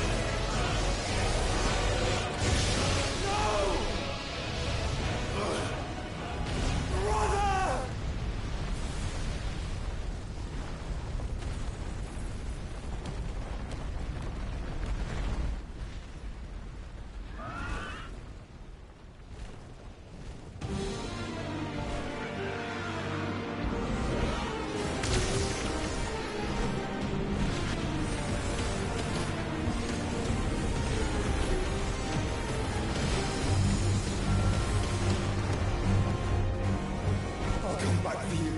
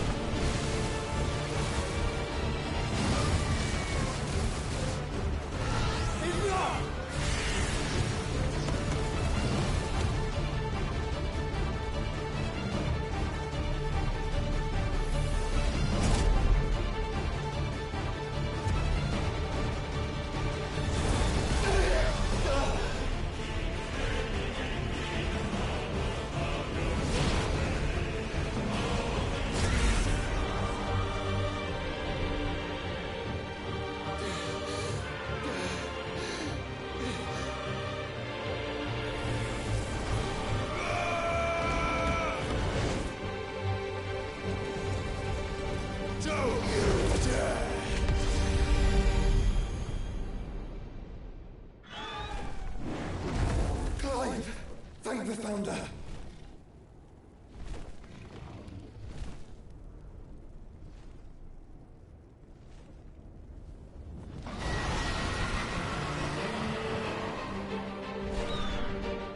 It's now or never, Joshua.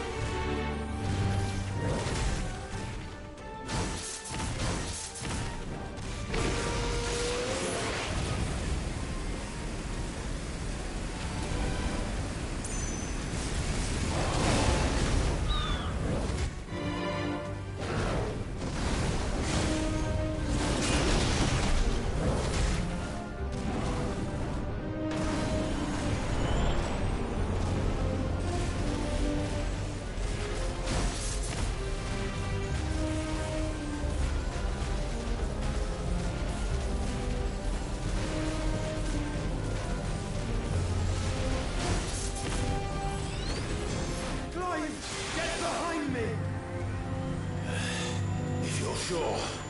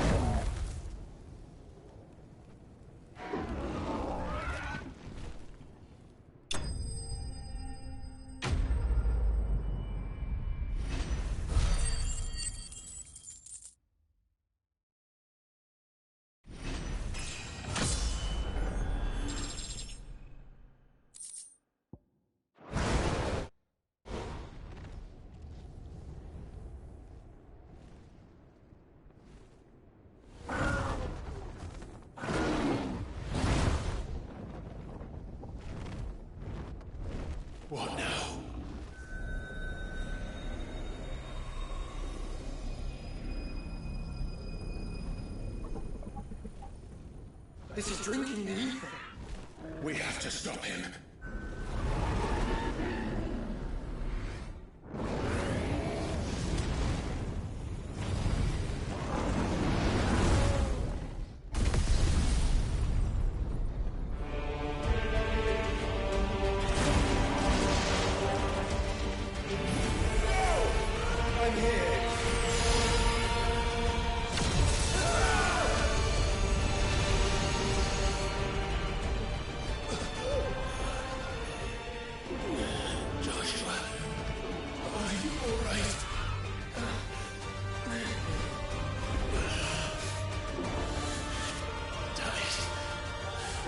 Stronger than this. Come on, Ifrit. Show us your true power.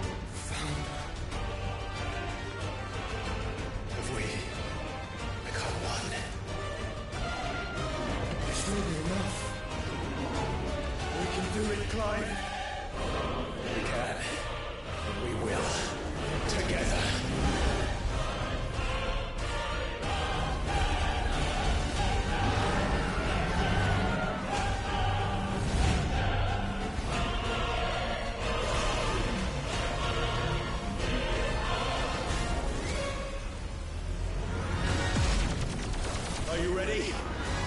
Ready!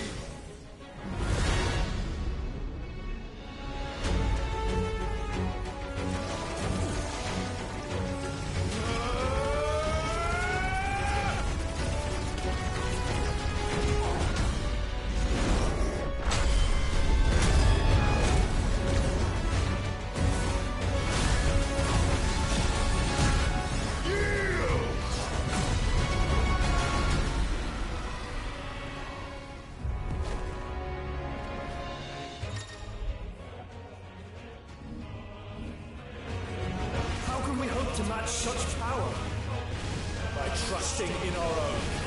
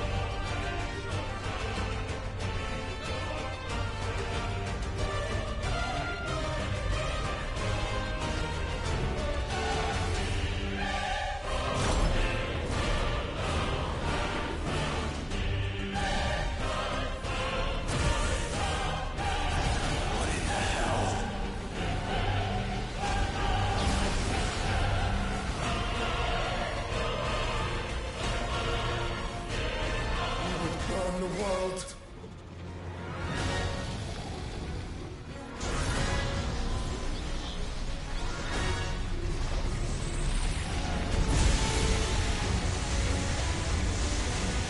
Not today.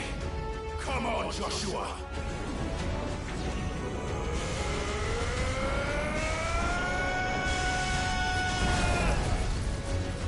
This ends now!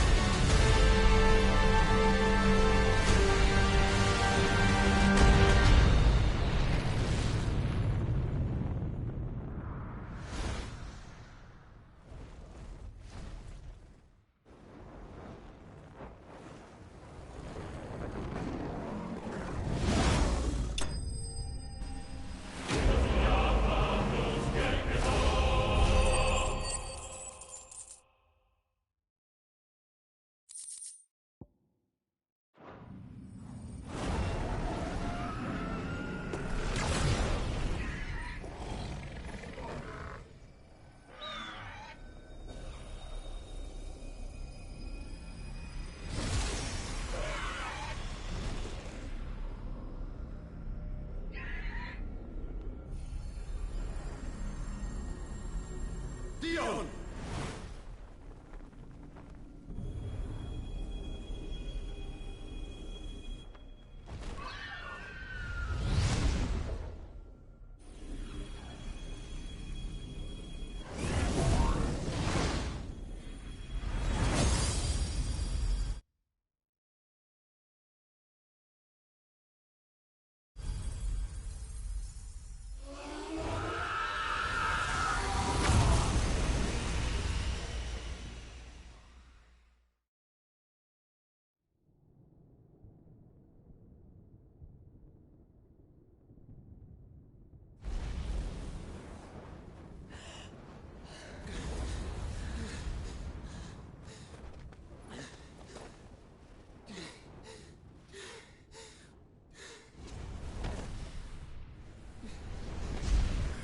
Joshua!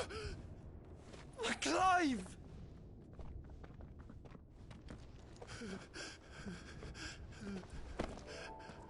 My brother. I'm sorry.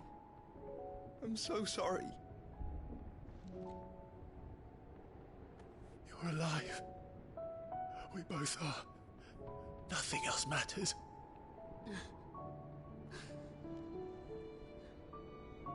I never dared hope that I would see this day.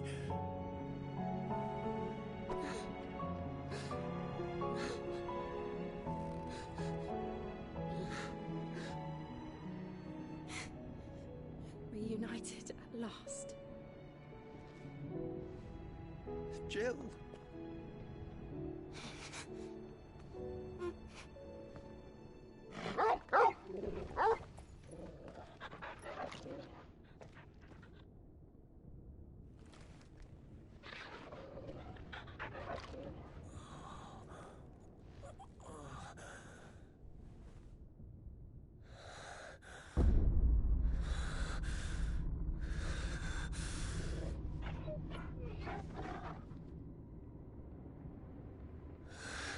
This is for my father!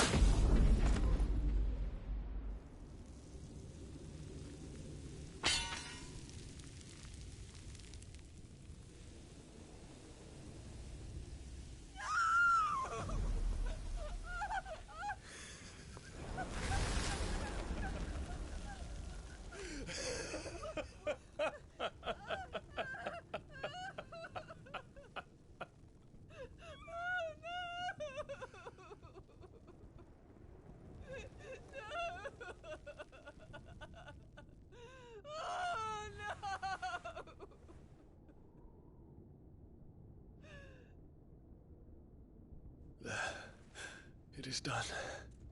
The demon that would tear our house apart is no more.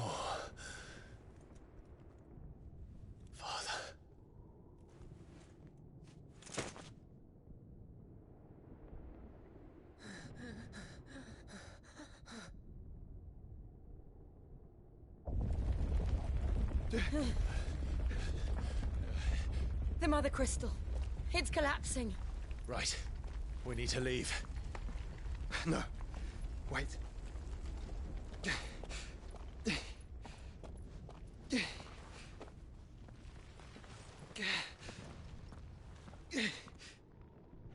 I owe him a debt. Fine.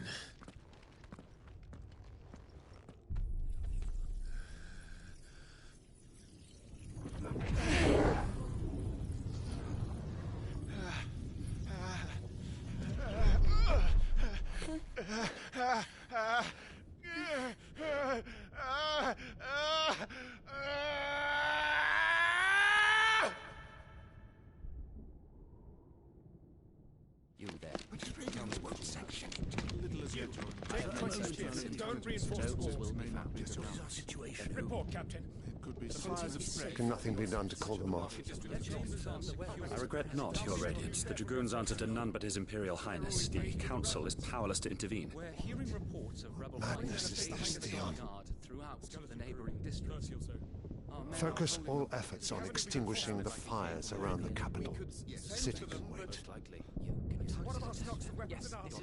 Don't dally, man. Go! Your Radiance. And I want you to find out Make sure the doors are locked. next move.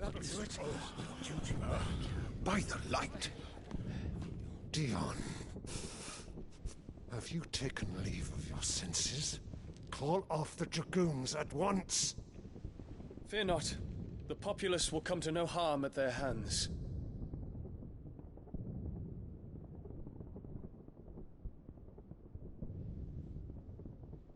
I am here to save you, Father. Save me? A creeping darkness hides in the heart of Sanbrek. It stems from your wife, the traitorous Annabella.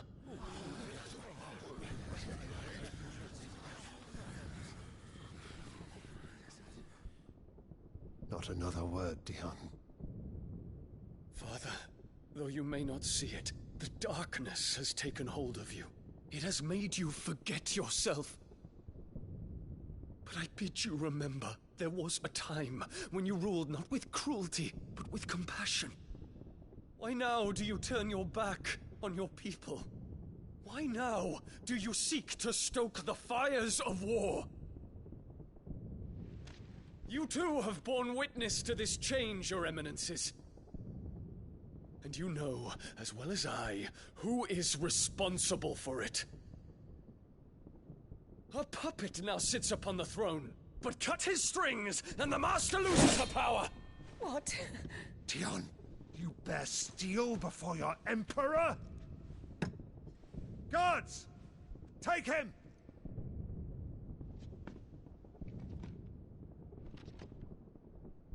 For every citizen who falls, another can be bred. For every home that burns, another can be built. Those were your words. But when the last of your citizens has fallen, and all of their homes have been reduced to ash, what will become of your empire, of its rulers, of your god? As the Mother Crystals crumble one by one, and the Blight sweeps in to claim all that we hold dear, our people look to their Emperor for protection. Yet he labors not to secure their futures, but to seize what is left of the twins for himself. Even if it should come at the cost of everything his loyal citizens have labored to build. Dion, you must understand. A small price to pay, is it not? You've been blessed with great power, Dion. Enough to win me the world. So go, claim Valisthea for me, brother.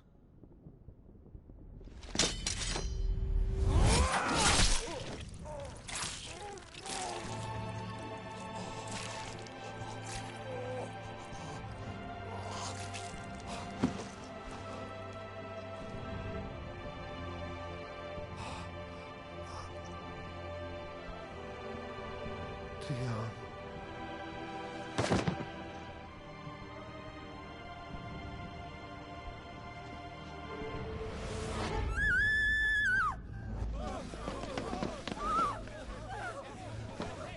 Gods! Gods! Father. Poor father. How he doted on his children. That he would die to protect me was plain. It was but a matter of when. You planned this? You did well to endure so long. But you broke in the end, as I knew you would. And now Muthos approaches. Put him to the proof. I would see if he breaks. Go, Bahamut. Kinslayer.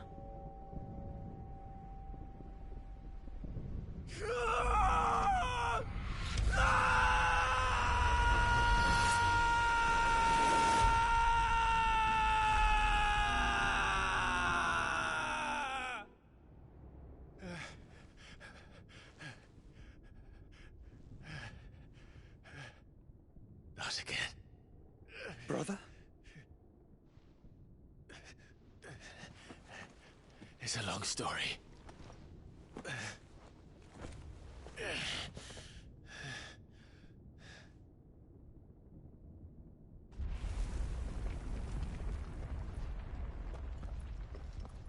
You cannot stay here, Mother. Come. Take my hand.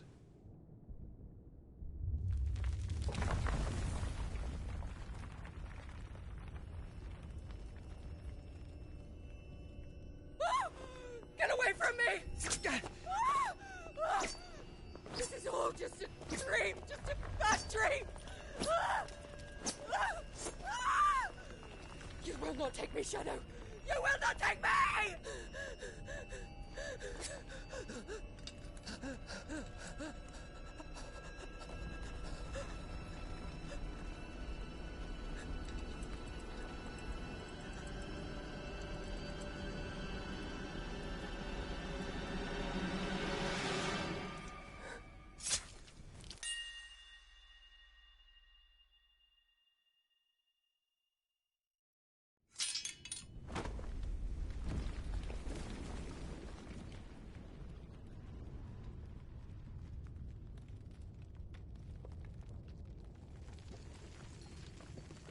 Mother.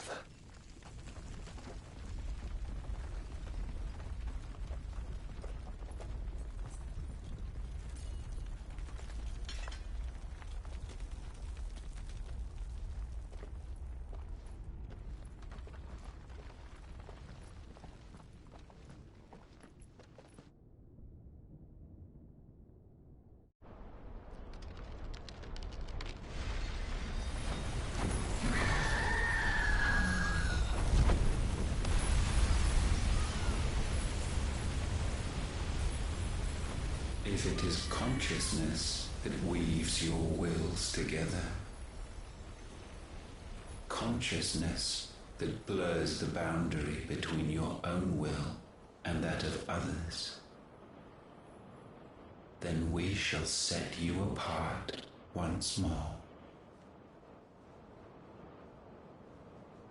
The ties that bind you shall be severed, and humanity return to its proper place.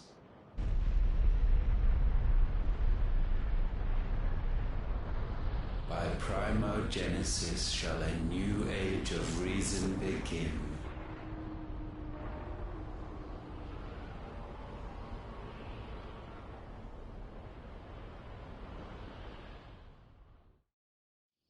Relax, Your Majesty.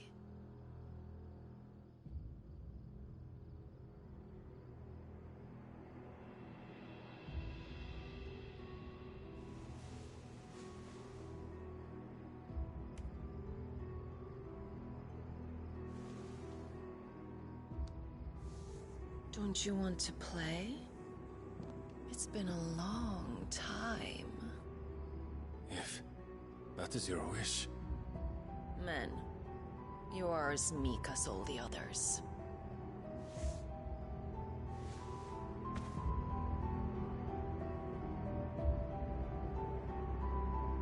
Such feeble creatures.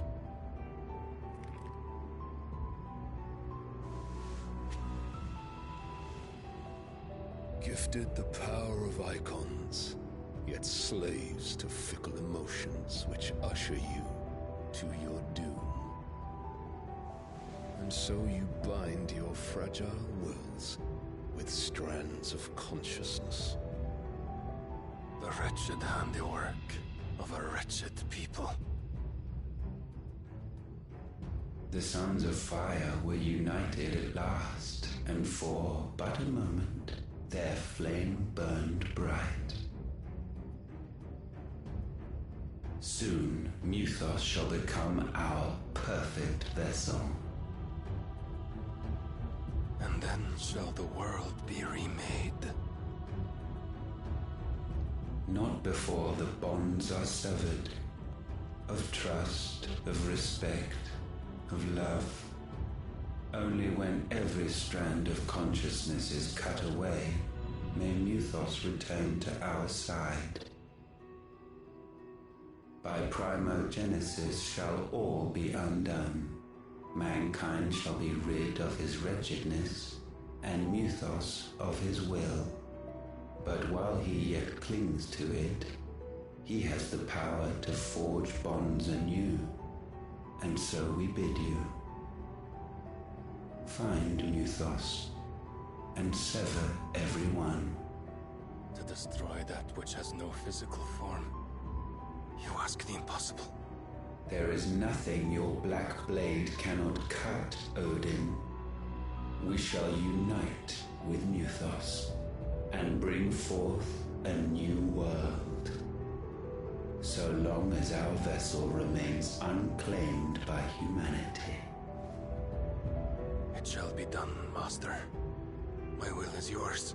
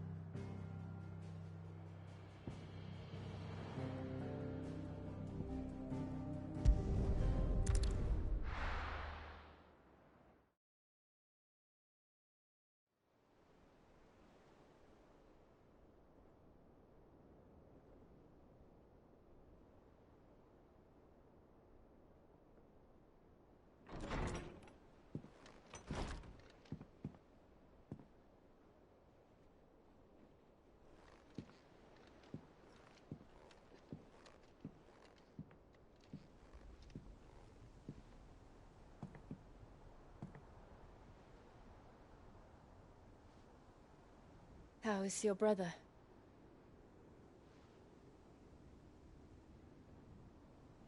Asleep, since I returned from the Dominion. Taya says he should be back on his feet soon enough. For a while, at least. She discovered something on his chest. A swelling, circled in stone. The curse.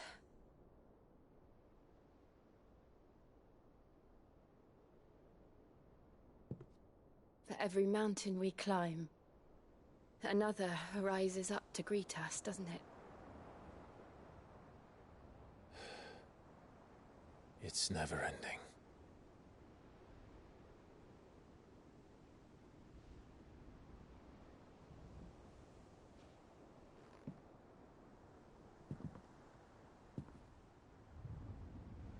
Even the sky seems to have grown tired of it all.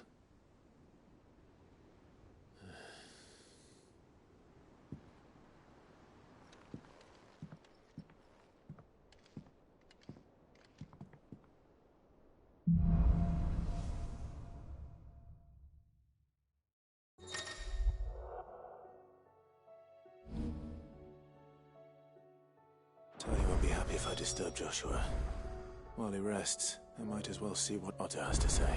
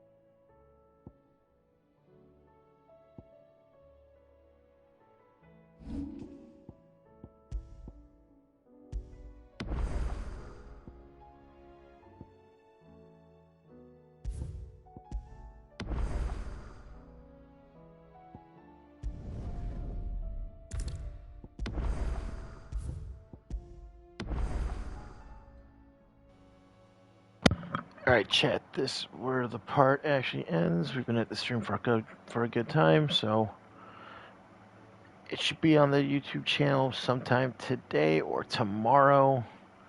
Thanks for sticking around. Been almost 6 hours, so join me next time when Final Fantasy's on the docket. Starfield's this week, so that might be taking the focus on there. There might be a stream for that this week, but thanks for hanging out, and hope to see you guys hanging around the arcade again in the future. Bye, guys.